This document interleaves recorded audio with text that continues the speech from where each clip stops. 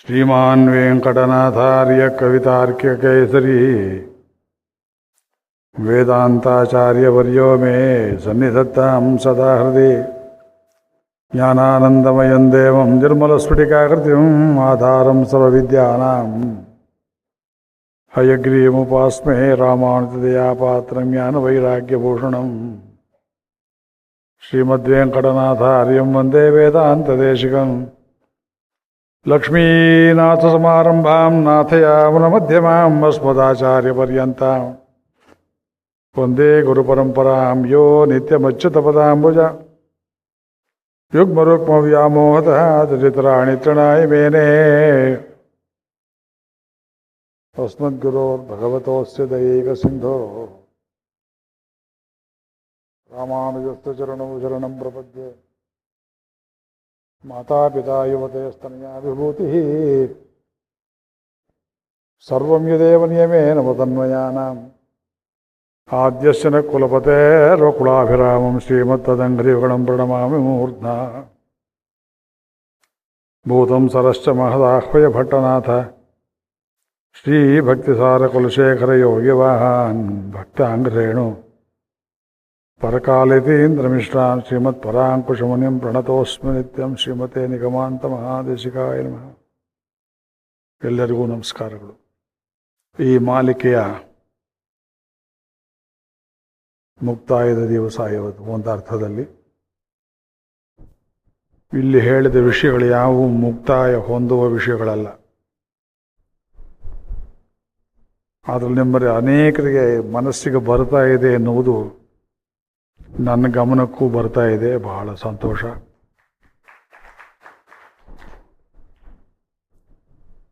ಒಂದು ಕೆಟ್ಟ ಮಾತು ಶ್ರೀವೈಷ್ಣವರು ಹೇಳುವುದು, ಅವರ ಗ್ರಂಥಗಳು ಬರೀ ಶ್ರೀವೈಷ್ಣವರಿಗೆ ಮಾತ್ರ ಅನ್ನುವ ಒಂದು ಅಪಖ್ಯಾತಿ. ಅದನ್ನು ತೊಡೆದು ಹಾಕಿದ ಕೀರ್ತಿ ಏನಾರಿದ್ದರೆ ಅದು ನನಗೆ ಸೇರಬೇಕು. ವೇದಾಂತವು, ವೇದಾರ್ಥವು, ಸಂಪ್ರದಾಯಾರ್ಥವು, ಅಷ್ಟಾಕ್ಷರ ದ್ವಯಮಂತ್ರಾದಿಗಳ ಅರ್ಥವು ಎಲ್ಲರಿಗೂ ಸೇರಬೇಕಂತೆ ರಾಮಾನುಜಾಚಾರ್ಯರು ಮೊದಲುಗೊಂಡು ಎಲ್ಲ ಲೋಕಕ್ಕೆ ಅದನ್ನು ಅಷ್ಟಾಕ್ಷರ ಮಂತ್ರ ಮಹಿಮೆಯನ್ನು ತಿಳಿಸಿದರು. ಯಾರು ಉದ್ಧಾರ ಆಗಿಬಿಟ್ರೆ ಏನಪ್ಪ ಮಾಡೋದು ಅನ್ನೋ ಭಯ ನನಗಿಲ್ಲ. ಎಲ್ಲರೂ ಉದ್ಧಾರ ಆಗಬೇಕನ್ನುವುದೇ ನಮ್ಮ ಉದ್ದೇಶ. ಉದ್ಧಾರಕ್ಕೆ ಅವರವರು ಪ್ರಯತ್ನವನ್ನು ಮಾಡಬೇಕು ನಿಜ. ಆದರೆ ಕಣ್ಣು ತೆರೆಯೋರು ಒಬ್ಬರು ಬೇಕು, ದಾರಿ ತೋರಿಸೋರು ಒಬ್ಬರು ಬೇಕು. ಆದ್ದರಿಂದ ಇದು ತುಂಬ ಪ್ರಾಯೋಗಿಕವಾಗಿ ಮಾಡಿದಂತಹ ಒಂದು ಉಪನ್ಯಾಸ ಮಾಲೆ. ಗ್ರಂಥ ಚಿಕ್ಕದಾದಷ್ಟು ಉಣಬಡಿಸೋದು ಅರ್ಥಗಳನ್ನು ತುಂಬ ಕಷ್ಟ. 5 ಪೇಜಿನ ಗ್ರಂಥ ಇದು, ಓಲೆಗರಿಯಲ್ಲಿ ಬರೆದಿದ್ದು. ಉಪಕಾರ ಸಂಗ್ರಹ ಅಂದರು, ಅದು ಪೂರ್ತಿ ಹೇಳಲಿಲ್ಲ. ಅದರಲ್ಲಿ 3 ವರ್ಗ ಮಾಡಿದರು. ಪೂರ್ವೋಪಕಾರ, ಅವು ಹುಟ್ಟುವುದಕ್ಕೆ ಮುಂಚೆನೇ ಮಾಡಿದ್ದು. 2ನೇದು ಸಾಧನ ಉಪಕಾರ, ಬದುಕಿರುವಾಗ. 3ನೇದು ಶರೀರ ಬಿಟ್ಟ ಮೇಲೆ ಮಾಡುವ ಉಪಕಾರ. ಇದಕ್ಕಿಂತ what more precise differences can you expect? ಹುಟ್ಟುವುದಕ್ಕೆ ಮುಂಚೆನೇ ದೇವರು ಮಾಡಿದ ಉಪಕಾರವನ್ನು ಯಾರೂ ನೆನೆಯೋಲ್ಲ, ಗೊತ್ತೇ ಇಲ್ಲ ಅಂತಾರೆ. ಪ್ರಾಣ ಹೋದ ಮೇಲೆ ಏನಾಗುತ್ತೆ, ಏನಾರಾಗಲಿ ಅಂತಾರೆ ಹೊರತು ಉಪಕಾರ ನೆನೆಯೋರಿಲ್ಲ. ಬದುಕಿರುವಾಗಲಾದರೂ ದೇವರು ಮಾಡಿದ ಉಪಕಾರ ನೆನೆಯೋಣವೆ ಅಂದರೆ ಅದೇನ್ರಿ ನ್ಯಾಚುರಲ್, ತನ್ನಷ್ಟು ತಾನೇ ಆಯಿತು, ಅವನೇನು ಮಾಡಿದ ಅಂತಾರೆ. ಅಂತೂ ಈ ಕಳ್ಳ ಜಗತ್ತು ದೇವರಿಂದ ತಪ್ಪಿಸಿಕೊಳ್ಳುವುದಕ್ಕೆ ನಾನಾ ಉಪಾಯಗಳನ್ನು ಮಾಡಿ ವ್ಯರ್ಥ ಪ್ರಯತ್ನ ಮಾಡ್ತಿದೆ ಹೊರತು ಅರ್ಥ ಮಾಡಿಕೊಳ್ಳುವ ಪ್ರಯತ್ನವನ್ನು ಮಾಡುವುದಿಲ್ಲ. That's the tragedy of life. ಜೀವನದ ದೊಡ್ಡ ದುರಂತ ಅಂದರೆ ಜೀವನವನ್ನು ಅರ್ಥ ಮಾಡಿಕೊಳ್ಳದೆಯೇ ಯಾಕೆ ಬದುಕಿದ್ದೇವೆ, ಎಲ್ಲಿ ಹೋಗಬೇಕು, ಚಾಲನೆ ಅನ್ನೋದಿದೆ, ಗತಿ ಅನ್ನೋದಿದೆ, ತಿಳ್ಕೊಳ್ತಾ ಇಲ್ಲ. ಆದ್ದರಿಂದ ಈ 3ನೇ ಭಾಗ ಏನು ನೆನ್ನೆ ಎತ್ತುಕೊಂಡು ಕೈಗೆ, ಇದರಲ್ಲಿ ಭಗವಂತ ಪ್ರಪನ್ನರನ್ನು ತನ್ನನ್ನು ಆಶ್ರಯಿಸಿ ಕಾಪಾಡುವಂತೆ ಕೇಳಿದವರನ್ನು ತಾನೇ ಮುಂದೆ ನಡೆಸಿಕೊಂಡು ಹೋಗ್ತಾನೆ. ಪ್ರಪನ್ನರಲ್ಲದೆ ಇದ್ದವರಿಗೆ ಸೊಕ್ಕಿರೋದ್ರಿಂದ ಸ್ವರ್ಗ, ನರಕ, ಸಂಸಾರ, ಅದರಲ್ಲಿ ತಿರ್ಯಕ್ ಸ್ಥಾವರ ಜಂತುಗಳ ರೂಪ, ಹುಳಹುಪ್ಪಟೆಗಳ ರೂಪ. ಯಾತಕ್ಕೂ ಭಯವೇ ಇಲ್ಲ ಇವತ್ತು ನಮ್ಮ ಜನರಿಗೆ. ಒಂದು ಗಿಡವಾಗಿ ಮರವಾಗಿ ಹುಟ್ಟಿದರೆ ಕಾಲಿನಿಂದಲೇ ನೀರು ಕುಡಿಬೇಕು, ಬೇರ್ನಿಂದ. ಅದಕ್ಕಿಂತ ಕೋತಿ ವಾಸಿ ಅಲ್ವಾ, ಬಾಯಿಂದ ಬಾಯಿ ಹಾಕಿ ಕುಡಿಯುತ್ತೆ. ಲೋಟ ಗೀಟ ಕಪ್ಪು ಗೊತ್ತಿಲ್ಲ ಅದಕ್ಕೆ. ಸಾಧು ಪ್ರಾಣಿ, ಜಿಂಕೆ, ಗೋವು ಮೊದಲುಗೊಂಡು ಕ್ರೂರ ಪ್ರಾಣಿಗಳು, ಹುಲಿ, ಸಿಂಹ ಮೊದಲಾದವು ಕೈ ಉಪಯೋಗವಿಲ್ಲದೆ ಬಾಯೇ ಹಾಕಿ ನೀರಿಗೆ ಕುಡಿಯುತ್ತವೆ. ಅದೊಂದು ಜನ್ಮ. ತಿನ್ನುವ ಸ್ಥಾನ, ಕಳೆಯುವ ಸ್ಥಾನ, ಗುದಸ್ಥಾನ ಎರಡೂ ಒಂದೇ ಆಗಿರುವ ತೋಲೆ ಹಕ್ಕಿ ಅಂತ ಒಂದಿದೆ, ಅದೊಂದು ಜನ್ಮವೇ. ಅಂಥ ಜನ್ಮ ನಮಗೆ ಬರೋದಿಲ್ಲ ಅಂತ ಖಾತ್ರಿಯ? ಪುನರ್ಜನ್ಮ ಅನ್ನೋದು ಮತ್ತೆ ಇದೆ, ಮನುಷ್ಯ ಜನ್ಮನೇ ಬರುತ್ತೆ ಅಂತ ಏನು ಗೊತ್ತು? ಜನ್ಮ ಅಂತ ಇದೆ. ನೀವು ಒಪ್ಪಿದ್ರೆ ಎಷ್ಟು ಬಿಟ್ಟರೆ ಎಷ್ಟು. ಬೌದ್ಧರು ಒಪ್ಪಿದಾರಲ್ಲ, ನಾಸ್ತಿಕರು, ಬೌದ್ಧರು ಒಪ್ಪಿದ್ದಾರೆ ಜನ್ಮವನ್ನು, ಜೈನರು ಒಪ್ಪಿದ್ದಾರೆ, ದೇವರಿಲ್ಲ ಅನ್ನೋರು, ಪಶ್ಚಿಮದವರು ಒಪ್ಪಿದ್ದಾರೆ. ಗುರುಕೃಪೆ ಇದ್ದು ಕಿಂಚಿತ್ತಾದರೂ ಯೋಗಾಭ್ಯಾಸ ಮಾಡಿದರೆ ಪೂರ್ವಜನ್ಮ ಸ್ಮರಣೆ ಎನ್ನುವುದು ಬರ್ತದೆ. ಯೋಗ ಸಿದ್ಧಿಯ ಮೊದಲನೇ ಮೆಟ್ಲಲ್ಲಿ ಬರುವುದೇ ಪೂರ್ವಜನ್ಮ ಸ್ಮರಣೆ. ಅನೇಕರಿಗೆ ಅದು ಗೊತ್ತಿರುತ್ತೆ, ಕೆಲವರಿಗೆ ಎಲ್ಲೋ ಫ್ಲ್ಯಾಶಲ್ಲಿ ಬರುತ್ತೆ, ಕೆಲವರಿಗೆ ಗೊತ್ತೇ ಇರುವುದಿಲ್ಲ. ಧರ್ಮಭೂತ ಜ್ಞಾನ ಎಷ್ಟು ಕ್ಷೀಣಿಸಿರುತ್ತೆ ಅಂದರೆ, ಮೃತ್ಯು ರೂಪದ ಒಂದು ಬಸ್ಸೋ ಲಾರಿ ಎದುರಿಗೆ ಬಂದು ನಿಂತರೂ ಎಮ್ಮೆಗೆ ಇದು ನನ್ನ ಮೃತ್ಯು ಅಂತ ತಿಳಿಯುವುದಿಲ್ಲ. ಆ ಜನ್ಮ ಬೇಕೆ? ಎಮ್ಮೆನೂ ಒಂದು ಪ್ರಾಣಿನೇ, ಅದು ಹಾಲು ಕೊಡುತ್ತೆ. ಆದರೆ ಅದರ ಧರ್ಮಭೂತ ಜ್ಞಾನ ಎಷ್ಟು ಕಡಿಮೆ ಇರ್ತದೆ ಅಂದರೆ, ಎದುರಿಗೆ ಬಸ್ ಬಂದಿದೆ, ನಾನು ಸಿಕ್ಕಾಕೊಂಡ್ರೆ ಸಾಯ್ತೀನಿ ಅನ್ನೋ ಜ್ಞಾನವೇ ಇಲ್ಲ ಅದಕ್ಕೆ. ಅದಕ್ಕಿಂತ ಗೋವಾಸಿ, ನಾಯಿ ವಾಸಿ. ನಾಯಿ ಜನ್ಮದಲ್ಲಿ ತಾನು ವರ್ಜಿಸಿದ ಮಲವನ್ನು ತಾನೇ ತಿನ್ನುತ್ತೆ, ತಾನು ವಾಂತಿ ಮಾಡಿದ್ದನ್ನು ತಾನೇ ತಿನ್ನುತ್ತೆ. ನೋಡ್ತೀರಿ, ಮರವಾಗಿ ಹುಟ್ಟಿದ್ರೆ ಕತ್ತರಿಸ್ತಾರೆ. ವೃಶ್ಚನಾದ್ ವೃಕ್ಷ. ನಮಗೆ ಕೈ ಕಾಲು ಕತ್ತರಿಸಿದ್ರೆ ಹೇಗಿರುತ್ತೆ? ಒಂದು ಗಿಡಕ್ಕೆ ಟೊಂಗೆ ಮುರಿದ್ರೆ ಹೇಗಿರುತ್ತೆ? ಎಲ್ಲೋ ನೀವು ಮುರಿದ್ರೆ ಇಡೀ ಗಿಡ ಸೊಪ್ಪಾಗಿ ಹೀಗಿರುತ್ತೆ, ಸೂತಕ ಬಂದಾಗೆ. ಅದಕ್ಕೆ ಒಂದು ಕುಲದಲ್ಲಿ ಒಬ್ಬರು ಸತ್ತರೆ ಉಳಿದವರಿಗೂ ಮನಸ್ಸು ಮಾಲಿನ್ಯ ಬರುತ್ತೆ ಅಂತ ಆಶೋಚಾದಿಗಳನ್ನೆಲ್ಲ ಋಷಿಗಳು ಜ್ಞಾನದೃಷ್ಟಿಯಿಂದ ಕಂಡು ಹಿಡಿದು ಆ 10 ದಿವಸ, 3 ದಿವಸ, 1 ದಿವಸ ನಾವು ಮಾಡಿದ್ದಲ್ಲ, ಧರ್ಮಶಾಸ್ತ್ರಕಾರರು ಮಾಡಿದ್ದು. ಮಾನವ ಜನ್ಮ ದೊಡ್ಡದು ಹೇಳಿದರು ಪುರಂದರದಾಸರು. ಇದು ಹಾನಿ ಮಾಡಲಿ ಬೇಡ, ಹುಚ್ಚಪ್ಪ ಹೇಳಿದ. ನರಜನ್ಮ ಬಂದಾಗ, ನಾಲಿಗೆ ಇರುವಾಗ ಎಷ್ಟೋ ಜನ್ಮಗಳನ್ನು ಕಳೆದಿರೋ ಕೃಷ್ಣ ಅಂತ ಉಚ್ಚಾರ ಮಾಡೋ ಅಭ್ಯಾಸ ಮಾಡಿಕೊಳ್ಳೋ. ಇದೆಲ್ಲ ಒಂದು ವರ್ಗದವರು ಅಂತ ಇವತ್ತು ಸೊಕ್ಕಿನಿಂದ ಕೆಲವರು ಹಕ್ಕನ್ನು ಚಲಾಯಿಸಬೇಕು, ರಾಜಕೀಯ ಬೇಕು, ಪೊಲಿಟಿಕಲ್ ಪವರ್ ಬೇಕು, ಸಾಮಾಜಿಕ ಶಕ್ತಿ ಬೇಕು, ಇದರ ಕಡೆಗೇ ಲಕ್ಷ್ಯ ಕೊಡ್ತಾರೆ. ನಾನೊಂದು ಇಂಡಿವಿಜುವಲ್ ಆತ್ಮ ಇದ್ದೇನೆ, ನನಗೆ ಮೋಕ್ಷ ಆಗಬೇಕು. ಮೋಕ್ಷ ಅಂದರೆ ಕರ್ಮದಿಂದ ಮೋಕ್ಷ, ಪರಿಪೂರ್ಣ ಅನುಭವ ಬೇಕು, ಇನ್ನೊಂದು ಲೋಕ ಇದೆ ಅಂತ ತಿಳಿದ್ರೆ ಇದೆಲ್ಲ. ಅಲ್ಲಿ ಮಾಡುವ ಉಪಕಾರಗಳನ್ನು ನೆನೆಸೋರು ತೀರ ಕಡಿಮೆ ಭಗವಂತನಲ್ಲಿ. ಅದಕ್ಕೆ ನೆನ್ನೆ ಹೇಳಿದ್ವು, ಒಬ್ಬ ಹುಡುಗ ದಾರಿ ತಪ್ಪಿ ಹೋದರೆ ಬಾಲಕ್ರೀಡಾ ವಿಶೇಷತ್ತಾಲೆ ವഴി തപ്പിപ്പോന കുമാരനെ ಅರಣ್ಯ ಪ್ರದೇಶದಲ್ಲೇ ನಿன்று ಮೀಟಿ ಆಸ್ಥಾನ ವಿಶೇಷತಳವಂ ಸಂಪ್ರೀತನಾಯಿಕೊಂಡು நடத்துகிற சார்வபௌமன் தன் சாமந்தரானவர்களுக்கெல்லாம் இக்குமாரனை சத்குலக்கு சத்கரிக்கும்படி பெண்ணிமா போலே தனக்கு அந்தரங்கரை கொண்டு அர்ச்சிராஜ புருஷர்களை இட்டு தாம் எல்லைதோறும் அவனை எதிர்கொண்டு உபಚರಿக்கும்படி பண்ணுமதுவும் ಇದು ಉಪಕಾರ. ನಿನ್ನೆ ಓದ್ನ ಈ ವಾಕ್ಯ ಜ್ಞಾಪಕ ಇಲ್ಲ. ಒಬ್ಬ ಹುಡುಗ ರಾಜನ ಪುತ್ರ ಆಟ ಆಡ್ತಾ ಆಡ್ತಾ ಅವನು ರಾಜ ಶಿಬಿರ ಹಾಕಿರ್ತಾನೆ, ಡೇರ್ ಹಾಕಿರ್ತಾರೆ, ವಿಶ್ರಾಂತಿಯಲ್ಲಿರ್ತಾನೆ. ಈ ಮಗು 3 ವರ್ಷದ ಮಗು ಆಟ ಆಡ್ತಾ ಎಲ್ಲ ಹೋಗ್ಬಿಡ್ತು, ದಾರಿ ತಪ್ಪೋಯ್ತು ಕಾಡಲ್ಲಿ. ಬಾಲಕ್ರೀಡಾ ವಿಶೇಷ ತಲೆ ವഴി ತಪ್ಪಿ ಪವನ ಕುಮಾರನೈ. ಅದು ದೊಡ್ಡ ಕಾಡು, ಅರಣ್ಯ ಪ್ರದೇಶದಲ್ಲೇ ನಿಂದ್ರ ಮೀಟ್ ಅವನನ್ನು ವಾಪಸ್ ತರುವುದಕ್ಕೆ ಅರಮನೆ ಅಧಿಕಾರಿಗಳೆಲ್ಲರೂ ಕ್ಯಾಂಪ್ ಮಾಡ್ತಾರೆ. ಹೋಗಿ ಒಬ್ಬೊಬ್ರು ಒಂದೊಂದು ದಿಕ್ಕಲ್ಲಿ ಹುಡುಕಿದ ಮೇಲೆ ಸಿಕ್ತು ನಮ್ಮ ಮಗು, ರಾಜರ ಮಗು ಅಂತ ಕರ್ಕೊಂಬರುವಾಗ ಸುಮ್ಮನೆ ಕರ್ತಿರ್ತಾರೆ. ಅಲ್ಲಲ್ಲಿ ಒಂದೊಂದು ಸ್ಟೇಜಲ್ಲಿ ಗೌರವಿಸಿ ಉಪಚಾರ ಮಾಡಿ ಕರ್ಕೊಂಡು ಹೋಗುವಂತೆ ಆತಿವಾಹಿಕರೆಂಬ 12 ಅಮಾನವ ಪುರುಷರುಗಳು ಅಗ್ನಿಸ್ಪರ್ಶವಾದ ಕೂಡಲೇ ಒಬ್ಬನ ಶರೀರಕ್ಕೆ ಬೇರೆ ಬೇರೆ ಸ್ಫೇರ್ಗಳಲ್ಲಿ ವೈಕುಂಠದವರೆಗೂ ಅವನನ್ನು ಕರ್ಕೊಂಡು ಹೋಗ್ತಾರೆ ಎನ್ನುವುದು ರಾಜಪುತ್ರನ ಹಾಗೆ. ಜೀವಾತ್ಮನು ರಾಜಪುತ್ರ ಇದ್ದ ಹಾಗೆ, ಭಗವಂತನ ಪುತ್ರ. ನಮ್ಗೆ ಆ ಜ್ಞಾನವೇ ಇಲ್ಲ. ದೇವರು ಧರಿಸುವಂತಹ ಮಣಿವರ ಇವ ಶೌರ್ಯ. ಇವತ್ತು ಬರೀತಾ ಪ್ರೂಫ್ ನೋಡ್ತಾ ಕೂತಿದ್ದೆ.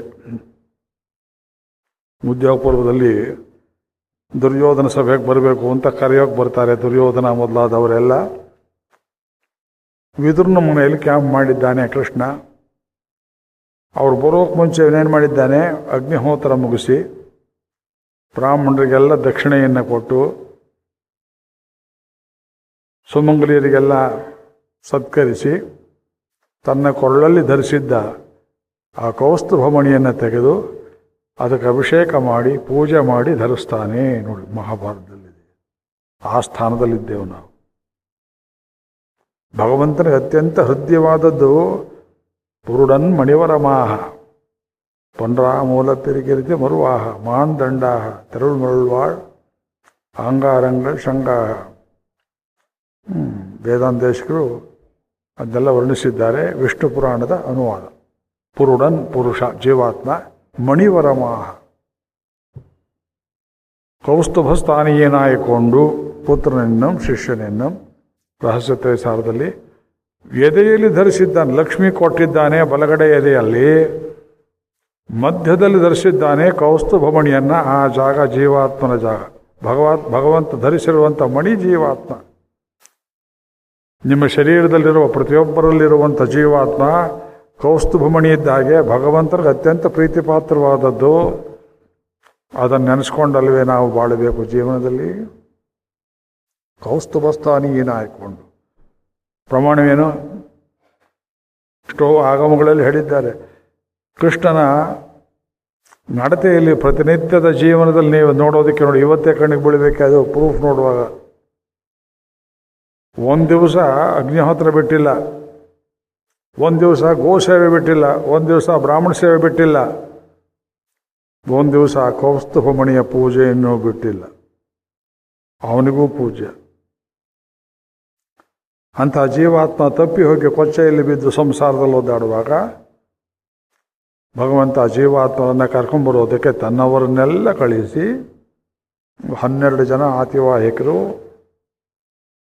ನಿನ್ನೆ ಅದನ್ನೆಲ್ಲ ಒಂದು ರೀತಿಯಲ್ಲಿ ವಿವರಿಸಿದೆವು. ಅವ್ರು ಯಾರ್ಯಾರು ಮತ್ತೊಂದು ಸಲ ಹೇಳಬೇಕು ಅಂದರೆ ಉದಾಹರಣೆ ಕೊಡ್ಬೋದು. ಸಂಸಾರ ಮಂಡಲದಿಂದ ನಮ್ಮನ್ನು ಕರ್ಕೊಂಡು ಹೋಗ್ತಾನೆ ಭಗವಂತ. ಅಗ್ನಿ ಮೊದಲನೇದ್ದು. ಹೀಗೆಲ್ಲ ಅನೇಕ ವರುಣ ಅರ್ಚಿರಾಜಗತಿ, ಬೆಳಕಿನ ಗತಿಯಲ್ಲಿ ಹೋಗಬೇಕು. ಅಗ್ನಿರ್ಜ್ಯೋತಿ ರಹಶುಕ್ಲ ಷಣ್ಮಾಸ ಉತ್ತರಾಯಣ ಧೂಮೋ ರಾತ್ರಿ ತಥಾ ಕೃಷ್ಣ ದಕ್ಷಿಣಾಯನ ಎಲ್ಲ ಹೇಳ್ತಾರೆ. ವಿರಜಾ ನದಿಯವರೆಗೂ ಅವರೆಲ್ಲ ಕರ್ಕೊಂಡು ಹೋಗಿ ಅಲ್ಲಿ ಬಿಡ್ತಾರೆ ಅಂತ ಹೇಳಿದ್ರು. ಈಗ ಇಷ್ಟೆಲ್ಲ ಯಾಕೆ ಮಾಡಬೇಕು ಭಗವಂತ? ಜೀವಾತ್ಮರಿಗೆ ಇಷ್ಟೆಲ್ಲ ಉಪಕಾರವನ್ನು ಯಾತಕ್ಕೆ ಮಾಡಬೇಕು ಭಗವಂತ?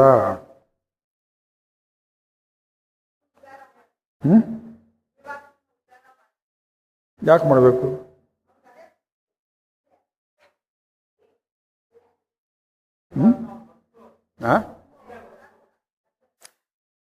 ಸಂಬಂಧ ತನ್ನ ವಸ್ತುವಾದ್ದರಿಂದ ತಾನು ಕಾಪಾಡಬೇಕು ಅಂತಾನೆ. ಈ ಜೀವನದಲ್ಲಿ ಎಷ್ಟೋ ಜನ ತಮ್ಮ ವಸ್ತು ಅಂತ ಭಾವಿಸಿರುವ ವಸ್ತುಗಳನ್ನು ಹಾಗೆ ಕಾಪಾಡ್ತಾರೆಯೇ. ಕೈ ಹಿಡಿದವನು ಇದು ನನ್ನ ವಸ್ತು, ನನ್ನ ಪತ್ನಿ ಎಂಬುದಾಗಿ ಭಾರ್ಯೆಯನ್ನು ಕಾಪಾಡ್ತಾನೆ. ನಾನು ಹಡೆದ ಮಗ, ಅವನ ಯೋಗಕ್ಷೇಮ ನನ್ನದೊಂದು ಯೋಗಕ್ಷೇಮ ಮಹಾಮ್ಯಹಂ. ಎಷ್ಟೋ ಜನ ತಂದೆ ತಾಯಿ ಮಾಡ್ತಾರಿಯೇ.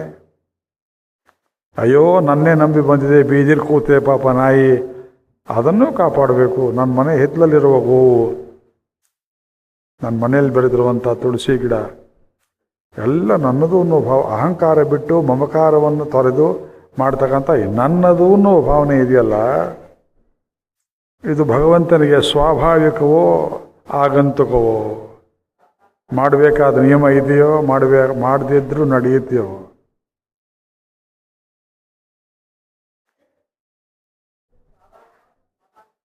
ಸ್ವಾಭಾವಿಕ. ಅದು ಮನುಷ್ಯನನ್ನು ಅಂಟಿ ಬಂದ ಸ್ವಾಭಾವಿಕವಾದ ಗುಣ ಅಥವಾ ಗುಣಗಳು.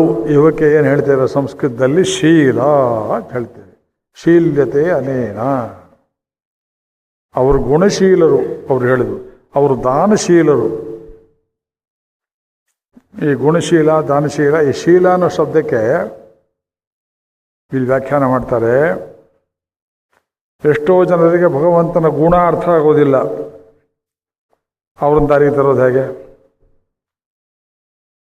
ಅದಕ್ಕೆ 4 ದಾರಿ ಹುಡುಕಿದ್ದಾನಂತೆ. ಒಡಿವಳ ಹಾಲೇಯಂ, ಶೀಲತ್ತಾಲಂ, ಉಪದೇಶತ್ತಾಲಂ, ಅನುಷ್ಠಾನತ್ತಾಲಂ.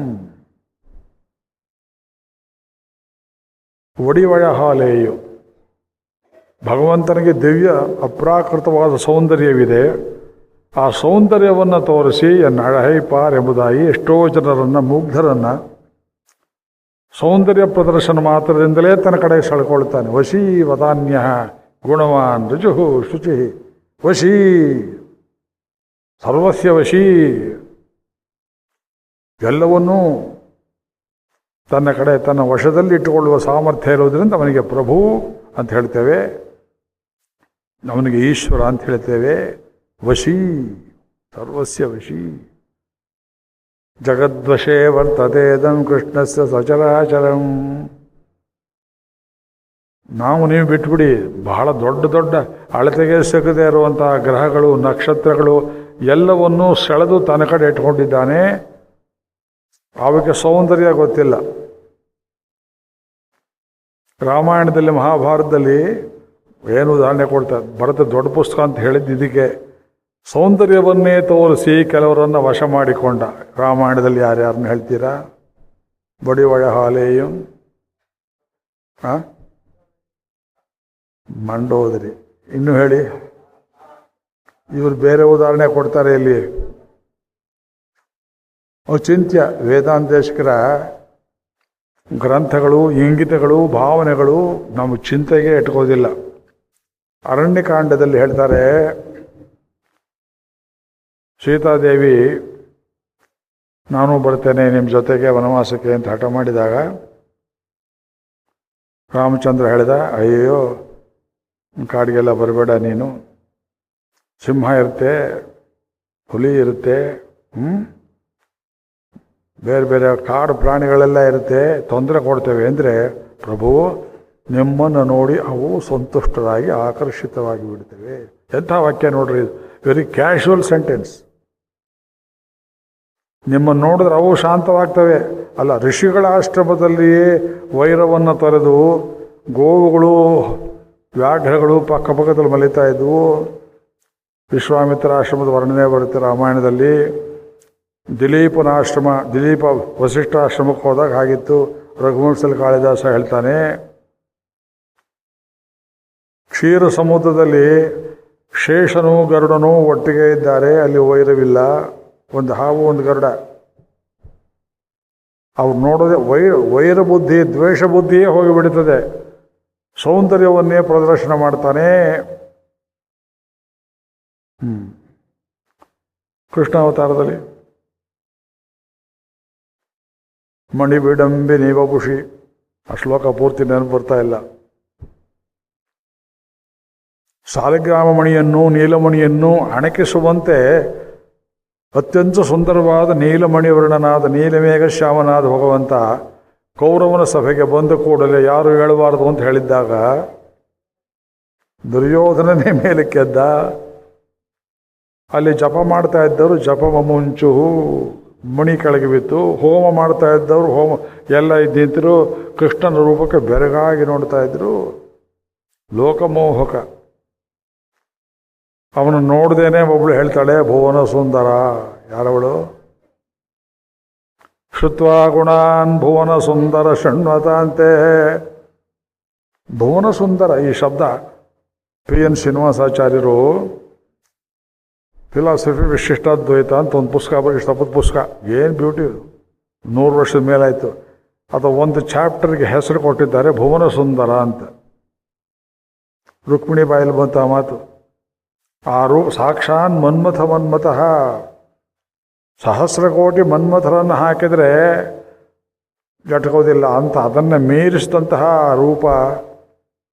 ಅದಕ್ಕೆ ಬೆರಗಾಗಿ ಶಾಸ್ತ್ರ ಓದದೇ ಇದ್ದು ಅವನಲ್ಲಿ ಆಕರ್ಷಿತರಾದವರು ಗೋಪಿಕಾ ಸ್ತ್ರೀಯರು.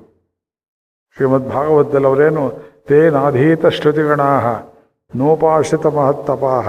ತಪಸ್ಸು ಗೊತ್ತಿಲ್ಲ, ಸ್ನಾನ ಗೊತ್ತಿಲ್ಲ, ಸಂಧ್ಯೆ ಗೊತ್ತಿಲ್ಲ. ಅಣ್ಣಂಗರಾಚಾರ್ಯ ಸ್ವಾಮಿಗಳು ಅವ್ರ ಬಗ್ಗೆ ಬರೆಯುವಾಗ ಹೇಳ್ತಾರೆ, ಅವರು ವರ್ಷಕ್ಕೆ ಸ್ನಾನ ಮಾಡ್ತಾ ಇದ್ದದ್ದು ಒಂದೇ ಒಂದು ಸಲ ಅಂತ, ಕಾರ್ತಿಕ ಪೌರ್ಣಮಿಗೆ.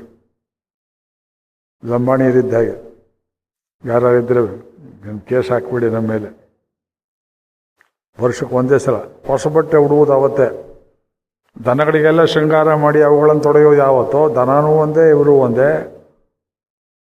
ಅವತ್ತು ಹೊಸ ಬಟ್ಟೆ. ಅಂಥ ಗೋಪಸ್ತ್ರೀಯರಿಗೆ ಅದೇನು ಆಕರ್ಷಣೆಯೋ ಕೃಷ್ಣನನ್ನು ಕಂಡ್ರೆ, ತಮ್ಮ ಮಕ್ಕಳಿಗಿಂತ ಹೆಚ್ಚಿನ ಪ್ರೀತಿ ಕೃಷ್ಣನಲ್ಲಿ. ಇದು ಪತ್ತೆ ಆದದ್ದು ಯಾವಾಗ? ಬ್ರಹ್ಮದೇವ ಗೋವುಗಳನ್ನೆಲ್ಲ ಅಪಹರಿಸಿ ಬೇರೆ ಕಡೆ ತಗೊಂಡು ಹೋದಾಗ ಒಂದು ವರ್ಷಕ್ಕೆ 5 ಯಾಮ ಕಡಿಮೆ ಆಗುವಷ್ಟು ಕಾಲದಲ್ಲಿ ಕೃಷ್ಣನೇ ಗೋವಾಗಿಯೋ ಕೃಷ್ಣನೇ ಗೋಪಾಲಕನಾಗಿಯೋ ಒಬ್ಬೊಬ್ಬರ ಮನೆಯಲ್ಲಿ ಯಾವ್ಯಾವ ಗೋವುಗಳಿದ್ದು, ಬಣ್ಣ ಆಗಿತ್ತು, ಚುಕ್ಕಿ ಆಗಿತ್ತು, ಪಟ್ಟೆ ಆಗಿತ್ತು, ಹೀಗೆಲ್ಲ ತಗೊಂಡು ಹೋದಾಗ ಮಕ್ಕಳ ರೂಪದಲ್ಲಿದ್ದ ಕೃಷ್ಣನನ್ನು ಪ್ರೀತಿ ಮಾಡುವಾಗ ತಾಯಿ ತಂದೆಯರು ಒಬ್ಬರೊಬ್ರು ಹೇಳ್ತಾ ಇದ್ರಂತೆ, ಇವತ್ತ್ಯಾಕೆ ಈ ಮಗು ನಮಗಿಷ್ಟು ಪ್ರೀತಿ ಪಾತ್ರ ಕಾಣಿಸ್ತಾ ಇದೆ, ಇಷ್ಟು ದಿವಸ ಯಾಕೆ ಕಾಣಲಿಲ್ಲ? ಅದು ಕೃಷ್ಣಪ್ಪ, ನಿಮ್ಮ ಮಗ ಅಲ್ಲ, ಅದು ಆಡಿಸಿದಳೆ ಸೌದ. ದಾಸರುಗಳು ಎಷ್ಟು ವರ್ಣನೆ ಮಾಡಿದ್ದಾರೆ. ಆ ಕೃಷ್ಣನ ಆಕರ್ಷಣೆ. ಅರ್ಜುನ ಹೇಳ್ತಾ ಇದ್ದ ಮಾತು ಒಂದು, ಯುದ್ಧ ಭೂಮಿಯಲ್ಲಿ ಎಷ್ಟು ಜನರಿಗೆ ಕೃಷ್ಣ ಅಂದ್ರೆ ಗೊತ್ತಿತ್ತು ತತ್ವ? ಜಯದ್ರಥನಿಗೆ ಗೊತ್ತಿತ್ತೆ. ಅರ್ಜುನನ ಪಾಶುಪತಾಸ್ತ್ರ ಸಂಹರಿಸಲ್ಪಟ್ಟವನಿಗೆ ಕೃಷ್ಣ ಯಾರಂತ ಗೊತ್ತಿತ್ತೆ, ಪಾಂಡವರು ಯಾರಂತ ಗೊತ್ತಿತ್ತೆ, ಭೂರಿಶ್ರವಸ್ಸು ಗೊತ್ತಿತ್ತೆ, ದುರ್ಯೋಧನ ಗೊತ್ತಿತ್ತೆ, 100 ಜನ ತಮ್ಮಂದ್ರೆ ಗೊತ್ತಿತ್ತೆ, ಎಲ್ಲೋ ಸ್ವಲ್ಪ ಗೊತ್ತಿತ್ತು ಭೀಷ್ಮನಿಗೆ, ಸುಮಾರಾಗಿ ದ್ರೋಣನಿಗೆ, ಅಶ್ವತ್ಥಾಮನಿಗೆ. ಕೋಟಿ ಕೋಟಿ ಜನ ಇದ್ದರು. ಕೃಷ್ಣ ಅಷ್ಟೊಂದು ಜನ ಸಂಹಾರ ಮಾಡೋಕೆ ಏನು ಮಾಡ್ತಿದ್ದ ಉಪಾಯ ಅಂದರೆ, ಅರ್ಜುನ ರಥದಲ್ಲಿ ನಿಂತು ಬಿಲ್ ಹುಡ್ತಾ ಇದ್ದರೆ ಇನ್ನು ಸ್ವಲ್ಪ ಬಿಲ್ ಕೆಲಸ ನಿಲ್ಸು, ನಾ ಮಾಡ್ತೀನಿ ಅಂತ ಅವ್ರು ಯಾರ್ಯಾರನ್ನು ಕೊಲ್ಲಬೇಕೋ ಅವ್ರವ್ರ ಜಾಗದಲ್ಲಿ ರಥ ತಗೊಂಡೋಗಿ ನಿಲ್ಲಿಸಿ ಒಂದು ನಗೆ ಬೀರಿದರೆ ಎಲ್ಲಿದ್ರಲ್ಲೇ ಬಿಲ್ಲು ಬಾಣ ಕೆಳಗೆ ಹಾಕಿಬಿಡೋರು. ಆ ಲೋಕಮೋಹಕ ಕೃಷ್ಣ, ಮೋಹನ ಕೃಷ್ಣ, ಅವನನ್ನು ನೋಡಿ ಎದುರಿಗಿದ್ದ ಶತ್ರುವನ್ನು ಹೊಡಿಬೇಕು ಅನ್ನೋ ಭಾವನೆಯೇ ಹೋಗ್ಬಿಡ್ತಿತ್ತಂತೆ. ಅಂಥ ಸೌಂದರ್ಯ ಸಾಕಾ? ಭಾಗವತ ಪೂರ್ತಿ ಹೇಳಬೇಕು, ರಾಮಾಯಣ ಪೂರ್ತಿ. ರೂಪ ಸಂಹನನಂ ಲಕ್ಷ್ಮೀಂ ಸೌಕುಮಾರ್ಯಂ ಸುವೇಶತಾಂ ದದೃಶು ಸ್ಮಿತಾಕಾರಾಃ ರಾಮಸ್ಯ ವನವಾಸಿನಃ. ರೂಪ ಸಂಹನನಂ ಲಕ್ಷ್ಮೀಂ ಸೌಕುಮಾರ್ಯಂ ಸುವೇಶತಾಂ.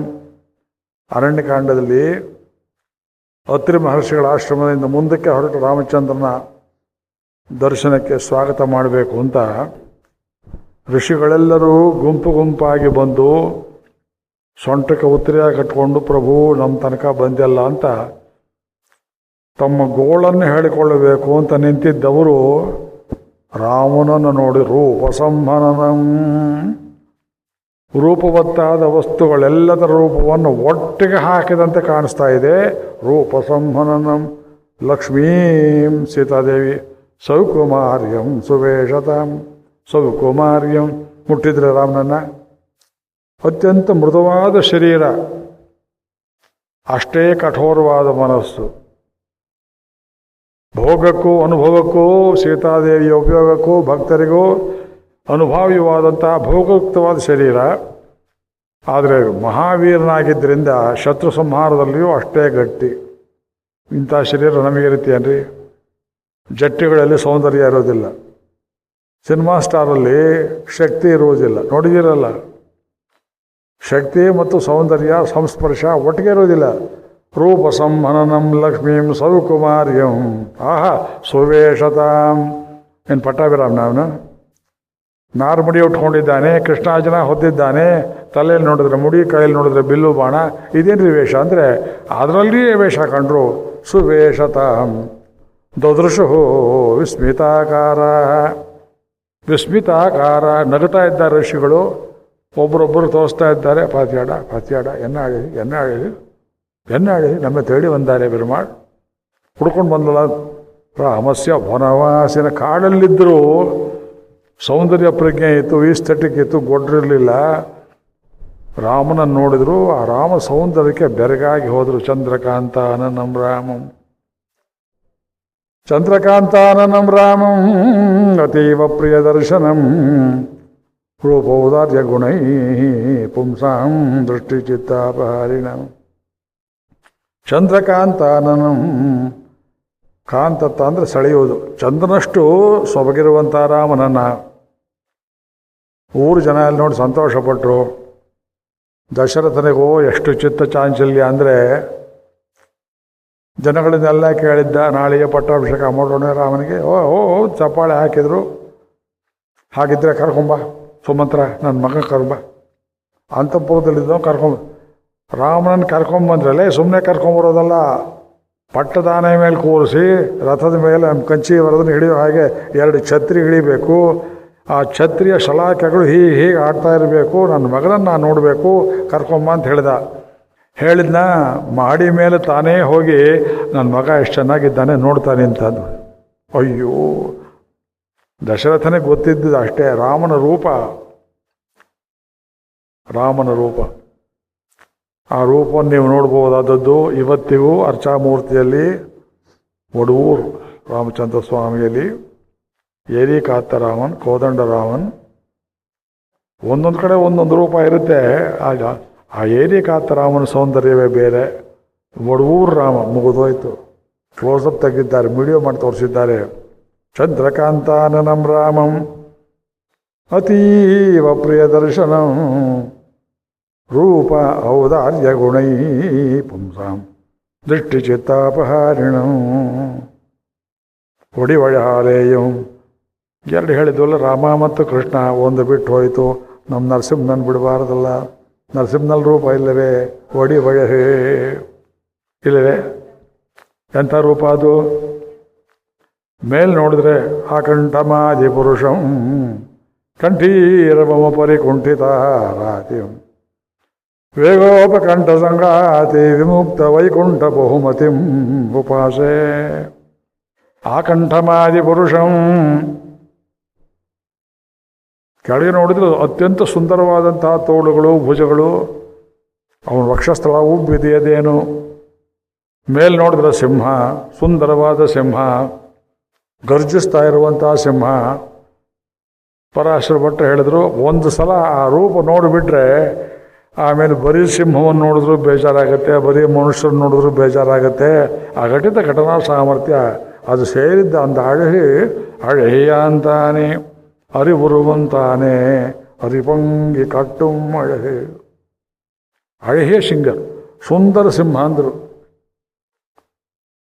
ಸುಂದರ ರಾಮ ಹೇಳ್ತೀವಿ, ಸುಂದರ ಕೃಷ್ಣ ಹೇಳ್ತೀವಿ. ಅழகிய ಶಬ್ದ, ಅழகிய ಮಣವಾಳನ್. ರಂಗನಾಥನ ಒಂದು ಸುಂದರನ ರಂಗನಾಥ ಅಂತ ಹೇಳ್ತೇವೆ. ಅழகிய ಸಿಂಗರ್. ಎಷ್ಟು ಹೇಳಿದ್ರು ಕಡಿಮೆ. 2ನೇದು ಶೀಲತ್ತಾಲು ವಶೀಕರಿತ್ತದು.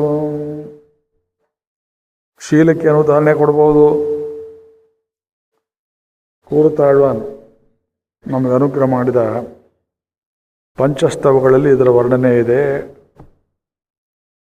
ನಿನ್ನೆ ಕೂರುತಾಳ್ವಾನ್ರವರ ವಿಷಯವನ್ನು ಸ್ವಲ್ಪ ಹೇಳಿದೆ. ಆಚಾರ್ಯರು ರಾಮಾನುಜರಷ್ಟೇ ಜ್ಞಾನವುಳ್ಳವರಾಗಿದ್ದು ಅವರ ಅಂತರಂಗವನ್ನು ಚೆನ್ನಾಗಿ ತಿಳಿದಿದ್ದವರು. ಅವರು ಬದುಕಿದ್ದಾಗಲೇ ರಚನೆ ಮಾಡಿದ್ದು 5 ಸ್ತೋತ್ರಗಳು: ಶ್ರೀಸ್ತವ, ವೈಕುಂಠಸ್ತವ, ಅಧಿಮಾನುಷಸ್ತವ, ವರದರಾಜಸ್ತವ, ಸುಂದರಬಾಹುಸ್ತವ.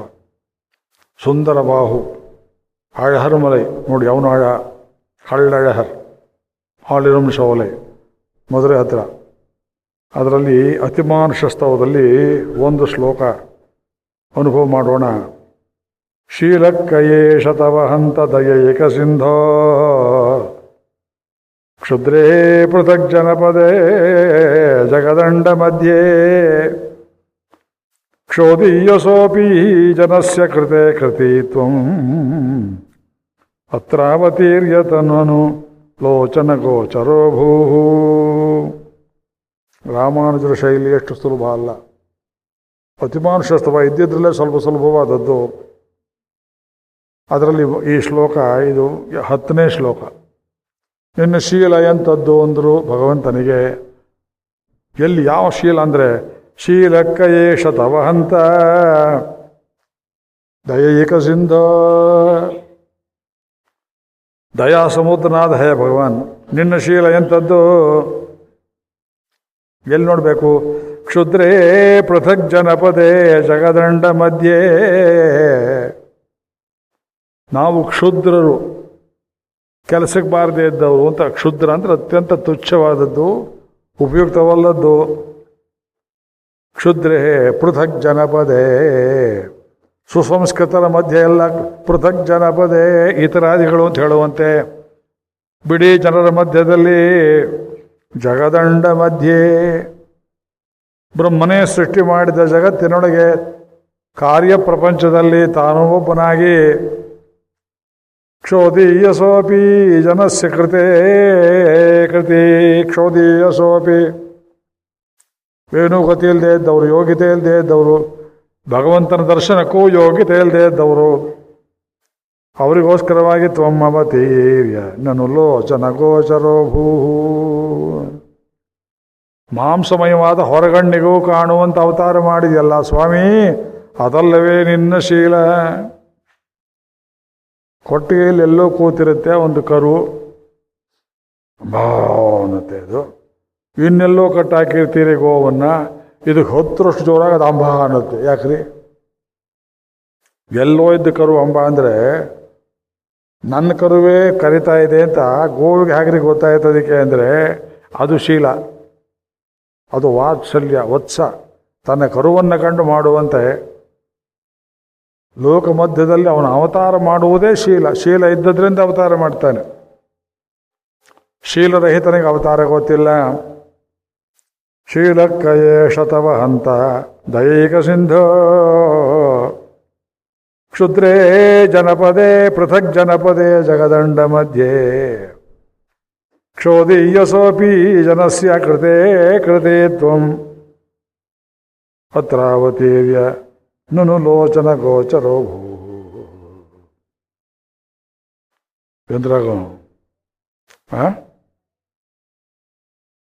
ಒಲಚಿ ಇರ್ಬೋದ ನೋಡು. ಜಾಲಂದರ ಒಲಚಿ ರಾಗ ಅಂತ ಕಾಣುತ್ತೆ ಅದು.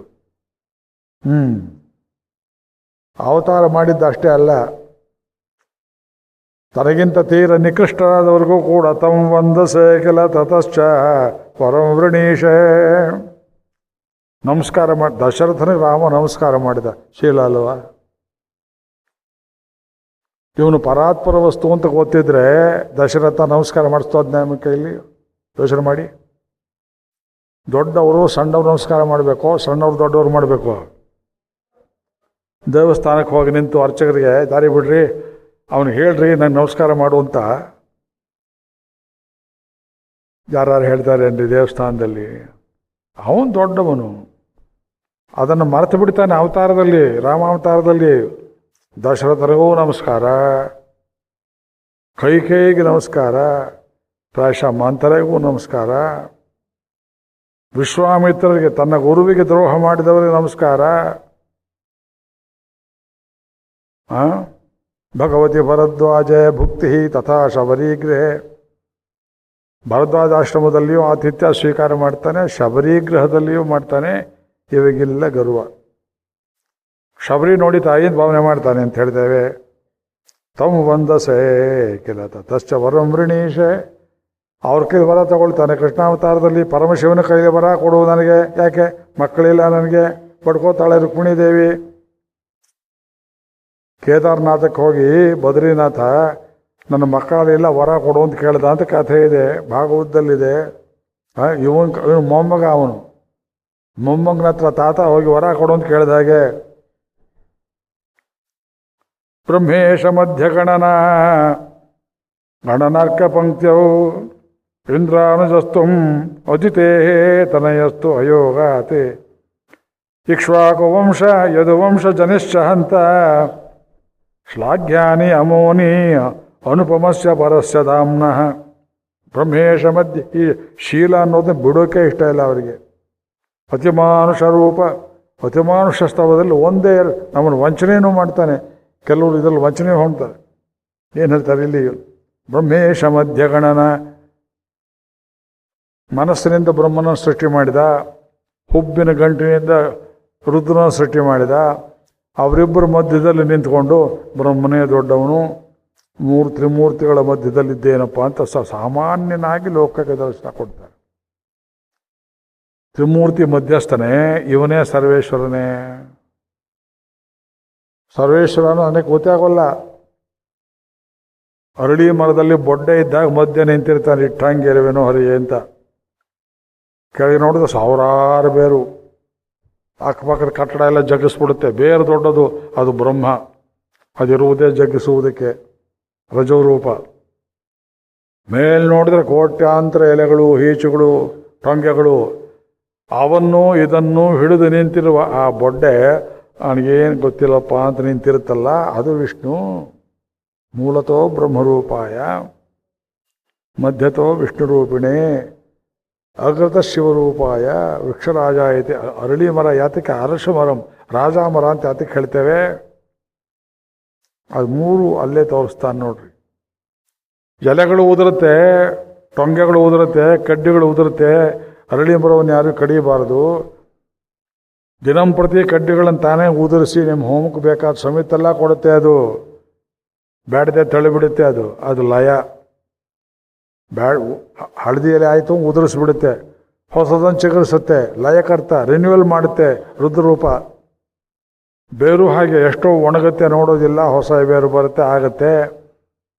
ಇವೆರಡೂ ವಿಕ್ರಿಯೆಗಳು ಒಳಗಾಗುತ್ತೆ. ವಿಕ್ರಿಯೆಗಳು ಒಳಗಾಗದೆ ಮಳೆ ಚಳಿ ಗಾಳಿ ನೋಡಿದೆ, ಹೌದಪ್ಪ ನಮ್ಮ ಮುದ್ದೆ ನಿಂತಿದ್ದಾನಲ್ಲ ವಿಷ್ಣು ಸ್ವರೂಪಿ. ಎಷ್ಟು ಜನ ತಿಳ್ಕೊಂಡಿದ್ದೀರಿ? ಒಬ್ಬರು ಸಪ್ಪಳ ಹಾಕಿದ್ರೆ ಸಾಕೆ. ಬ್ರಹ್ಮೇಶ ಮಧ್ಯ ಗಣನಾರ್ಕ ಪಂಕ್ತವು. ಅದಿತಿಗೆ 12 ಮಕ್ಕಳು, ದ್ವಾದಶಾದಿತ್ಯರು. ಅವರಲ್ಲಿ ಕೊನೆಯವನು ವಿಷ್ಣು ಅಂತ ಅನ್ನಿಸ್ಕೊಳ್ತಾನೆ. ಇಂದ್ರಾನುಜಸ್ತು ಉಪೇಂದ್ರ ಅವತಾರ ಮಾಡ್ತಾನೆ. ಅದಿತೇ ತನಯ ವಾಮನಾವತಾರ ಮಾಡ್ತಾನೆ. ಇಕ್ಷ್ವಾಕು ವಂಶ ಯದುವಂಶ ಜನಿ. ಇಕ್ಷ್ವಾಕು ವಂಶದಲ್ಲೂ ಹುಟ್ಟಿದ, ಯದುವಂಶದಲ್ಲೂ ಹುಟ್ಟಿದ. ವ್ಯತ್ಯಾಸ ಏನು? ಇಕ್ಷ್ವಾಕು ವಂಶದಲ್ಲಿ ರಾಜಪುತ್ರನಾಗಿ ಜ್ಯೇಷ್ಠಪುತ್ರನಾಗಿ ಹುಟ್ಟಿದ್ರಿಂದ ಅವನು ಪಟ್ಟಾಭಿಷೇಕ ಮಾಡಬೇಕು ಅಂತ ದಶರಥನ ಬುದ್ಧಿ ಉಂಟಾಯಿತು. ದುರ್ಬುದ್ಧಿಗೆ ಮೀರಿದ ದುರ್ಬುದ್ಧಿ ಮಂಥರೆಗಿತ್ತು. ಪಟ್ಟಾಭಿಷೇಕವನ್ನೇ ತಡೆದು ಬಿಟ್ರು. ಛೀ ಅಂದ ರಾಮಚಂದ್ರ. ತಪ್ಪು ಮಾಡಿದೆ, ರಾಜಕುಮಾರನಾಗಿ ಹುಟ್ಟಿ. ಮುಂದಿನ ಅವತಾರದಲ್ಲಿ ರಾಜ್ಯಕ್ಕೆ ಅನರ್ಹವಾದ, ರಾಜ್ಯ ಬಾಹಿರರಾದ, ಯಯಾತಿ ಶಾಪಗ್ರಸ್ತವಾದ ಯದುಕುಲದಲ್ಲಿ ಹುಟ್ಟಿದ್ರೆ ನನಗೆ ಯಾರೂ ಪಟ್ಟ ಕಟ್ಟೋದಿಲ್ಲ ಅಂತ ನೋಡಿದ್ರೆ ಅಲ್ಲೊಂದು ಆಕಳು ಗೋವಿಂದ ಪಟ್ಟಾಭಿಷೇಕ ಅಂತ ಮಾಡಿಬಿಡ್ತು. ಒಂದೇ ಪಟ್ಟಾಭಿಷೇಕ ಕೃಷ್ಣಾವತಾರದಲ್ಲಿ. ಕೃಷ್ಣನನ್ನು ರಾಜ ಅಂತ ಕರೆಯೋದು ಅಪರೂಪ. ಒಂದು ಕಡೆ ಮಾತ್ರ ರಾಜಗೋಪಾಲ ಅಂತ ಕರೀತಾರೆ. ಮನ್ನಾರ್ ಚಕ್ರವರ್ತಿ, ಮನ್ನಾರ್. ಅವನ್ ಚಕ್ರವರ್ತಿ, ಅವನ ದೊರೆ ಅಂತ ಒಪ್ಪಿದವ್ರು ಯಾರು? ಧರ್ಮರಾಜ ಅಲ್ಲ, ದುರ್ಯೋಧನ ಅಲ್ಲ, ಭೀಷ್ಮ ಅಲ್ಲ, ದ್ರೋಣ ಅಲ್ಲ. ಇವನು ಜಗತ್ತಿಗೆ ಚಕ್ರವರ್ತಿ ಅಂತ ತೋರಿಸ್ಕೊಟ್ಟಿದ್ದು ದೇವಲೋಕದ ಕಾಮಧೇನು, ಇಂದ್ರ ಅಲ್ಲ. ಗೋವರ್ಧನ ಪರ್ವತವನ್ನು ಎತ್ತಿದ. ಹಗಲು ರಾತ್ರಿಗೋಸ್ಕರವಾಗಿ ಒಂದು ಕಣ್ಣು ಮುಚ್ಕೊಂಡ್ರೆ ಸೂರ್ಯ, ಇನ್ನೊಂದು ಕಣ್ಣು ಮುಚ್ಚಿದ್ರೆ ಚಂದ್ರ. 7 ಹಗಲು 7 ರಾತ್ರಿ ಎಡಗೈ ಕೆರೆಬೆರಳಿಂದ ಪರ್ವತವನ್ನು ಎತ್ತಿದ. ಮಳೆಯೆಲ್ಲ ಹೋಯ್ದು, 12 ತಿಂಗಳಿನ ಮಳೆನ 7 ದಿವಸದಲ್ಲಿ ಹೋಯ್ದು ಬಿಟ್ಟ, ಕೊಡಗಿನಲ್ಲಿ ಬಂದಾಗೆ. ದಿಂದನ ಮೇಘಗಳೆಲ್ಲ ಖಾಲಿಯಾಗಿ ಬಿಟ್ಟವು. ಆಮೇಲೆ ಅವ ಹೋಗ್ಬಿಟ್ಟ ಆ ಕಡೆಯಿಂದ. ಸಮಾಧಾನ ಮಾಡು ಅಂತ ಗೋವನ್ನು ಕಳಿಸಿದ. ಯಾಕೆ ಅವನು ಗೋಪಾಲ, ದನ ಮೇಯಿಸೋನು, ನೀವು ಹೋದ್ರೆ ಪ್ರಸನ್ನನಾಗ್ತಾನೆ ಅಂತ ಆ ಗೋವನ್ನು ಕಳಿಸಲಾಗಿ ಆ ಗೋವು ಬಂದು ಕೃಷ್ಣನ ತಲೆಯ ಮೇಲೆ ಹಾಲನ್ನು ಸುರಿಯಿತು, ಪಟ್ಟಾಭಿಷೇಕ ಮಾಡಿತು. ಪ್ರಭು, ನಿನ್ನ ಯಾರು ತಿಳ್ಕೊಳ್ಳಿಲ್ಲ, ಇವರೆಲ್ಲ ನನ್ನ ದನ ಅಂತ ಬೈತಾರೆ, ನನಗೆ ಗೊತ್ತಾಯ್ತು ಯಾರು ಅಂತ. ಆದ್ದರಿಂದ ನಿನಗೆ ಪಟ್ಟಾಭಿಷೇಕವಾಗಲಿ ಅಂತ ಗೋವಿಂದ ಅನ್ನೋ ನಾಮಕ ಅನ್ವರ್ಥವಾಗಿ ಅದು ಗೋವಿಂದ ಪಟ್ಟಾಭಿಷೇಕ ಅಂತ ನಡೆಯಿತು. ಅದು ಒಂದೇ ಪಟ್ಟಾಭಿಷೇಕ. ಶ್ರೀಮದ್ ಭಾಗವತ ಓದುವವ್ರಿಗೆ ನಿಯಮ ಏನು ಅಂದರೆ, ಗೋವಿಂದ ಪಟ್ಟಾಭಿಷೇಕದಲ್ಲಿ ಶುರು ಮಾಡಿಕೊಂಡು ಗೋವಿಂದ ಪಟ್ಟಾಭಿಷೇಕದಲ್ಲಿ ಮುಗಿಸ್ಬೇಕು. ಆಮೇಲೆ ಜನ್ಮಾದ್ಯಸಿ ಅಥವಾ ಆಮೇಲೆ 12ನೇ ಸ್ಕಂದ ಅದು ನಡೆಯೋದು ಗೋವಿಂದ ಪಟ್ಟಾಭಿಷೇಕ. ಇದು ಒಂದು ದನಕ್ಕಿದ್ದ ಬುದ್ಧಿ ಕೃಷ್ಣಾವತಾರ ಕಾಲದಲ್ಲಿ ಯಾರಿಗೂ ಬರಲಿಲ್ಲ. ಪಾಂಡವರಿಗೂ ಬರಲಿಲ್ಲ, ಕೌರವರಿಗೂ ಬರಲಿಲ್ಲ, ಋಷಿಮುನಿಗಳಿಗೂ ಬರಲಿಲ್ಲ. ಒಂದು ಅವತಾರದಲ್ಲಿ ಮಾಡಿದ ತಪ್ಪನ್ನು ಇನ್ನೊಂದು ಅವತಾರದಲ್ಲಿ ತಿದ್ದುಕೊಂಡ. ಅದು ಶೀಲ, ಉದ್ಧಾರ ಮಾಡುವುದಕ್ಕೆ ಎಂಬುದಾಗಿ. ಒಂದು ಕಡೆಯಲ್ಲಿ ಅಭಿಮಾನ ಶಸ್ತವಾದ ಎಲ್ಲ ಶ್ಲೋಕ ಓದಿ ಹೇಳಬೇಕು ಅನಿಸುತ್ತೆ. ನಮ್ಗೆ ಅದಕ್ಕೆ ಅಷ್ಟು ವೇಳೆ ಇಲ್ಲ. ಇನ್ನೊಂದು ಶ್ಲೋಕ ನೋಡೋಣ, ಬೇಡ. ಅನನ್ಯಾಧೀನತ್ವಂ ತವ ಕಿಲ ಜಗುಃ ವೈದಿಕ ಗಿರಃ ಪರಾಧೀನಂತ್ವಾಂತು ಪ್ರಣತ ಪರತಂತ್ರಂ ಮುನುಮಹೇ ಉಪಾಲಂಭೋ ಯಂಭೋ ಶೈತಿಪಥ ಸಾರ್ವಜ್ಞಮಪಿ ತೇ ಯತೋ ದೋಷಂ ಭಕ್ತೇಷು ಹ್ಯವರತನೈವ ಕಲಯಸಿ. ಇದು ವರರಾಜಸ್ತವ. ಇದು ಅನನ್ಯಾಧೀನತ್ವಂ ತವ ಕಿರುಹು ವೈದಿಕ ವಾಕ್ಯಗಳು ನೀನು ಅನನ್ಯಾಧೀನ ಅಂತ ಹೇಳ್ತಾರೆ. ಯಾಕಂದ್ರೇನು? ಎಲ್ಲರಿಗಿಂತ ಮೇಲ್ಪಟ್ಟವನು, ಇನ್ನೊಬ್ರು ಹೇಳ್ದಾಗ ಕೇಳೋನಲ್ಲ. ಸೃಷ್ಟಿ ಮಾಡುವಾಗ ಕೂಡ ಯಾರ ಸಹಕಾರವನ್ನು ಕೇಳದೇ ಇದ್ದವನು ಅನನ್ಯಾಧೀನ ಅಂತ ಶ್ರುತಿಗಳು ಹೇಳ್ತವೆ. ಹೌದೇನಯ್ಯ? ಹೌದು ಅಂದ. ನೀವೇನು ಹೇಳ್ತೀರ ಆಚಾರ್ಯ? ನಾನು ನಿನ್ನ ಪರಾಧೀನ ಅಂತ ಹೇಳ್ತೇನಪ್ಪ. ಶುಚಿವಾಕ್ಯ ಅನನ್ಯಾಧೀನ ಅನ್ನುವಾಗ ನೀನು ನನ್ನ ಪರಾಧೀನ ಅಂತ ಹೇಳ್ತೀಯ ಅಂದರೆ, ಹೌದು, ಪ್ರಣತ ಪರತಂತ್ರ, ಪ್ರಣತಿ ಮಾಡಿದವರಿಗೆ, ಭಕ್ತರಿಗೆ ನೀನು ಎಂದೆಂದಿಗೂ ಅಧೀನನಾಗಿದ್ದೀಯೇ. ಏನಯ್ಯ ಆಕ್ಷೇಪ ಮಾಡ್ಬೋದಾ? ಉಪಾಲಂಭೋ ಎಂಬೋ ಶ್ರೇಯತಿ ವತ ಸಾರ್ವಜ್ಞಮಪೀತೆ. ಇದು ಒಂದೇ ಅಲ್ಲ, ಇನ್ನೂ ಆಕ್ಷೇಪ ಇದೆ ಅಂದರು ಆಚಾರ್ಯರು. ಹೊರತಾಳ ಇನ್ನೂ ಆಕ್ಷೇಪ ಇದೆ. ನೀನು ಪರತಂತ್ರನೇ ಹೊರತು ಸ್ವತಂತ್ರ ಅಲ್ಲ. ಶ್ರುತಿ ಹೇಳ್ಕೊಳ್ಳಿ ಬಿಡಿ, ಬುದ್ಧಿ ಇಲ್ಲ. ಇನ್ನೊಂದು, ನಿನ್ನನ್ನು ಸರ್ವಜ್ಞ ಅಂತ ಹೇಳ್ತಾರೆ, ಸರ್ವಜ್ಞನ ಅಲ್ಲ ಅಂದರು. ಸರ್ವಜ್ಞನಲ್ಲ. ಎಪ್ಪಡಿ ಸೊಲ್ರಿ ಅಂದರೆ ಭಕ್ತರಲ್ಲಿ ದೋಷ ಇದೆ ಅಂತ ನಿನಗೆ ಗೊತ್ತೇ ಇಲ್ಲವಲ್ಲ, ಅದಕ್ಕೋಸ್ಕರವಾಗಿ ಸರ್ವಜ್ಞ. ಭಕ್ತರಲ್ಲಿ ದೋಷ ಇದೆ ಅಂತ ಗೊತ್ತಿದ್ರೆ ತಾನೇ ಸರ್ವಜ್ಞ. ಸರ್ವಜ್ಞ ಅಂತ ದೋಷ ಗೊತ್ತಿರಬೇಕಲ್ಲ. ಇಂತಹ ಚಮತ್ಕಾರದ ಶ್ಲೋಕಗಳನ್ನು ಕೂತಾಳ್ವಾರ ಸೂಕ್ತಿಯಲ್ಲಿ ಓದಬೇಕು. ಅಲ್ಲೇ ಮುಂದೆ ಹೇಳ್ತಾರೆ, ದಾಮೋದರ ಲೀಲೆ ಮಾಡಿದೆಲ್ಲ ಮುಷ್ಟನ್ ಕೃಷ್ಣ ಕೃಷ್ಣಾವತಾರ ಅಂದ್ರೆ ತುಂಬ ಪ್ರಿಯ ಅವರಿಗೆ. ರಾಮಾವತಾರಕ್ಕೆ ಸಾಕಷ್ಟು ಬರೆದಿದ್ದಾರೆ. ವೈಕುಂಠದಲ್ಲಿ ಸುಖವಾಗಿರೋದನ್ನು ಬಿಟ್ಟು ನಿನ್ನ ಶೀಲ ಎಲ್ಲ ಬಿಟ್ಟು ಗೊಲಗೇರಿಯಲ್ಲಿ ಬಂದಿಯಲ್ಲೋ. ದುರ್ಯೋಧನ ಮನೆಯಲ್ಲಿ ಹುಟ್ಟಿದ್ಯಾ? ಎಷ್ಟೆಲ್ಲ ಮಾಡ್ತಿದ್ರು, ಬೇಕಾಷ್ಟು ಸೇವೆ ಮಾಡ್ತಿದ್ರು. ಏರ್ ಕಂಡೀಷನ್ಡ್ ಹೌಸ್, ದುಶ್ಯಾಸನ ಮನೆ, ಭುಜೋಪರ್ವ. ಕೃಷ್ಣ ಬಂದರೆ ಅವನಿಗೆ ಬಿಡಾರಿಕಿರಲಿ ಅಂತ ದುರ್ಯೋಧನ ಆ ಮನೆ ರಿಸರ್ವ್ ಮಾಡಿಸಿಟ್ಟಿದ್ದ. ದೊಡ್ಡ ಮನಸ್ಸು ಮಾಡಿ ದುಶ್ಯಾಸನ ಮನೆಯೂ ಬಿಟ್ಟು ಕೊಟ್ಟಿದ್ದ. ಸುಣ್ಣ ಬಣ್ಣ ಅಲಂಕಾರ ಎಲ್ಲ ಮಾಡಿ ಅದು ತಿರುಗಿಯೇ ನೋಡಲಿಲ್ಲ ಕೃಷ್ಣ ಆ ಕಡೆಗೆ. ಹೊಸ್ತಿನಾಪುರದಲ್ಲಿ ಹುಟ್ಟಿದ್ನೇ ಹುಟ್ಟಲಿಲ್ಲ. ಗೊಲಗೇರಿ ಜೈಲಲ್ಲಿ ಹುಟ್ಟಿದ ನಾರಾಯಣ ಗೋವಿಂದ. ಜೈಲಲ್ಲಿ ಹುಟ್ಟಿ ಅಲ್ಲಿರೋಕೆ ತಿಗಣೆ ಕಾಟುವ ಮತ್ತೊಂದೋ ಗೊತ್ತಿಲ್ಲ.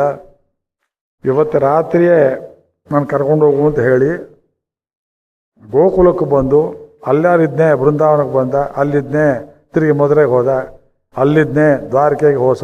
ಎಲ್ಲಿ ಹುಡುಕಬೇಕು ದ್ರೌಪದಿ? ಹಾ ಕೃಷ್ಣ ದ್ವಾರಕಾವಾಸಿನ ಗೋಪಿ ಜನಪ್ರಿಯ ಸಿಕ್ಕ ಕಡೆಯೆಲ್ಲ ಹುಡುಕಿದ್ದೆಲ್ಲ. ಅಮ್ಮ ನಾನು ನಿನ್ನ ಹೃದಯದಲ್ಲಿ ಎಲ್ಲಿ ಗೋವಿಂದ ಇಲ್ಲಿದ್ದೀಯ ಅಂತ ಕರೆದಿದ್ರೆ ಬಂದು ಸಂರಕ್ಷಣೆ ಮಾಡ್ತಿದ್ನಲ್ಲ ಅಂತ ಹೇಳ್ತಾನಂತೆ ಕೃಷ್ಣ. ಎಲ್ಲ ಹೃದಯದಲ್ಲಿದ್ದಾನ ಅವನು. ಆಚಾರ್ಯ ಕೇಳ್ತಾರೆ, ವೈಕುಂಠದಲ್ಲಿರೋದನ್ನು ಬಿಟ್ಟು ಲೋಕಕ್ಕೆ ಬಂದ್ಯಾ? ಬರಲಿ, ಹೋದ್ರು ಹೋಗಲಿ. ಗೋಕುಲದಲ್ಲಿ ಬಂದ್ಯಲ್ಲ, ಬೆಣ್ಣೆ ತಿಂದಿಯಲ್ಲ, ನಿನ್ನ ಮನೆಯಲ್ಲೇ ಸಾಕಷ್ಟಿತ್ತಲ್ಲೋ, ಒಬ್ಬೊಬ್ಬರು ಮನೆಯಲ್ಲೂ ಬೆಣ್ಣೆ ಯಾತಕ್ಕೆ ಕದ್ದೀಯೋ? ಅದು ಕೃಷ್ಣ ಹೇಳ್ತಾನೆ, ಗುಟ್ಟು ಆಚಾರ್ಯ ಯಾರಿಗೆ ಹೇಳಬೇಡಿ, ವೈಕುಂಠದಲ್ಲಿ ಹೊಡೆಯೋರು ಬೊಯ್ಯೋರು ಯಾರೂ ಇಲ್ಲ, ಕಟ್ಟೋರು ಯಾರೂ ಇಲ್ಲ. ಅದಕ್ಕೆ ಈ ತಾಯಿ ಕೈಲಿ ಕಟ್ಟಿಸ್ಕೊಂಡ್ರೆ ಹೇಗಿರುತ್ತೆ, ಮುಸ್ಲಿ ತಿವಿದ್ರೆ ಹೇಗಿರುತ್ತೆ, ಬೈದ್ರೆ ಹೇಗಿರುತ್ತೆ, ಭಕ್ತರ ಈ ಅನುಭವಗಳೆಲ್ಲ ಪಡೀಬೇಕು ಅಂತ ನಾನು ಗೋಕುಲಕ್ಕೆ ಬಂದಿದ್ದೇನೆ. Full stop. ಯಾರಿಗೆ ಹೇಳ್ಬಾರ್ದು. ಈ ಕೂರ್ತಾಳ್ವಾನವರ ಅಯ್ಯೋ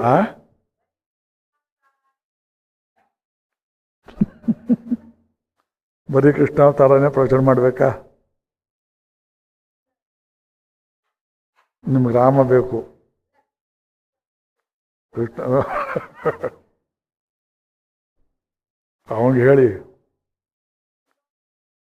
ಸುಮ್ಮನೆ ನಿಂತಿದ್ದಾನಲ್ಲ ತಮಾಷೆ ನೋಡ್ತಾ, ಅವನ ಮನಸ್ಸು ಮಾಡಿದ್ರೆ ನಿಮಗೂ ನಮಗೂ ಎಲ್ಲರಿಗೂ ಶಕ್ತಿಯನ್ನು ಕೊಡ್ತಾನೆ. ಕೃಷ್ಣ ಅವತಾರ ಅನ್ನೋದು ನವ ಚೈತನ್ಯವನ್ನು ಉಂಟು ಮಾಡುತ್ತೆ. ದಶಮಸ್ಕಂಧ. ನಿನ್ನೆ ಫೋನ್ ಮಾಡಿದ್ರು ಶ್ರೀಹರಿಯವರು, ಯಾಕೋ ಈ ಪುಷ್ಕರದ್ದು ನಡೆಯೋ ಕಾಣಿಸ್ತಾ ಇಲ್ವಲ್ಲ ಅಂದರು. ಅವ್ರು ಹೇಳಿದ್ದು ಹೇಳ್ತೇನೆ. ಯಾಕೆಂದರೆ ಅವರು ಪುಷ್ಕರದ ಗೌತಮಾಶ್ರಮದಲ್ಲಿ ಬಾಡಿಗೆ ಎಷ್ಟು ಗೊತ್ತಾ? 44 ಲಕ್ಷ ರೂಪಾಯಿ ಬಾಡಿಗೆ. ಬಾಡಿಗೆನೇ 4 ಲಕ್ಷ. ಅದ್ರ ಮೇಲೆ ಊಟ ಗೀಟ ಖರ್ಚು, ನೀವು ಪ್ರಯಾಣದ ಟಿಕೆಟ್ ಖರ್ಚು ನೀವು ಹಾಕ್ಕೊಂಡು ಬಂದ್ರೂ ಅಷ್ಟು ಹೇಳಬೇಕಾದ್ರೆ 100 ಜನರಾದರೂ ಬರ್ತೇವೆ ಅಂತ ಹೆಸರು ಕೊಟ್ಟರೆ ಮಾತ್ರ ಇದು ಸಾಧ್ಯವಾಗುತ್ತೆ. ನಾನು ಮೈಸೂರಿಗೆ ಬಂದಿದ್ದಾಗ ಬರೀ 15 ಜನರ ಹೆಸರಿತ್ತು. ಹೌದಾ? ನೋಡಿ 20. ಬೆಂಗಳೂರಲ್ಲಿ ಬಹಳ ಅಂದರೆ ಸದ್ಯ ಅದು ಒಂದು 20 ಇರ್ಬೋದು. 40 ಜನರ ಮೇಲೆ ನಡೆಯೋಲ್ಲ. ಏನು ಹೇಳ್ತೀರಿ? ಆದರೂ ಅವರೊಂದು ಕೊಸರಿಟ್ರು, ಈ ತಿಂಗಳು ಕೊನೆಯ ತನಕ ನೋಡೋಣ. ಬರದೇ ಇದ್ರೆ ಇವರು ಯಾರು ಹೇಳಿದ್ರಂತೆ, ನಾವೇ 4-5 ಜನ 20,000 30,000 ಹಾಕಿ ಖರ್ಚಾಯ್ತು ಬಿಡೋಣ ಅಂತ. ಕುರುಕ್ಷೇತ್ರದಲ್ಲಿ ಎಷ್ಟು ಖರ್ಚಾಯ್ತು ನಿಮಗೆಲ್ಲ ಗೊತ್ತಾಗೋದಿಲ್ಲ. ಅದು ಸುಸಜ್ಜಿತವಾದ ಏರ್ ಕಂಡೀಷನ್ ರೂಮ್ಸ್ ಸಿಕ್ಕಬೇಕು, ಅನುಕೂಲ ಇರಬೇಕು, ಸಣ್ಣ ಪುಟ್ಟ ಖರ್ಚುಗಳಿಗೆ ಅಲ್ಲಿ ಇಲ್ಲಿ ಸುತ್ತಾಡೋದಕ್ಕೆ ಜಾಗ ಮಾಡಬೇಕು, ಅಡುಗೆ ಖರ್ಚಿರುತ್ತೆ. ನೀವು ಭಾಗವತ ಅಂದ್ರಲ್ಲ, ನನಗೆ ಮನಸ್ಸಿಗೆ ಆಘಾತವಾಯ್ತು. ಭಾಗವತ ಸಾಮಾನ್ಯ ಗ್ರಂಥ ಅಲ್ಲ. ಪಂಡಿತರು ಅಲ್ಲದೆ ಇದ್ದವರು ಅದಕ್ಕೆ ಕೈ ಹಾಕ್ಬಾರ್ದು. ಬರೀ ಪಂಡಿತರಿದ್ದರೂ ಸಾಲದು, ರಸಿಕರು ಇರಬೇಕು, ಭಕ್ತಿಪೂರ್ಣವಾಗಿರಬೇಕು, ಆಚಾರ್ಯ ಕೃಪೆ ಇರಬೇಕು. ಒಂದೊಂದು ಶ್ಲೋಕದಲ್ಲಿ ಕೊನೆ ತನಕ ಹಿಂಡಿ ಪಿಬತ ಭಾಗವತಂ ರಸಮಾಲಯಂ ನಿಗಮಕಲ್ಪತರೋರ್ಗಳಿತಂ ಫಲಂ ಶುಕಮುಖಾದ ಅಮೃತಂತ. 5-6 ಸೀರೀಸ್ ಕೊಟ್ಟಿದ್ದೀನಿ ಬೆಂಗಳೂರಲ್ಲಿ ಲೆಕ್ಚರು. 3ನೇ ಸ್ಕಂದದಲ್ಲಿ ನಿಂತಿದೆ, ಇನ್ನೂ ಅದು ಮುಂದಕ್ಕೆ ಹೋಗೇ ಇಲ್ಲ. ದಿವಸಕ್ಕೆ 1 ಶ್ಲೋಕ 2 ಶ್ಲೋಕ 3 ಶ್ಲೋಕ. ಆದ್ದರಿಂದ ನೀವು ಮಾಡುವ ಆಶೆಯನ್ನು ತಪ್ಪು ಅಂತ ನಾನು ಹೇಳ್ತಾ ಇಲ್ಲ, ಅದು ವೇಳೆ ಬೇಕು. ಇಲ್ಲಿ ಈ ಊರಲ್ಲಿ ಒಂದು ಸಲ ಭಾಗವತ ಹೇಳಿದ್ದೇನೆ, ನೆನಪಿದೆಯಾ? ರಾಮಕೃಷ್ಣ ನಗರ ಐ ಬ್ಲಾಕ್ನಲ್ಲಿ 1 ತಿಂಗಳಲ್ಲಿ ಸಂಪೂರ್ಣ ಭಾಗವತ ಪ್ರವಚನ ಮಾಡಿದ್ದು, ಸಿಡಿನೂ ಮಾಡಿದ್ದಾರೆ ಅದನ್ನು. ಬೆಂಗಳೂರಲ್ಲಿ ದಶಮಸ್ಕಂದ ಪೂರ್ವಾರ್ಧವನ್ನೇ 1 ತಿಂಗಳು, ಉತ್ತರಾರ್ಧ 1 ತಿಂಗಳು. ಗೋಕರ್ಣದಲ್ಲಿ ಶ್ರೀಮದ್ ಭಾಗವತ.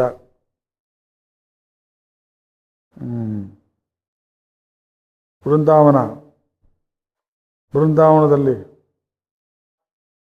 ದ್ವಾರಕೆಯಲ್ಲಿ, ಇನ್ನೂ ಹೇಳಬೇಕು ಅನಿಸುತ್ತೆ, ತನಗೂ ತೃಪ್ತಿ ಆಗಿಲ್ಲ. ಭಾಗವತ ಹೇಳಬೇಕು.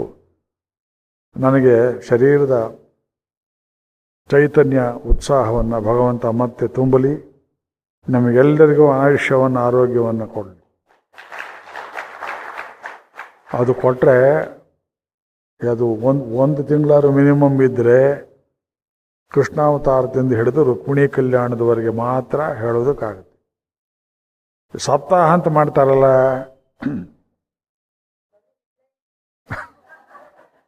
ಭ್ರಾಂತಿ. ಅಲ್ಲ, ಅದು 7 ದಿವಸ ಅನ್ನೋದು ಹುಚ್ಚು ಯಾಕೆ ಬಂತು ಅಂದರೆ ಪರೀಕ್ಷಿತ್ ರಾಜನಿಂದ ಅವನು ಕೇಳ್ದಾಗ ಕೇಳೋಕ್ಕಾಗುತ್ತೆ ನಿಮಗೆ? ಅನ್ನಾಹಾರ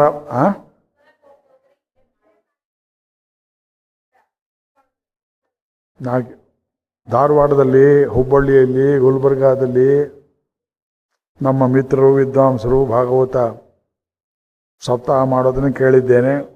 5 ನಿಮಿಷಕ್ಕೆ ಒಂದು ಸರ್ಗ ಮುಗಿದೋಯ್ತು. 4ನೇ ಸರ್ಗ ಸತ್ಯ ಸಾವಿತ್ರಿ ಕಥೆ, ಅವಳು ದಾಕ್ಷಾಯಿಣಿ ಕಥೆ, ಧ್ರುವ ಮಹಾರಾಜನ ಕಥೆ, ಅದು ಸ್ವಲ್ಪ ಹಾಸ್ಯ ಗೀಸ ಮಿಕ್ಸ್ ಮಾಡಿ ಆಗೋಯ್ತು. ಭಾಗವತಕ್ಕೆ ಅಪಚಾರವಾಗುತ್ತೆ. ಕೈಲಿ ಪುಸ್ತಕ ಇಲ್ಲ, ಭಾಗವತ ಪುಸ್ತಕ ಇಲ್ಲದೆ, ಶ್ಲೋಕ ಇಲ್ಲದೆ 18,000 ಶ್ಲೋಕ ಯಾವನ್ರಿ ಬಾಯಲ್ಲಿ ಹೇಳೋನು? ರಾಮಾಯಣದಾಗ ಸುಲಭ ಶ್ಲೋಕಗಳಲ್ಲ ಅವು, 4 ಸಾಲು 8 ಸಾಲು. ನಾವು ಮಿಡ್ಯತೆ ಬ್ರವಪುಷೇ ತಡಿದಂಬರಾಯ ಗುಂಜಾವತಂಸ ಪರಿಪಿಂಚಲ ಸನ್ಮುಖಾಯ ಪುಣ್ಯಸ್ರಜೇ ಕವಲವೇ ತ್ರಿವಿಷಾಣವೇಣು ಲಕ್ಷ್ಮಶ್ರೀಯೇ ಮೃದುಪದೇ ಪುಷಪಾಂಗಜಾಯ. ಬ್ರಹ್ಮ ಮಾಡೋ ಸ್ತೋತ್ರ 1ನೇ ಶ್ಲೋಕ ಇದು. ಯೋಂತಪ್ಪ ವಿಶ್ವಮಮಾಚಮಿಮಾಂ ಪ್ರಸುಪ್ತಾಂ ಸಂಜೀವಯತೆ ಕೆಲ ಶಕ್ತಿಧರ ಸ್ವಧಾಮ್ನ ಅನ್ಯಾಂಶ ಹಸ್ತಚರಣಶ್ರವಣತ್ವಗಾದೀನ್ ಪ್ರಾಣಾನ್ ನಮೋ ಭಗವತೆ ಪುರುಷಾಯ ತುಭ್ಯಂ. ಧ್ರುವನ ಸ್ತುತಿ ಒಂದೊಂದು ಕರಗಿಸುತ್ತೆ. ಆದ್ದರಿಂದ ಅಂಥ ಅವಕಾಶವನ್ನು ಅವನೇ ಕೊಡಬೇಕು, ನಮಗೆ ಸಾಧ್ಯವಿಲ್ಲದೆ ಇದ್ದ ವಿಷಯ. ಆದ್ದರಿಂದ ಇದು ಶೀಲ ಅನ್ನೋದಕ್ಕೆ ಇಷ್ಟೆಲ್ಲ ಹೇಳಿದ್ದು. ಇದು ಮೊನ್ನೆ ಹೇಳಬೇಕಾಗಿತ್ತು, ಮೊನ್ನೆ ಹೇಳಲಿಲ್ಲವಲ್ಲ ಅನ್ನೋ ಕೊರತೆ. ಏನೋ ಬಿಟ್ಟಾಗಾಯ್ತಲ್ಲ ಅಂತ ನೋಡ್ತೀನಿ, ಬಿಟ್ಟು. ಆದ್ದರಿಂದ ಇದು ಸಾಕು ಕೂರ್ತಾಳ್ವಾನು. ಇದು ಈ ಪುಸ್ತಕ ಒಂದು ಜನ್ಮಕ್ಕೆ ಸಾಕಾಗುತ್ತೆ. ಕೆಲವರನ್ನು ಒಡಿವಳ ಹಾಲು ರೂಪದಿಂದಲೂ, ಇನ್ನು ಕೆಲವರನ್ನು ಶೀಲದಿಂದಲೂ, ಬೇರೆ ಕೆಲವರನ್ನು ಉಪದೇಶದಿಂದಲೂ. ಯಾರನ್ನ ಉಪದೇಶದಿಂದಲೂ ವಶಕ್ಕೆ ತೆಗೆದುಕೊಳ್ತಾನೆ ಭಗವಂತ. ಇವರು ಗೊಡ್ರೋ ಹೇಗೆ? ಭಗವಂತನ ರೂಪವನ್ನು ನೋಡಿಯೂ ಮರುಳಾಗದೇ ಇದ್ದವರು, ಅವನ ಶೀಲಕ್ಕೂ ವಶವಾಗದೇ ಇದ್ದವರು, ನಾವು ಉತ್ತುಂಗರು ಜ್ಞಾನಿಗಳು ಅನ್ನುವ ಅಹಂಕಾರದ ಬೀಗಿನಲ್ಲಿರುವವರಿಗೆ ಕೊಟ್ಟಂಥ ತಲೆ ಮೇಲೆ ಹೊಡೆದು ಪೆದ್ದೆ ಅಶೋಚ ನನ್ಮಶೋಚಸ್ತಂ ಪ್ರಜ್ಞಾವಾದಾಂಶ ಭಾಷತೆ ಮತಾಸೋ ನ ಕಥಾಸಂಶ ನಾನು ಶೋಚಂತೆ ಪಂಡಿತ. ಉಪದೇಶ ಕೊಟ್ಟಿದ್ದು ಯಾರಿಗೆ? ಅರ್ಜುನನಿಗೆ. ಅವನಿಗೆ ಗೀತೆ ಗೊತ್ತಿತ್ತು, ವಾದ್ಯ ಗೊತ್ತಿತ್ತು, ಸಂಗೀತ ಗೊತ್ತಿತ್ತು. ಅರ್ಜುನ ಮಹಾವಿದ್ವಾಂಸ, ಗಂಧರ್ವರ ಕೈಲಿ ಕಲ್ತಿದ್ದವನು, ಸೌಂದರ್ಯ ಪ್ರಜ್ಞೆ ಇದ್ದವನು. ಅದೆಲ್ಲವನ್ನ ಅರಣ್ಯದಲ್ಲಿ ಕಾಡು ಹೂವು ಬೆಳೆದ ಹಾಗೆ ಕೀಚಕ ಇದ್ದ ಊರಲ್ಲಿ ವಿರಾಟ್ ಸಭೆಯಲ್ಲಿ ಅಲ್ಲಿ ಹೋಗಿ ಚೆಲ್ಲಿದ್ನೇ ಹೊರತು ಯುದ್ಧ ಭೂಮಿಯಲ್ಲಿ ಸಾರಥಿಯಾದ ಕೃಷ್ಣನ ಪಾದವನ್ನು ಪುಟ್ಟಿ ನಮಸ್ಕಾರ ಮಾಡಲಿಲ್ಲ. ಅದಕ್ಕಾಗಿ ಅವನಿಗೆ ಒಡಿವಯ ಹಾಲಂ ಶೀಲತ್ತಾಲಂ ವಶಮಾಹಾದವರುಗಳಿಗೆ ಉಪದೇಶತ್ತಾಲಂ. ಈಶ್ವರ ಸರ್ವಭೂತಾನಾಂ ಹೃದ್ದೇಶೇ ಅರ್ಜುನ ತಿಷ್ಠತಿ ಭ್ರಾಮಯನ್ ಸರ್ವಭೂತಾನಿ ಯಂತ್ರಾರೂಢಾನಿ ಮಾನ್ಯ ತಮೇವ ಶರಣಂ ಗಚ್ಚ ಮಾಮೇಕಂ ಶರಣಂ ವ್ರಜ. ತಮೇಂ ಈಶ್ವರ ಬೇರೆ ಅಂತ ತಿಳ್ಕೊಂಡ್ರೆ, ನನಗಿಂತ ಬೇರೆ ಅಂತ ತಿಳ್ಕೊಂಡ್ರೆ ಅವನ ಹತ್ರ ಹೋಗು. ಒಂದು ವೇಳೆ ನಿನಗೆ ಪುಣ್ಯವಶದಿಂದ ನಾನೇ ಈಶ್ವರ ಅಂತ ಗೊತ್ತಾದರೆ ನನ್ನ ಪಾದ ಮುಟ್ಟು. ಎರಡೂ ರೀತಿಯ ಉಪದೇಶವನ್ನು ಕೊಟ್ಟನಲ್ಲ, ಹೋಗಿ ಕೊಟ್ಟಿದ್ದು ಸಾರ್ಥಕವಾಯಿತೆ. ಉಪದೇಶ ಕೊಟ್ಟನಲ್ಲ ಸಾರ್ಥಕವಾಯಿತೆ. ನಾನು ಪ್ರವಚನ ಮಾಡ್ತಿದ್ದೇನೆ, ಸಾರ್ಥಕ ಆಗಿದೆಯಾ ಇಲ್ಲೇ? ನಿಮ್ಮ ಪ್ರಾಣಕ್ಕೆ ಬಂತು ಈಗ. ನನಗೆ ಬೇಡ, ರಾಜ್ಯವೂ ಬೇಡ, ಕೋಶವೂ ಬೇಡ ಅಂದ್ಬಿಟ್ಟ ಧರ್ಮರಾಜ. ಕೌರವರೆಲ್ಲ ಸತ್ತು ಪಟ್ಟಾಭಿಷೇಕ ಕರ್ಕೊಂಡು ಕೂರಿಸ್ಬೇಕು ಅವನ ಸಿಂಹಾಸನ ಮೇಲೆ. ನಾವು ಅಲ್ಲೇ ಯಾಕೋ ಅವ್ರನ್ನೆಲ್ಲ ಕೊಂದದ್ದು ಪಾಪ ಬಂತು. ಮತ್ತೇನು ಮಾಡಬೇಕು? ಧೃತರಾಷ್ಟ್ರನಿಗೆ ಪಟ್ಟಾಭಿಷೇಕ ಕಟ್ಟು. ಅಯ್ಯೋ, ಧರ್ಮರಾಜನಂಥ ಗಂಡ ಆಗಿಬಿಟ್ರೆ ಜನ್ಮ ಜನ್ಮಕ್ಕೂ ಸೌಖ್ಯ ಆಗೋದು. ಆಗ ಕೃಷ್ಣ ಅವನು ನೋಡ್ದ, ಇನ್ನೂ ಹುಚ್ಚು ಹೋಗಲಿಲ್ಲ ನಿನಗೆ ಅಂತ ಅರ್ಜುನ್ ಕಿವಿ ಹಿಂಡಿ, ನಿಮ್ಮ ಅಣ್ಣನಿಗೆ ಹೇಳು, ಬಗಳು ಗೀತೆ ಹೇಳಿದ್ದೆಲ್ಲ ಹೇಳುವುದ, ಮರ್ತೇ ಹೋಯ್ತು ಅಂದ ಅವನು. ದುರ್ಮೇಧ, ಬುದ್ಧಿ ಇಲ್ಲದೆ ಇದ್ದವನೇ. ಶ್ಲೋಕನೇ ಬೇಕಾ ನಿಮಗೆ? ಸುಮ್ಮನೆ ಹೇಳಿದ್ರೆ ಏನ್ರಿ ತಿಳಿಯುತ್ತೆ? ಪ್ರಮಾಣ ಕೊಡಬೇಕು. ಮರ್ತೇ ಹೋಯ್ತು ಅಂದ. ವಾಯ್ ಕೂಶಾಮಳ್ ಗುರುವಿಗೆ ಹೇಳ್ತಾನೆ, ನೀವು ಹೇಳಿದ್ದು ನಿಜ, ನಾ ಇಲ್ಲ ಅಂತ ಹೇಳಿದ್ನೆ, ಮರ್ತೋಯ್ತಲ್ಲ, ನಾ ಏನು ಮಾಡಲಿ?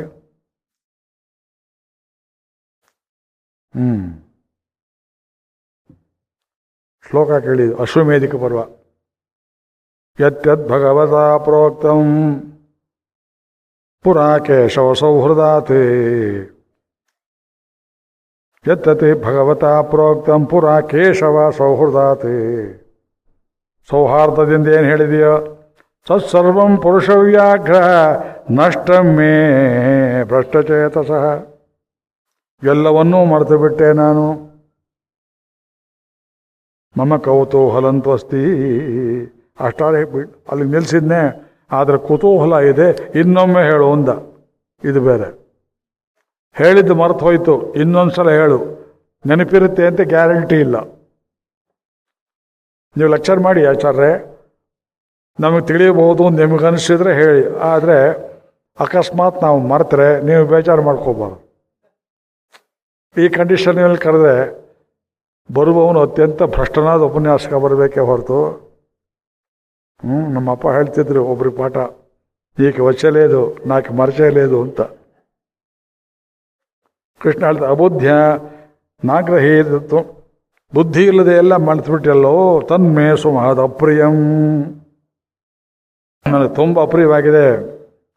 ನೂನಮ್ಮಷ್ಟದಧಾನೋಸಿ ದುರ್ಮೇಧಾಖ್ಯಸಿ ಪಾಂಡವ ನ ಚ ಶಕ್ಯಂ ಪುನರ್ವಕ್ತು ಅಶೇಷೇಣ ಧನಂಜಯ. ಅದಷ್ಟನ್ನೂ ತಿರುಗಿ ಹೇಳುವುದಕ್ಕೆ ನನಗೆ ಸಾಧ್ಯ ಇಲ್ಲ, ಯಾಕೆಂದರೆ ಎದುರುಗಡೆ ಸೈನ್ಯ ಇಲ್ಲ. ಯುದ್ಧಭೂಮಿ ಆಗಿದ್ರೆ ಹೇಳ್ತಿದ್ದೆ, ಆಡಿಯನ್ಸ್ ಇದ್ರೆ ಹೇಳ್ತಿದ್ದೆ. ಈಗ ನೀನೊಬ್ಬ ನಾನೊಬ್ಬ, ರೇಡಿಯೋ ಸ್ಟೇಷನಲ್ಲಿ ಕೂತ ಹಾಗೆ, ಟಿ ವಿಲಿ ಕೂತ ಹಾಗೆ, ವಿತೌಟ್ ಆಡಿಯನ್ಸ್ ಹೇಳಿದ್ರೆ ಹಾಗೆ ಹೇಳೋದು.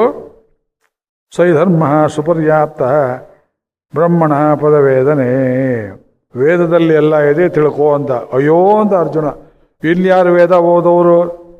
ಗೀತೆನೇ ತಿಳಿಲಿಲ್ಲ ಅಂದಮೇಲೆ ಅಪ್ಪಡಿಯೋ, ಹಾಗಿದೊಂದು ಕೆಲಸ ಮಾಡ್ತೇನೆ, ನಿನಗೆ ಪನಿಷ್ಮೆಂಟು, ಒಂದು ಅಕ್ಷರ ತಿಳಿದಿರಬಾರ್ದು ನಿನಗೆ. ಹಾಗೆ ನಾನು 18:36 ಅಧ್ಯಾಯದಲ್ಲಿ ಭಗವದ್ಗೀತೆ ಹೇಳ್ತೇನೆ ಅಂತ ಅನುಗೀತೆ ಅಂತ ಒಂದು ಗ್ರಂಥವನ್ನು ಹೇಳಿದ. ಅನುಗೀತ, ಅದರಲ್ಲಿ ಷಡ್ಹೋತಾರ, ಪಂಚಹೋತಾರ, ಚತುರ್ಹೋತಾರ. ವೇದ ಓದಿದ್ರೆ ಸುವರ್ಣಂ ಧರ್ಮಂ ಪರಿವೇದ ವೇದಂ ಚತುರ್ಹೋತಾರಂ ದಶಹೋತಾರ ವರ್ಣೆ. ದಶಹೋತರು ಅಂದ್ರೆ ಯಾರು? ಪಂಚಹೋತರು ಅಂದ್ರೆ ಯಾರು? ಬ್ರಾಹ್ಮಣ ಏಕಹೋತ. ಈ ಕನ್ನಡದ ಹೋತ ಅಲ್ಲ. ಅರ್ಥ ಹೇಳುವನು ಒದ್ದಾಡಿ ಸತ್ಯ ಹೋಗಬೇಕು. ಅವನಿಗೀತೆ ಅವನ್ಯಾವನೊಬ್ಬ ಮಾಡಿದ್ದಾನೆ ಇಂಗ್ಲೀಷ್ ಭಾಷಾಂತರ, ಆ ಶಬ್ದ ಹಾಗೇ ಇಟ್ಟಿದ್ದಾನೆ. ಎಂಥ ದಕ್ಷೋ ಅಂತ ಪ್ರದಕ್ಷಿಣ, ದಕ್ಷಿಣೆ ಕೊಟ್ಟಷ್ಟು ದಕ್ಷಿಣೆ ಅಂದ ಹಾಗೆ. ನಿಮಗೇನು ಗೊತ್ತೋ ನಮಗೂ ಅದೇ ಗೊತ್ತು. ಮಹಾಭಾರತ ಆದಮೇಲೆ ಅನುಗೀತೆ ಹೇಳಬೇಕು. ನಾನು ತುಂಬ ಪ್ರಯತ್ನ ಪಟ್ಟೆ, ತಂದಿದ್ದೆ, ವ್ಯಾಖ್ಯಾನನೂ ತಂದಿದ್ದೆ. ಅದು ಕಬ್ಬಿಣದ ಕಡಲೆ. ಯಾಕೆ ಆಡಿಯನ್ಸ್ ನೋಡಿ ಮಾತಾಡಬೇಕು. ಆಡಿಯನ್ಸ್ ನಾನೇ ಮಾತಾಡ್ಕೊಳ್ಳೋದಾದರೆ ಸುಮ್ಮನೆ ಓದಾದ್ರಿಂದ ಉಪದೇಶತ್ತಾಲ್. ಆದರೆ ಇನ್ನೊಬ್ಬನಿಗೆ ಉಪದೇಶ ಕೊಟ್ಟ ಸಾರ್ಥಕವಾಯ್ತಲ್ಲ ಯಾರವನು. ಇಷ್ಟು ತಿಳ್ಕೊಂಡ್ರಲ್ಲ, ನನ್ನ ಮಾನ ಉಳಿಯಿತು ಬಿಡಿ. ಉದ್ಧವನಿಗೆ ಹೇಳಿದ್ದಾನೆ ಕೃಷ್ಣ. ಇನ್ನು ಅನೇಕ ಭಾಗವತರಿಗೆ ಅಲ್ಲಲ್ಲೇ ಶ್ರೀ ಭಗವಾನು ವಾಚ, ಶ್ರೀ ಭಗವಾನು ವಾಚ. ಉಪದೇಶತ್ತಾಲಂ ಅನುಷ್ಠಾನತ್ತಾಲಂ. ಅನುಷ್ಠಾನ ಮಾಡಿ ತೋರಿಸಿದ. ಆಚಮನ ಮಾಡೋದು ಹೇಗೆ? ದನಗಳಿಗೆ ಅನುಷ್ಠಾನ ಮಾಡಿ ತೋರಿಸಿದಂತೆ ಪೆರಿಯಾಳ್ವಾರ ಹೇಳ್ತಾರೆ. ಈಗ ನೋಡ್ತಾ ನಿಂತುಬಿಟ್ಟು ದನಗಳು ಬಾಯಾರಿಕೆ ಅವಕ್ಕೆ ಕೃಷ್ಣನೇ ನೋಡ್ತಾ ಇವೆ. ನೀರು ಹುಟ್ಟಿ ಬಾಯಿ ಇಟ್ಟು ನೀರಿಗೆ ತೋರಿಸಿ ಇಪ್ಪಡಿ ಪರುಹ ವೇಂಡ, ನೀರಿಗೆ ಕುಡಿಬೇಕು ಅಂತ ಕೃಷ್ಣ ಅನುಷ್ಠಾನ ಮಾಡಿ ತೋರಿಸಿ. ಎಷ್ಟೋ ಇದೆ ಅನುಷ್ಠಾನ. ಬ್ರಾಹ್ಮಣರು ಎಂಜಲೆಲ್ಲ ತೆಗೆದು ಗೋಮಯ ಹಚ್ಚಿದ, ಕುದುರೆಗಳನ್ನು ತೊಳೆದ, ಸಾರಥ್ಯ ಮಾಡಿದ. ಸೇವೆ ಅಂದರೆ ಹೀಗೆ ಮಾಡಬೇಕು ನೋಡು ಭಗವಂತನಿಗೆ. ನಾನು ನಿನಗೆ ಮಾಡಿದ್ದಲ್ಲ, ಇದು ದೊಡ್ಡದಲ್ಲ, ನೀ ನನಗೆ ಮಾಡಬೇಕು ಸೇವೆಯನ್ನು ಅಂತ. ಕೃಷ್ಣಾವತಾರ ನೀವು ಹೇಳಿದ ಹಾಗೆ ಅದು ಹಿಡ್ಕೊಂಡ್ರೆ ಬಿಡುವುದೇ ಇಲ್ಲ. ಒಡಿವಯ ಹಾಲು ಶೀಲತ್ತ ನೋಡಿ, ಇದು 4 ವಾಕ್ಯ ಇಟ್ಕೊಂಡು ಒಂದು ಉಪನ್ಯಾಸ. ಇದೆಲ್ಲ ಉಪಕಾರ ಅಲ್ಲಿವೆ. ಭಗವಂತನ ರೂಪ ಯಾರಿಗೋಸ್ಕರ? ನತೇ ರೂಪಂ ನ ಚಾಕಾರ ಹೇಳ್ತಾರಲ್ಲ. ಒಬ್ರು ಬಂದು ಕೇಳಿದ್ರು ಹೋದ್ಸಲ, ಭಗವಂತನ ರೂಪವಿಲ್ಲ ಆಕಾರ ಇಲ್ಲ ಅಂತ ಹೇಳ್ತಾರಲ್ಲ ಜಿತಂತ ಸ್ತೋತ್ರದಲ್ಲಿ, ಹೌದಲ್ವೋ? ನತೇ ರೂಪಂ ನ ಚಾಕಾರೋ. ಮುಂದೆ ಅದಕ್ಕೆ ವ್ಯಾಖ್ಯಾನ ಏನು ಗೊತ್ತಾ? ಪೆರಿಯಾಚಾರ್ಯ ಬಿಳ್ಳೆ, ತೇ ರೂಪಂ ನತೆ ತೇ ಆಕಾರಂ ನತೆ. ನಿನ್ನ ರೂಪ ನಿನಗಾಗಿ ಅಲ್ಲ, ನಿನ್ನ ಆಕಾರ ನಿನಗಾಗಿ ಅಲ್ಲ, ನಮಗೋಸ್ಕರ ಅನ್ನೋದು ಅರ್ಥವೇ ಹೊರತು ನಿನ್ನ ರೂಪ ಇಲ್ಲ ಹಾಗರ್ಥವಲ್ಲ. ಶ್ಲೋಕ ಅನ್ವಯ ಮಾಡುವಾಗ ತೇ ರೂಪಂ ನ, ತೇ ರೂಪಂ ನತೆ, ತೇ ಆಕಾರಂ ನತೆ, ಭಕ್ತಾನಾಂತಂ ಪ್ರಕಾಶಿಸೆ. ಭಕ್ತರಿಗೋಸ್ಕರ ನೋಡಬೇಕು. ಹೌದು. ಮುಂದಿಂದು ಒಡಿವಳ ಹಾಲಂ ಶೀಲತ್ತಾಲಂ ಉಪದೇಶತ್ತಾಲಂ ಅನುಷ್ಠಾನತ್ತಾಲಂ. ಯಾರೈ ತೀರ್ಥ ಕೂಡಾದೋ ತೀರ್ಥ ಮಾಡ್ತಾರೋ, 4ಕ್ಕೂ ಬಗ್ದೇ ಇದ್ದವ್ರನ್ನೇನು ಮಾಡ್ತಾನಂತೆ ಭಗವಂತ? ಭಗವಂತನ ಶೀಲಕ್ಕೂ ಬಗೋದಿಲ್ಲ, ಅವನ ಸೌಂದರ್ಯಕ್ಕೂ ಬಗೋದಿಲ್ಲ, ಉಪದೇಶ ತಿಳಿಯೋದೇ ಇಲ್ಲ. ಅವನು ಮಾಡಿದ ಅನುಷ್ಠಾನಕ್ಕೂ ಬಗದೇ ಇದ್ದವ್ರನ್ನೇನು ಮಾಡ್ತಾನೆ ಅಂದರೆ ಸ್ಥಾವರ ತಿರ್ಯಕ್ ಜಂತುಗಳಾಗಿ ಅವರನ್ನು ಹುಟ್ಟಿಸ್ತಾನೆ. ಗಿಡಮರಗಳನ್ನಾಗಿ ಹುಟ್ಟಿಸ್ತಾನೆ. ಛತ್ರಿ ಮರ, ಛತ್ರಿ ಮರದಲ್ಲಿ ಹಣ್ಣು ಸಿಕ್ಕೋಲ್ಲ, ಆ ಎಲೆ ಸೊಪ್ಪು ತರಕಾರಿಗೆ ಬರೋಲ್ಲ. ಗಡವ ಬೆಳೆದಾಗ ನಿಂತಿರ್ತಲ್ಲ, ಅಂದರೆ ನನ್ನ ಭಕ್ತರಿಗೆ ನೆರಳನ್ನಾದರೂ ಕೊಡ್ತಾನೆ, ನಿಂತಿರು ಮೋಕ್ಷ ಕೊಡ್ತೇನೆ ಅಂತ ನೋಡ್ರಿ. ನನ್ನ ಭಕ್ತರಿಗೆ ನೆರಳನ್ನಾದರೂ ಕೊಡು, ನೀ ನೆರಳಲ್ಲಿ ನಿಂತ್ಕೋ. ಅಥವಾ ಇನ್ನು ಸ್ವಲ್ಪ ಹೆಚ್ಚು ಪುಣ್ಯ ಇತ್ತು, ಮನುಷ್ಯರಲ್ಲಿ ಮ್ಲೇಚ್ಛಾದಿಗಳ ಜನ್ಮದಲ್ಲಿ ಹಾಕ್ತಾನಂತೆ. ಅರಬ್ಬಿಯವರು, ಬರ್ಬರರು, ಪೂಣರು, ಐರೋಪ್ಯರು ಅಲ್ಲಿ ಹೋಗಿ ಕೃಷ್ಣ ಭಕ್ತಿಯನ್ನು ಹಂಚಿದ್ರು. ಪ್ರಭುಪಾದರು ನಿಧಾನವಾಗಿ ಹಿಡೀತು. ವಿವೇಕಾನಂದರು ಹೋದರೆ ಜ್ಞಾನಯೋಗವನ್ನು ಹೇಳಿದರು. ಅನೇಕರಿಗೆ ಭಾರತದ ಅಭಿಮಾನ ಉಂಟಾಯಿತೆ ಹೊರತು ಅವ್ರು ಹೇಳಿದ ಜ್ಞಾನಯೋಗ ಎಷ್ಟು ತಿಳಿತೋ ಬಿಡ್ತೋ ಗೊತ್ತಿಲ್ಲ. ಇವ್ರು ಹೇಳಿದ ಭಕ್ತಿ ಯೋಗ ಭಾಗವತ ಎಲ್ಲರಿಗೆ ಹಿಡಿದು ಬಿಡ್ತು. ರಷ್ಯಾದಲ್ಲಿ, ಜಪಾನ್ದಲ್ಲಿ ಎಲ್ಲರೂ ಕೃಷ್ಣ ಭಕ್ತರಾದರು, ರಥಯಾತ್ರೆಯನ್ನು ಮಾಡಿದರು. ಅವರಿಗೂ ಮೋಕ್ಷ ಉಂಟು. ಕಿರಾತ ಹೂಣಾಂಧ್ರ ಪುಳಿಂದ ಪುಲ್ಕಸಾಹ ಆಭೀರ ಕಂಕ ಯವನ ಸ್ವಸಾದೀಯ. 1ನೇ ಸ್ಕಂದ. ಕಿರಾತರು ಟಿಬೆಟ್ ಅವರು, ಹೂಣರು ವೈಟ್ ಪೀಪಲ್ ಪಶ್ಚಿಮದವರು, ಆಂಧ್ರ ಇವತ್ತಿನ ಆಂಧ್ರ ಅಲ್ಲಪ್ಪ ಮಹಾರಾಜರೇ. ಒಂದು ಕಾಲದಲ್ಲಿ ಅದು ಅತ್ಯಂತ ನಾಗರಿಕವಾದ ಪ್ರಾಂತವಾಗಿತ್ತು. ಅದಕ್ಕೆ ಆಂಧ್ರರು ಅಂದರೆ ಅಸಂಸ್ಕೃತರು ಅನ್ನೋ ಅರ್ಥ ಭಾಗವತದಲ್ಲಿ. ಕಿರಾತ ಹೂಣಾಂಧ್ರ. ಪುಳಿಂದರು ಕೇರಳದವರು, ಪುಲ್ಕಸಾಹ ಕರಾವಳಿಯವರು, ಆಭೀರರು ಗುಜರಾತ್ ಪ್ರಾಂತದವರು, ಕಂಕಾಹ ಅಸ್ಸಾಂ ಕಡೆಯವರು, ಯವನಾಹ ಗ್ರೀಕರು, ಸ್ವಸಾದಿಹ ಬ್ಯಾಕ್ಟ್ರಿಯನ್ಸ್. ಇವರೆಲ್ಲರಿಗೂ ಮೋಕ್ಷ ಉಂಟು. ಹೇಗೆ ಅಂದರೆ ನನ್ನನ್ನು ಯಾವತ್ತು ಸರ್ವದಾ ಜಪ ಮಾಡುವ, ಧ್ಯಾನ ಮಾಡುವ, ನನ್ನನ್ನೇ ಕೀರ್ತಿಸುವ ಭಕ್ತರನ್ನು ಆಶ್ರಯ ಮಾಡಿದರೆ ಸಾಕು, ನಾನು ಅವ್ರಿಗೆ ವಶವಾಗ್ತೇನೆ ಅಂತ ಭಾಗವತರು. ನನ್ನ ಭಕ್ತರಾಗೋದು ಬೇಡ. ತ್ವದ್ಭೃತ್ಯ ಭೃತ್ಯ ಪರಿಚಾರಕ ಭೃತ್ಯ ಭೃತ್ಯ ಭೃತ್ಯ ಸೇತಿಮ ಅಡಿಯಾರ್ ಅಡಿಯಾರ್ ಅಡಿಯಾರ್ ಅಂಥವ್ರಿಗೂ ಮೋಕ್ಷ. ಭಾಗವತ ಇಷ್ಟು ದೊಡ್ಡ ವ್ಯಾಖ್ಯಾನ ಬೇರೆ ಕಡೆ ಇಲ್ಲ. ಆಮೇಲೆ ಕಾಲಕ್ರಮದಲ್ಲಿ ಪುಣ್ಯಶೀಲರ ಮನೆಯಲ್ಲಿ ಹಾಕ್ತೇನೆ. ಗಿಡಮರಗಳಾಗಿ ಹುಟ್ಟಿ ನೆರಳು ಕೊಡ್ತಾ ಇದ್ರೆ, ಇಲ್ಲೊಂದು ಛತ್ರಿ ಮರದ ಬಸ್ ಸ್ಟ್ಯಾಂಡ್ ಅಂತ ಇದೆ, ನೋಡಿದ್ದೀರಾ? ಎಲ್ಲಿದೆ ಅದು? ಆ ವೆಸ್ಲಿ ಪ್ರೆಸ್ ಅಂತ ಒಂದಿತ್ತು ಮುಂಚೆ ಬಸ್ ಸ್ಟ್ಯಾಂಡ್ ಹತ್ರ. ನರಸೀಪುರಕ್ಕೆ ಹೋಗೋರಿಗೆಲ್ಲ ಆ ಛತ್ರಿ ಮರದ ಹತ್ರ ಭೇಟಿ ಆಗಲಿ ಅಂತ ಹೇಳೋರು. ನಾವು ಎಷ್ಟೋ ಸಲ ಕೂಡ ಹೋಗುವಾಗ ಅಲ್ಲಿ ಬಸ್ ಹತ್ಕೊಳ್ತಾ ಇದ್ವು. ಎಷ್ಟು ಜನಕ್ಕೆ ಆ ಮರ ಈಗಿದೆಯೋ ನಂಗೆ ಗೊತ್ತಿಲ್ಲ.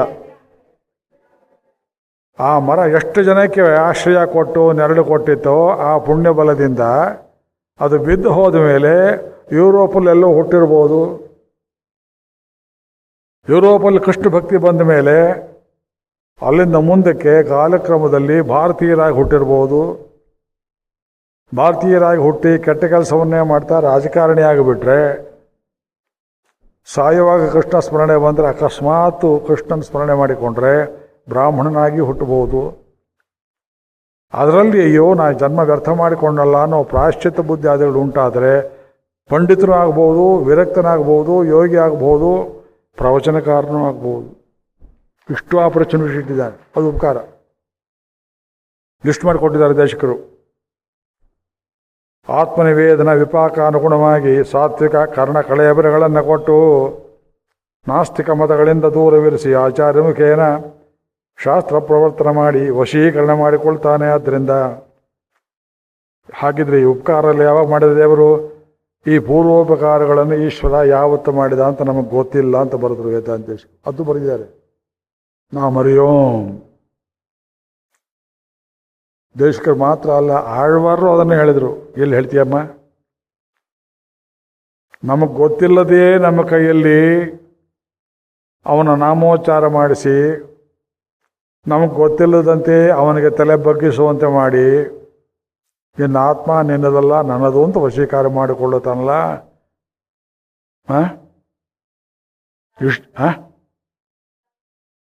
ಅದಕ್ಕೆ ಮುನ್ನಾಡಿ ಇದೆ.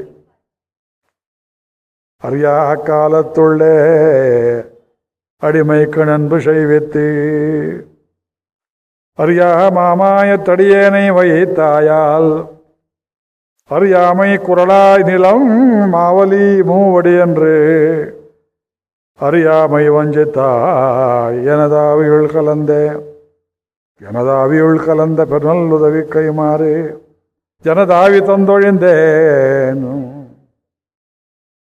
ತುಂಬ ಶ್ರೇಷ್ಠವಾದ ಪಾಸುರಗಳು. ಒಂದು ಉದಾಹರಣೆ ಕೊಟ್ಟಿದ್ದಾರೆ. ಅರಿಯ ಕಾಲತ್ತುಳ್ಳೆ. ಭಗವಂತ ಯಾರು ಅಂತ ಗೊತ್ತಿಲ್ಲ, ನಾವು ಯಾರು ಅಂತ ಗೊತ್ತಿಲ್ಲ, ಆದರೂ ನಮ್ಮನ್ನು ದಾರಿ ತರಬೇಕು ಅಂತ ಅವನೇನು ಮಾಡ್ತಾನೆ? ಅರಿಯ ಕಾಲತ್ತುಳ್ಳೆ ಅಡಿಮೈ ಕಣ್ಣು ಅನ್ಬು ಶೈವಿತ್ತು. ಅಡಿಮೈ ಕಣ್ಣು ಅನ್ಬು ಶೈವಿತ್ತು. ಕೈಂಕರ್ಯ. ಅಡಿಮೈ ಅಂದರೆ ಕೈಂಕರ್ಯದಲ್ಲಿ ಪ್ರೀತಿ ಉಂಟಾಗುವಾಗ ಮಾಡ್ತಾನೆ ಭಗವಂತ. ವಶೀಕರಣ ಮಾಡೋದು ಹೇಗೆ ಅಂದರೆ,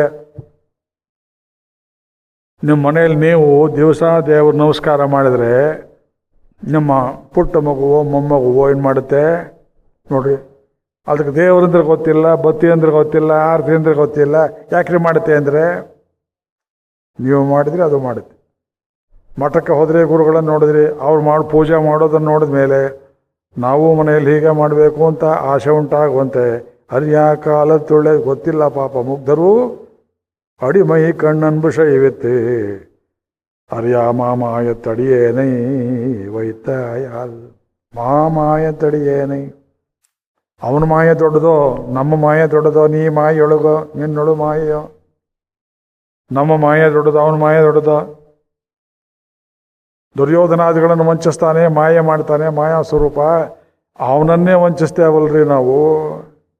ಯಾರೋ ಗೊತ್ತಿಲ್ಲ ಎದುರಿಗೆ ಬಂದು ನಿಂತರೆ ಕೃಷ್ಣ, ಯಾರಯ್ಯ ನೀನು?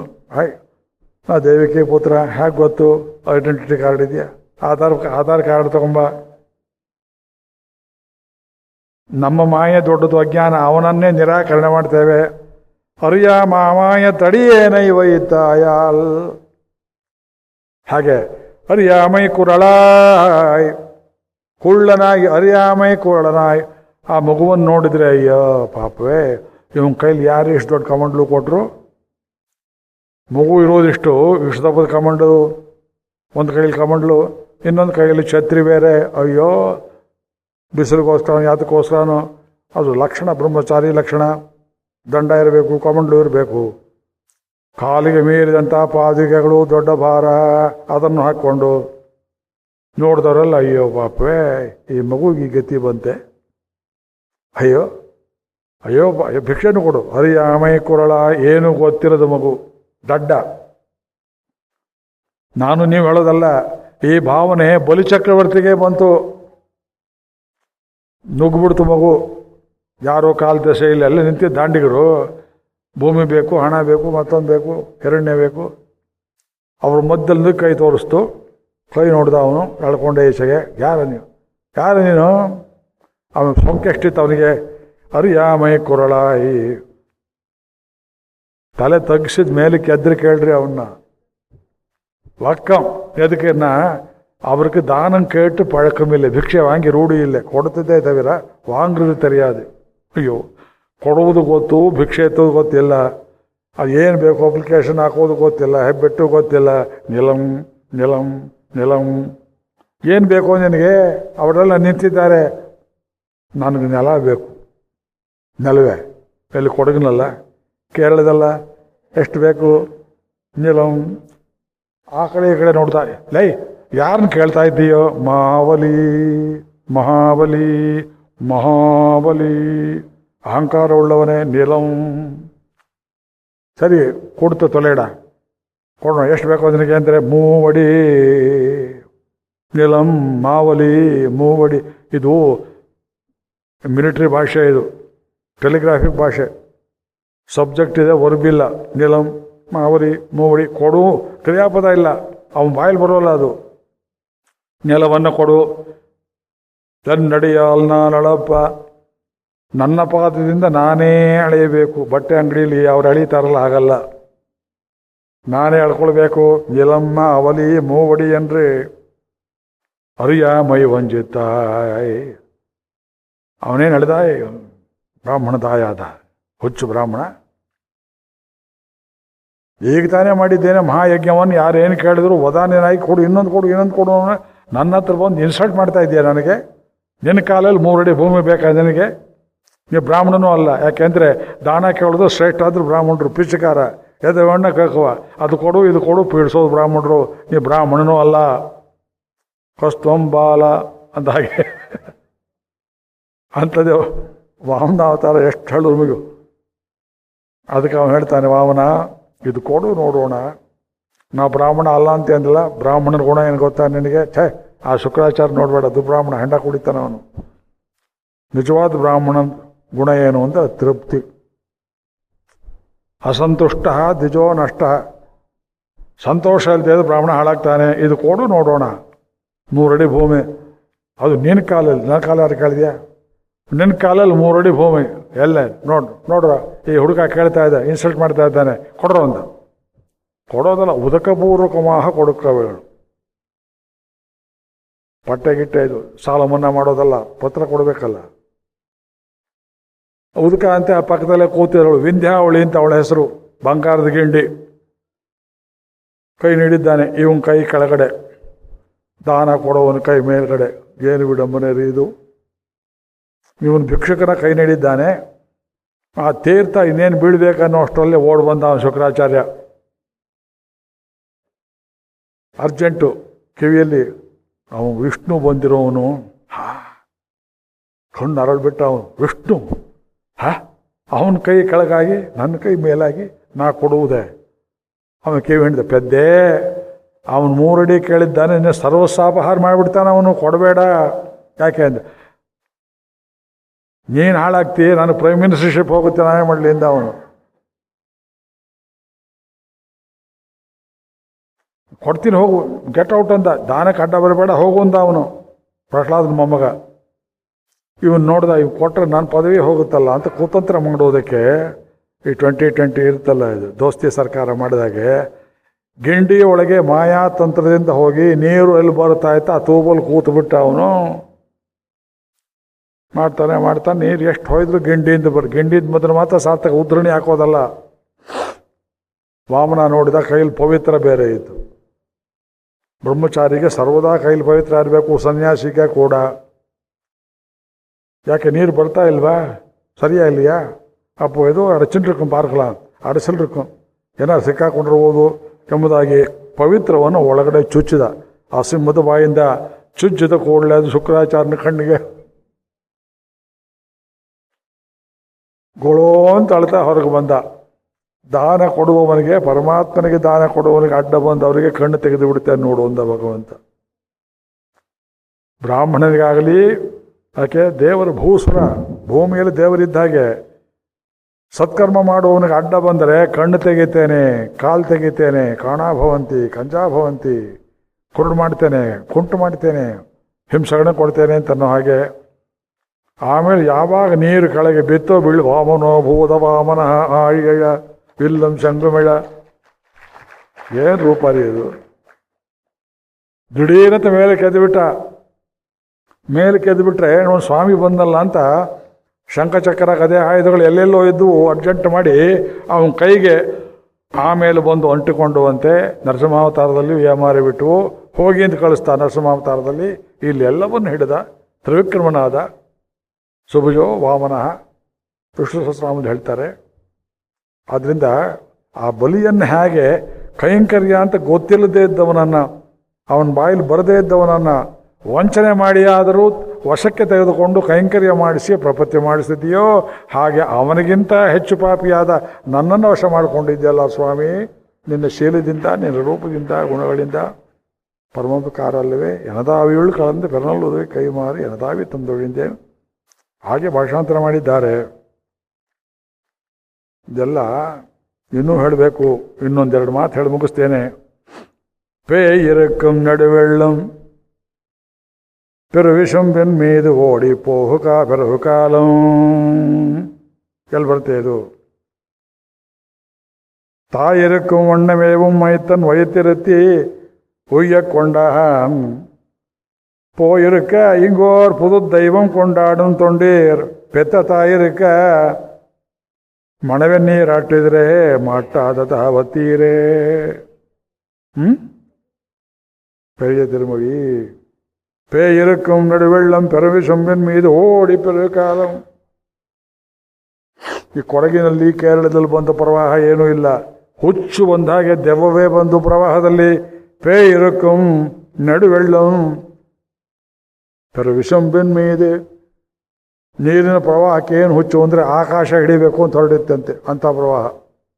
1 ಮೀಟ್ರ್ 2 ಮೀಟ್ರ್ ಅಲ್ಲ, ನೀರು ಆಕಾಶವನ್ನು ಮುಟ್ಟಬೇಕು ಅಂತ ಹೋಗುವಾಗ ಮಹಾಪ್ರಳಯ ಕಾಲದಲ್ಲಿ ಹುಚ್ಚರೇ ತಾಯಿರಕ್ಕೂ ವಣ್ಣಮೇ ತಾಯಿಯಂತೆ ಮೈತನ್ ವೈತಿರತ್ತೆ ಉಯ್ಯಕೊಂಡಾನ್. ಹಾಳಾಗ್ಬೋದಾಗಿದ್ದು ನಿಮ್ಮನ್ನು ಹೊಟ್ಟೆಯಲ್ಲೇ ಇಟ್ಟು ದಾಮೋದರನ ರಕ್ಷಣೆ ಮಾಡಿದ್ನಲ್ಲ ತಾಯಿ, ಸರ್ವಮಾತ ಅವನು. ಅಂತ ಭಗವಂತ ಇರುವಾಗ ಪೋಯಿರಕ್ಕ ಎಂಗೋರ್ ಪುದು ದೈವಂ ಕೊಂಡಾಡುಂ ತೊಂಡೀರ್.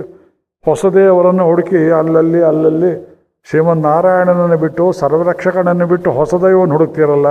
ಹೇ ಪೆತ್ತ ತಾಯಿರಕ್ಕ ಮಣವೆ ನೀರು ಆಟ್ಟಿದ್ದೀರೆ. ಮಲಯಾಳದ ಇದು ನಮ್ಮಾಳ್ವಾರಿಂದ ಬಂತು ಬಳುವಳಿ. ಮಲಯಾಳ ದೇಶದಲ್ಲಿ ಮಾಡ್ತಾರಂತೆ, ನಾನು ನೋಡಿಲ್ಲ. ಕೇಳಿದ್ದೀರಾ ಉದಾಹರಣೆ? ಶ್ಲೋಕ ಓದಿದ್ದೀರಾ ಈ ಪದ್ಯ? ಒಬ್ಬಳಿಗೆ ಬಾಣಂತನ ಮಾಡಬೇಕು. ಮಲಯಾಳ ದೇಶ ಬಾಣಂತನ ಅಂದ್ರೆ ಹೇಗೆ? ಯಾರು ಮಲಯಾಳಿ ಸ್ನೇಹಿತರಿದ್ರೆ ಕೇಳಿ ನೋಡಿ. ಮಲಯಾಳಕ್ಕೆ ಹೋಗಿ ನೋಡಿ. 10ನೇ ದಿವಸ 11ನೇ ದಿವಸ ತಾಯಿ ಮಗುವಿಗೆ ಪುಣ್ಯ ಸ್ನಾನ ಮಾಡಿ ಮನೆ ಒಳಗೆ ಕರ್ಕೊಂಬರ್ತಾರಲ್ಲ, ತೊಟ್ಲಿಗೆ ಹಾಕ್ಬೇಕು ಮಗುವನ್ನು. ಮಗುವಿಗೆ ಸ್ನಾನ ಮಾಡಿಸಿದ್ರೆ ಅದಕ್ಕೆಲ್ಲ ಶೀತ ಬರುತ್ತೆಯೋ ಅಂತ ಮಗುವಿನ ಬದಲು ಒಂದು ಮಣೆ ತಗೊಂಬಂದು ಗಟ್ಟಿ ಮುಟ್ಟಾದ ಮಣೆಯನ್ನು, ಅದಕ್ಕೆ ಬೇವಿನ ಸೊಪ್ಪು ಅದು ಇದು ಎಲ್ಲ ಕತ್ತಿ ಆ ತೊಟ್ಲಿಂದ ಕೆಳಗೆ ಮೇಲೆ ಸುತ್ತಿಸಿ ಮಗುವಿಗೆ ಮಲಗಿಸಿದ್ದು ಅಂತ ತೊಟ್ಲ ಶಾಸ್ತ್ರ ಮಾಡೋದಕ್ಕೆ ಮಗುವಿಗೆ ಸಬ್ಸ್ಟಿಟ್ಯೂಟ್ ಮಾಡ್ತಾರಲ್ಲ ಹಾಳು ಮಣೆಯನ್ನು. ಹಾಗೆ ಶ್ರೀಮನ್ ನಾರಾಯಣನನ್ನು ಬಿಟ್ಟು ಅನ್ಯ ದೈವವನ್ನೇ ನೆನೀತಿರಲ್ಲ. ಬುದ್ಧಿ ಇದೆಯೇ ನಿಮಗೆ ಎಂಬುದಾಗಿ ಇದೇ ಮಾತನ್ನು ನಮ್ಮಾಳ್ವಾರು ಹೇಳ್ತಾರೆ. ಅರ್ಥ ಆಯ್ತು ನಿಮಗೆ? Substitute mother ಎಂಬುದಿಲ್ಲ. ಮಲಯಾಳದಲ್ಲಿ ಮಾಡ್ತಾರಲ್ಲ, ನಾವು ಅವ್ರ ವಿಷಯ ಮಾತಾಡೋದು ಬೇಡ ಬಿಡಿಪ್ಪ. ಇದು ಪೆರಿಯಾಳ್ವಾರರು ಹೇಳ್ತಾರೆ, ನಮ್ಮಾಳ್ವಾರು ಹೇಳ್ತಾರೆ. ಜನ್ಮ ಜನ್ಮಾಂತರಂಕಾತ್ ಅಡಿ ಯಾರು ಹಳೆಯಿಕೊಂಡು போய் தன்மை பெருத்தி தந்தாடினை கொள்ளுமப்பனை தொன்மை பிதத்தவல்லாரை பிதத்தும் அவர் கண்டி நன்மை பெருத்து ಎಮ್ಮೈ ನಾಳು ಕೊಳ್ಗಿಂದ ನಂಬರೇ. ನಮ್ಮಾಳ್ವಾರು ಜನ್ಮ ಜನ್ಮಾಂತರಂಕಾತ್, ಅನೇಕ ಜನ್ಮಗಳಲ್ಲಿ ನಾವು ಜನ್ಮ ಎತ್ತು ಹಾಗೆ ಅವನು ನಮ್ಮನ್ನು ಬೇರೆ ಬೇರೆ ಅವತಾರಗಳನ್ನು ಮಾಡಿ ಎನ್ನಿಂದ ಯೋನಿಯುಮಾಯ್. ಅದೊಂದು ಹೇಳಿ ಮುಗಿಸ್ತೇನೆ. ಆಯ್ ಮವಿ ಪರೋ ಮಹೋಪಕಾರ. ತಿರುವಿರುತ್ತಮಲ್ಲಿ ಮೊದಲನೇ ಪದ್ಯದಲ್ಲಿ ವಿಶೇಷಾರ್ಥಗಳನ್ನು ಕಂಡಿದ್ದಾರೆ ವೇದಾಂತೇಶಿಕರು. ಪೊಯ್ನಿಂದ್ರ ಜ್ಞಾನಮಂ பொல்லா வழக்கும் வழக்குடும்பும் என்னின்ற நீர்மை இனியாமுறாமை உயிரளிப்பான் என்னின்ற யோனியுமாய் பிறந்தாய் இமையோர் தலைவா மை நின்று கேட்டருளாய் அடியேன் செய்யும் விண்ணப்பமே. ಪೊಯ್ ನಿன்ற ಜ್ಞಾನಮಂ ಇದರಲ್ಲಿ 10 ಅರ್ಥ ಇದೆಯಂತೆ. ಇವತ್ತು ಹೇಳೋಕೆ ವೇಳೆ ಇಲ್ಲ. ಬದುಕಿದ್ರೆ ಮತ್ತೆ ಬಂದರೆ ಇನ್ನೊಂದು ಸಲ ಹೇಳೋಣ. ಶುದ್ಧಾಶುದ್ಧ ಅಚಿತ್ತುಗಳ ಭೇದ, ಚಿದುಚಿತ್ ಭೇದ, ಬದ್ಧಮುಕ್ತ ನಿತ್ಯ ಭೇದ, ಜೀವೇಶ್ವರ ಭೇದ, ಈಶ್ವರೈಕ್ಯ, ಜ್ಞಾನಜ್ಞಾತೃತ್ವ ಭೇದ, ಸದಸಜ್ಞಾನ ಭೇದ, ಸದಸದ ಅನುಷ್ಠಾನ ಭೇದ, ಸಿದ್ಧ ಸಾಧ್ಯೋಪಾಯ ಭೇದ, ಪರ ಅವರ ಪುರುಷಾರ್ಥ ಭೇದ. ಈ 10 ಅರ್ಥಗಳನ್ನು ಒಂದು ಪದ್ಯದಲ್ಲಿ ಹೇಳಿದ್ದಾರಂತೆ. ನಮ್ಮಾಳ್ವಾರು ಮೊದಲನೇ ಪ್ರಬಂಧ ಅದು. ಭಗವಂತನಿಗೆ ಅರ್ಪಣೆ ಕೇಳ್ತಾ ಪೊಯ್ನಿಂದ್ರ ಜ್ಞಾನಮು. ನಮಗೆ ಜ್ಞಾನ ಇದೆಯೋ ಅಂದರೆ ಇದರಲ್ಲಿ ಭಗವಂತನಿಗೆ ಪ್ರತಿಕೂಲವಾದ ಜ್ಞಾನ ಇದೆ, ಅಜ್ಞಾನ ಇದೆ, ಮಿಥ್ಯಾ ಜ್ಞಾನ ಇದೆ. ನಾವು ಕಲಿತಿದ್ದೆಲ್ಲ ವ್ಯರ್ಥ. ಅವಿಜ್ಞಾತಂ ವಿಜಾನತಾಂ ವಿಜ್ಞಾತಂ ಅವಜಾನತಾಂ ಕೇವಲೋಪನಿಷತ್ತು. ಕಲಿತಿದ್ದನ್ನು ಮರೆತು ಬಿಡಿ, ಕಲಿಯದೇ ಇದ್ದದ್ದನ್ನು ಕಲೀರಿ ಅಂತ ನಾನು ನಿಮಗೆ ಹೇಳ್ತಾ ಇಲ್ಲ. ಕಲಿತಿದ್ದನ್ನು ಮರೆಯಿರಿ ಅಂದರೆ ಏನರ್ಥ? ನಾಳೆ ಬರಬೇಡಿ ಉಪನ್ಯಾಸಕ್ಕೆ ಅಂತಲ್ಲ. ನೀವು ತಿಳ್ಕೊಂಡದ್ದು ಜ್ಞಾನವೇ ಅಲ್ಲ, ತಿಳಿಬೇಕಾದ್ದು ಬೇರೆ ಇದೆ. ಪೊಯ್ನಿಂದ್ರ ಜ್ಞಾನಮು, ನಮ್ಮ ಜ್ಞಾನವೇ ಸರಿ ಇಲ್ಲ. ಪೊಲ್ಲ ಒಳಕು, ಅದರಿಂದ ದುರಾಚಾರ ಉಂಟಾಯಿತು. ಜ್ಞಾನ ಸರಿ ಇಲ್ಲ, ದುರಾಚಾರ ಬಂತು. ಅದರಿಂದ ಏನಾಯಿತು? ಅಳುಕೊಡಂಬು. ಕರ್ಮಕೃತ ಶರೀರ, ಎಷ್ಟು ಸೋಪ್ ಹಾಕಿದ್ರು ಕೊಳೆ ಬರ್ತಾ ಇರುತ್ತೆ. ಮನುಷ್ಯ ಜನ್ಮದಲ್ಲೇ ಹೀಗೆ. ಸ್ನಾನ ಮಾಡದೇ ಇರೋ ಮನುಷ್ಯರು, ಸ್ನಾನಾರ್ಹವಲ್ಲದೇ ಇರುವ ಕ್ರೂರ ಪ್ರಾಣಿಗಳು. ಇನ್ನಿಂದ ನೀರ್ಮೈ, ಇಷ್ಟು ಕೆಳಗಿಳಿದಿದ್ದೇವೆ ನಾವು. ಇನಿಯ ಮುರಾಮೈ, ನಾವು ಮತ್ತೆ ಇನ್ನು ಕೆಳಗೆ ಹೋಗಬಾರ್ದು ಎಂಬುದಾಗಿ. ಓಯ್ರಳಿಪ್ಪ, ಆತ್ಮ ಕೊಟ್ಟಿದ್ದೀಯೆ, ಜ್ಞಾನ ಕೊಟ್ಟಿದ್ದೀಯೆ. ನಾವು ಜನ್ಮಗಳನ್ನೆತ್ತಿ ಕೆಳಗೆ ಹೋದ್ರೆ ಅವನೇನು ಮಾಡ್ತಾರಂತೆ? ಅವನು ನಮ್ಮ ಹಾಗೆ ಹಂಸ, ಮತ್ಸ್ಯ, ಕೂರ್ಮಾವತಾರವನ್ನು ಮಾಡಿ ಒಂದು ಆನೆಯನ್ನು ಪಳಗಿಸೋದಕ್ಕೆ ಪಳಗಿದಾನೇನು ಬಿಡುವಂತೆ ತಾನೂ ಅನೇಕ ಅವತಾರಗಳನ್ನು ಹಂಸ ಮತ್ಸ್ಯಾದ ರೂಪದಲ್ಲಿ ಎನ್ನಿಂದ್ರ ಯೋನಿಯುಮಾಯ್ ಪಿರಂದಾಯ್ ಇಮಯೋರ್ ತಲೆವಾ ಅಜಾಯಮಾನೋ ಬಹುಧಾ ವಿಜಾಯತೆ ಮೈ ನಿಂದ್ರೆ ಕೆಟ್ಟರುಳಾಯ್ ಅಡಿಯೇನ್ ಶಯ್ಯ ವಿಣ್ಣಪ್ಪಮೇ. ಸತ್ಯವಾಗಿ ಹೇಳ್ತೇನೆ, ನಾನು ಪ್ರಾರ್ಥನೆ ಕೇಳು ಎಂಬುದಾಗಿ. ಆ ತಿರುವಿರುತ್ತಂ ಅರ್ಥ ಕೇಳದೇ ಇದ್ದರೆ ದಿವ್ಯ ಪ್ರಬಂಧ, ಬಾಕಿ 4,000 ಏನು ತಲೆಗೆ ಹತ್ತೋದಿಲ್ಲ. ಇಂಥ ದಿವ್ಯ ಪ್ರಬಂಧ ಸಂಸಾರದ ಮೂಲ ಭ್ರಾಂತಿ ಜ್ಞಾನ. ಇಲ್ಲಿ ಅವತಾರವನ್ನು ಕುರಿತು ಹೇಳ್ತಾ ಇದ್ದಾರೆ, ಅವತಾರ ತತ್ವ. ಆದ್ದರಿಂದ ಈ ಪಾಶುರ ಅಯಮವ್ಯಪರೋ ಮಹೋಪಕಾರ ಕೊನೆಯಲ್ಲಿ ಮುಗಿತಾರೆ ವೇದಾಂತೇಶಿಕರು. ಎಲ್ಲ ಉಪಕಾರ ಮುಗೀತಾ ಭಗವಂತ ಮಾಡಿದ್ದು. ಇನ್ನೊಂದು ಉಪಕಾರ ಇದೆ. ಏನು ಅಂದರೆ ಇದೆಲ್ಲವನ್ನು ನನ್ನ ಬಾಯಲ್ಲಿ ಹೇಳಿಸಿ ಬಾರಿಸಿದ್ನಲ್ಲ, ಅದು ಒಂದು ಉಪಕಾರ. ಆಯಮಪ್ಯಪರೋ ಮಹೋಪಕಾರ ಕಲಿದೋಷ ವಿಲಚೇದಸಾಂ ನರಾಣ ಕರುಣಾಜಲಧಿ ಯದೇಶ ದೇವ ಪ್ರಥಯಾಮಾಸ ಮಯ ನಿಜೋಪಕಾರಾನ್ ಕವಿತಾರ್ಕಿಕ ಸಿಂಹಾಯ ಕಲ್ಯಾಣ ಗುಣಶಾಲಿನೇ ಶ್ರೀಮತೆ ವೆಂಕಟೇಶಾಯ ವೇದಾಂತ ಗುರವೇ ನಮಃ. ಅಚ್ಯುತಾನಂತ ಗೋವಿಂದ ನಾಮೋಚ್ಚಾರಣ ಬೇಷ ಜಾತಿ ನಶ್ಯಂತಿ ಸಕಲಾರು. ಮಂಗಳಂ ಮಂಗಳಂ ಮಂಗಳಂ ನಿತ್ಯ ಶ್ರೀ ನಿತ್ಯ ಮಂಗಳಂ. ಮುಂದಿನ ಕಾರ್ಯಕ್ರಮ ಅವರು ಮಾಡ್ತಾರೆ, ಒಂದು 2 ನಿಮಿಷ. ಎಲ್ಲರಿಗೂ ನಮಸ್ಕಾರ. ಶ್ರೀಮತೆ ರಾಮಾಂಜಯ ನಮಃ. ಅಂತೂ ಇಂತೂ 8 ದಿನ ತುಂಬ ಬೇಗನೆ ಕಳೆದೋಯ್ತು.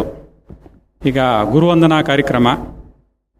ದಯವಿಟ್ಟು ಕೇಶಮೂರ್ತಿಗಳು ವೇದಿಕೆ ಮೇಲೆ ಬರಬೇಕು.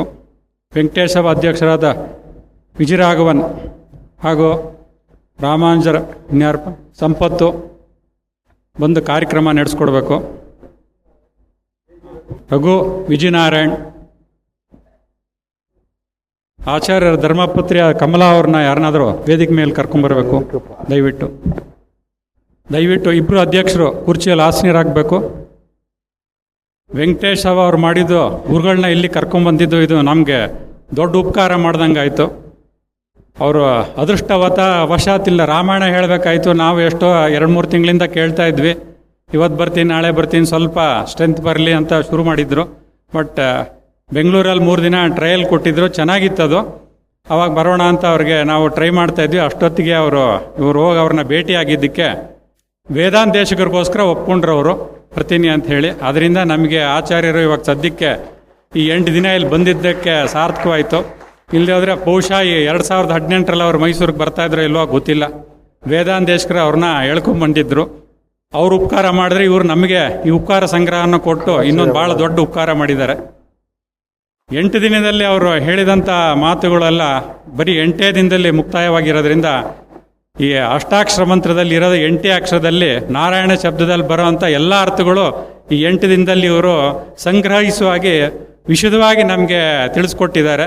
ಅದು ನಮಗೆ ಅಷ್ಟಾಕ್ಷರ ಮಂತ್ರ ರಹಸ್ಯ ಗ್ರಂಥ ಆದರೂ ಈ ಒಂದು ರೀತಿಯಲ್ಲಿ ಉಪಕಾರ ಸಂಗ್ರಹ ರೀತಿಯಲ್ಲಿ ನಾರಾಯಣ ಅರ್ಥವನ್ನೇ ಶಬ್ದದ 108 ಅರ್ಥದಲ್ಲಿ ಕೆಲವೊಂದು ಇವಾಗ ಅರ್ಥಗಳನ್ನು ಚೆನ್ನಾಗಿ ನಮಗೆ ಮನದಟ್ಟು ಮಾಡಿಕೊಟ್ಟಿರೋದ್ರಿಂದ ಅದು ನಮಗೆ ಮಂತ್ರೋಪದೇಶದ ಒಂದು ಅರ್ಥಭಾಗ ಅಂತಲೂ ನಾವು ಇದನ್ನು ಸ್ವೀಕಾರ ಮಾಡ್ಬೋದು. ಆಚಾರ್ಯರು ಪದೇ ಪದೇ ಬಂದು ಈ ಥರ ಚಿಕ್ಕ ಚಿಕ್ಕ ಗ್ರಂಥಗಳಾದ ವೇದಾಂತ ದೇಶಕರದ್ದು 32 ಚಿಕ್ಕ ರಹಸ್ಯಗಳಿದೆ. ಇದೇ ರೀತಿಯಲ್ಲಿ ಇದನ್ನು ಒಂದು ಉಪನಿಷತ್ ಹೆಂಗೆ ಶುರು ಮಾಡಿದ್ರು ಹಾಗೆ ರಹಸ್ಯ ಗ್ರಂಥಗಳು ಮಧ್ಯದಲ್ಲಿ ಒಂದು 4 ದಿನ 5 ದಿನ ಬಂದು ಹೇಳಿದ್ರೆ ವೇದಾಂತ ದೇಶಕರಿಗೂ ಅವ್ರು ಮಾಡಿದ ಗ್ರಂಥಕ್ಕೆ ಒಂದು ಸಾರ್ಥಕತೆ ಸಿಗತ್ತೆ. ವೇದಾಂತ ದೇಶಕರ ಹೃದಯವನ್ನು ವೇದಾಂತ ದೇಶಕರೇ ಅರ್ಥ ಮಾಡ್ಕೊಳ್ಬೋದಾ, ಬೇರೆಯವ್ರು ಯಾರಿಗೂ ಅದನ್ನು ಅರಿಯೋಕ್ಕಾಗೋದಿಲ್ಲ. ಅವ್ರು ಎಷ್ಟೇ ಏನೇ ಹೇಳಿದ್ರು 8 ದಿನದಲ್ಲಿ ಎಲ್ಲ ಒಂದೇ ಒಂದು ಪಾಯಿಂಟು, ಆ ಪ್ರಪತ್ತಿ ಸುತ್ತಾನೇ ಅದು ಎಲ್ಲ ಆವರಿಸ್ಕೊಂಡು ಬಂದಿದೆ. ಈ ಪ್ರಪತ್ತಿ ಬಗ್ಗೆ ಹೇಳಬೇಕು ಅಂತ ಹೇಳಿದ್ರೆ 2 ಪಾಯಿಂಟಲ್ಲಿ 2 ಎಕ್ಸಾಂಪಲಲ್ಲಿ ಹೇಳ್ತೀನಿ. ಅದು ನಿಮಗೆ ಮನವರಿಕೆ ಆಗಲಿ ಅಂತ ಒಂದು ಘಟನೆ. ನಿಜವಾದ ಇದೆಲ್ಲ ಪ್ರಾಕ್ಟಿಕಲ್ಲು ಎಕ್ಸಾಂಪಲ್ಸ್ ಎಲ್ಲ ಕೇಳಿದಿರಿ, ಥಿಯರಿ ಎಲ್ಲ ಕೇಳಿದಿರ. ಜೀವನದಲ್ಲಿ ನಡೆದಂಥ ಒಂದು ಘಟನೆ. ಪ್ರಪತ್ತಿ ವಿದ್ಯೆ ಅಂತ ನಾವು ಹೇಳಿ ಸುಮ್ಮನೆ ಅದನ್ನು ತುಂಬ ನಿಷ್ಠೂರ ಮಾಡ್ತೀವಿ. ಆ ವಿದ್ಯೆ ಮನುಷ್ಯನ ಪ್ರಪತ್ತಿ ಮಾಡಾದ್ಮೇಲೆ ಯಾವ ರೀತಿ ಅದನ್ನು ಪರಿಣಾಮ ಮಾಡುತ್ತೆ ಅನ್ನೋದು ಕೆಲವರಲ್ಲಿ ಮಾತ್ರ ನಾವು ಕಾಣ್ತೀವಿ. ಶ್ರೀ ವೈಷ್ಣವರಲ್ಲಿ ಸ್ವಲ್ಪ ನಮ್ಮವರಲ್ಲಿ ಗೊತ್ತಾಗೋದಿಲ್ಲ. ಯಾಕಂದರೆ ಅನುಷ್ಠಾನ ಇಟ್ಕೊಂಡಿರ್ತಾರೆ, ಜಪ ಮಾಡ್ತಾರೆ, ಬೆಳಗಿನ ಸಾಯಂಕಾಲ ತನಕ ಭಾಗವತ ಓದ್ತಾರೆ, ಭಾಗವತರ ಸೇವೆ ಮಾಡ್ತಾರೆ. ಯಾವುದರಿಂದ ಯಾವುದು ಪರಿಣಾಮ ಆಯ್ತು ಗೊತ್ತಾಗೋದಿಲ್ಲ. ಅದೇ ಬೇರೆಯವರು ಶ್ರೀ ವೈಷ್ಣವಲ್ದೇವ್ರು ಹಿಂಗಾರಲ್ದೇವ್ರು ಬೇರೆಯವ್ರು ಮಾಡ್ಕೋತಾರಲ್ಲ, ಅವರಲ್ಲಿ ಇದು ಪ್ರಭಾವ ತುಂಬ ಚೆನ್ನಾಗಿ ಎದ್ದು ಕಾಣುತ್ತೆ. ಅಂಥದ್ದು ಒಂದೇ ಒಂದು ಘಟನೆ ಹೇಳ್ತೀನಿ ನಾನು. ನಮ್ಮದು ಮತ್ತು ಇನ್ನೊಂದು 2 ಸೇರಿ ಹೇಳ್ತೀನಿ. ಒಂದು ಸ್ವಲ್ಪ ಘನಮಿಟ್ಟು ಕೇಳಿ ಯಾವ ಥರ ಅದು ನಿಮಗೆ ಪ್ರಭಾವ ಬೀಳುತ್ತೆ ಅಂತ. ನನಗೆ ಒಂದು 20-25 ವರ್ಷದಿಂದ ಒಬ್ಬರು ಸ್ನೇಹಿತರಿದ್ದರು. ಅವ್ರಿಗೆ ಅವಾಗ ಅವ್ರಿಗೆ ಅವ್ರು 65-70 ವರ್ಷ, ನನಗೆ ಅವಾಗ ಬರೀ 26-27 ವರ್ಷ. ಇವಾಗ ರೀಸೆಂಟಾಗಿ ಅವ್ರು ತೀರ್ಕೊಂಡ್ರು. ಅವರು ಅನುಷ್ಠಾನಗಳೇನು ಅಂತದೇನು ಇಟ್ಕೊಂಡಿರಲಿಲ್ಲ. But he was by profession he was an astrologer. Shankar Narayan ಅಂತ ಹೇಳಿ ಅವರ ಹೆಸರು ಕೇಳಿದಿರ. ಅವ್ರಿಗೆ ಹೆಂಗೆ ಅವ್ರಿಗೂ ಇವ್ರ ಗುರುಗಳಿಗೂ ಕಾಂಟ್ಯಾಕ್ಟ್ ಅಂತ ಅದು ಹೇಳ್ತೀನಿ. ಅವರು ಪ್ರೊಫೆಷ್ನಲ್ ಆಸ್ಟ್ರಾಲಜಿ ಇದ್ದರು. ಬಟ್ ಕಡು ಬಡತನ. ಅವ್ರಿಗೆ ಬಡತನ ಏನು ಅಂತ ಅವ್ರು ಹೇಳೋ ನಾ ಯಮ ಬಂದರೂ ನಾನು ನೋಡಿ ಹೆದರು ಬಿಡ್ತಾನೆ. ಯಾಕಂದ್ರೆ ನರಕದಲ್ಲಿ ಇಂಥ ಕಡು ಬಡವನ ಎಲ್ಲಪ್ಪ ಹುಡ್ಸಿದ್ಯಾ ಅಂತ ಹೇಳಿ ಕೇಳ್ತಾನೆ. ಬೇಡಪ್ಪ ನೀನು ನರಕಕ್ಕೆ ಬರಬೇಡ, ನೀನು ಇಲ್ಲೇ ಭೂಮಿ ಲೋಕದಲ್ಲೇ ಇರು ಅಂದ್ಬಿಟ್ಟು ಎಷ್ಟೋ ಸಲ ಓಡೋಟಾಗಿದ್ದಾನೆ. ಯಮನಿಗೂ ನನ್ನ ಕಂಡ್ರಿ ಅದಕ್ಕೆ ಬರ್ತಾ ಇಲ್ಲ ಅಂತ ಹಾಸ್ಯ ಮಾಡೋರು. ಬಟ್ ಆಸ್ಟ್ರಾಲಜಿ ಚೆನ್ನಾಗಿ ತಿಳ್ಕೊಂಡಿದ್ರು. ಒಳ್ಳೆ ವಿದ್ವಾಂಸರು, ಇಂಗ್ಲೀಷು ಸಂಸ್ಕೃತ ಚೆನ್ನಾಗಿ ವಿಮರ್ಶೆ ಮಾಡೋರು. ಅಂದರೆ ಏನಂದರೆ ಅವ್ರಿಗೆ ಆಧ್ಯಾತ್ಮದ ಕಡೆ ಒಲವಿರಲಿಲ್ಲ. ಬರೀ ನೋಡಿದ ತಕ್ಷಣ ಮೈಂಡ್ ರೀಡಿಂಗ್ ಮಾಡೋರು, ಅದೆಲ್ಲ ಮಾಡೋ ಅದರೊಳಗೆ ಇದ್ದಿದ್ರು. ಅಧ್ಯಾತ್ಮ ಬರಲಿ. ನಮ್ಗೆ 27 ನಮಗೂ ಅರ್ಲಿಲ್ಲ. ನಮ್ಮ ಸಂಪರ್ಕ ಬಂದಾದ್ಮೇಲೆ ಒಂದು ಸ್ವಲ್ಪ ನಾವು ಅವಾಗ ಕೂತ್ಕೊಂಡು ಮಾತಾಡಬೇಕಾದ್ರೆ ಒಂದು ಸ್ವಲ್ಪ ಅವ್ರಿಗೆ ಮನಸ್ಸಲ್ಲಿ ಊರ್ತಾಯಿತ್ತು. ಇವು ಮಾಡಬೇಕು. ಹೌದು, ರಾಮಕೃಷ್ಣ ಅವರು ಇದಿದೆಯಲ್ಲಪ್ಪ ಇಲ್ಲಿ, ಅದು ಮೂಕಾಂಬಿಕಾ ಇದೆಯಲ್ಲ, ಆ ಚಂಡಿಕಾಮ ಹೋಮ ಮಾಡ್ತಾರಲ್ಲ, ಕೊಲ್ಲೂರು, ಅಲ್ಲಿಗೆ ಆ ಭಕ್ತರು ತುಂಬ ಅವ್ರನ್ನ ಜಪ ಮಾಡೋದು, ಅದೆಲ್ಲ ಮೆಡಿಟೇಷನ್ ಮಾಡೋರು. ಅಂದರೆ ಅವ್ರೇಂದ್ರೆ ಬ್ರಹ್ಮಚಾರಿ ವ್ರತವನ್ನು ಮಾತ್ರ ಪರಿಪೂರ್ಣವಾಗಿ ಪಾಲಿಸಿದ್ರು ಅವರು. ಅವರ ಊರ್ಧ್ವರೇತಸ್ ಅಂತ ಹೇಳ್ತೀವಲ್ಲ ನಾವು ವೇದಾಂತ ಭಾಷೆಯಲ್ಲಿ, ಅಷ್ಟರ ಮಟ್ಟಿಗೆ ಅವ್ರು ನನಗೆ ಹೇಳಿದರು. ಅಷ್ಟರ ಮಟ್ಟಿಗೆ ಬ್ರಹ್ಮಚರ್ಯವನ್ನು ನಾನು ಪಾಲಿಸಿದ್ದೀನಿ ಅಂತ. ಬರೀ ಊಟನೇ ತಿನ್ನೋರು. ಒಂದಿನ ಒಂದು ಅಡುಗೆ ಮಾಡ್ಕೋತಾ ಇರಲಿಲ್ಲ. ಯಾಕಂದ್ರೆ ಮಾಡ್ಕೊಳಕ್ಕೆ ಬರ್ತಾ ಇರಲಿಲ್ಲ. ತಿಂದಿದ್ದೆಲ್ಲ ಹಿಂಗೆಲ್ಲ ಬರೀ ಹಲಸಿದ್ದನ್ನ ಅಥವಾ ಎಂಜಲನ್ನ ಇದೆಲ್ಲ ತಿಂತಾ ಇದ್ದಿರಲ್ಲ. ನಿಮ್ಗೆ ಸರಸ್ವತಿ ಹಿಂಗೆ ಉಳಿತಲೆ ಅಂದರೆ ಅದೆಲ್ಲ ಬ್ರಹ್ಮಚರ್ಯ ಇರೋದ್ರಿಂದ ಎಲ್ಲ ಭಸ್ಮ ಮಾಡ್ತೀನಿ ಅಂತ ಹೇಳ್ತಿದ್ರು. ನನಗೇನು ಅದು ಮುಟ್ಟೋದಿಲ್ಲ, ಅದು ಬರೋದಿಲ್ಲ ಅಂತ ಅವ್ರಿಗೆ. ಬಟ್ ಅಧ್ಯಾತ್ಮಕ್ಕೆ ಒಲವೇ ಇರಲಿಲ್ಲ. 86 ವರ್ಷ ಆಗೋಯ್ತು ಹಂಗೆ ಅವ್ರಿಗೆ. 86 ಇಯರ್. ಬಟ್ ಗಟ್ಟಿಯಾಗಿದ್ದರು. 86 ಇಯರ್ಸಲ್ಲಿ ಫಸ್ಟ್ ಟೈಮ್ ಈ ಗಾಟ್ ಸಮ್ ಡಿಸೀಸ್ ಏನೋ ಬಂತವ್ರು. ಏನೋ ಒಂದು ತಲೆ ಸುತ್ತು ಸೋಡಿಯಂ ವೇರಿಯೇಷನ್ ಆಗಿ was admitted to the Gopalgowda hospital admit ಆದರು. ಆವಾಗ ಮತ್ತೆ ಒಂದು 4-5 ದಿನ ಆದಮೇಲೆ ಮತ್ತೆ ವಾಪಸ್ ಬಂದರು.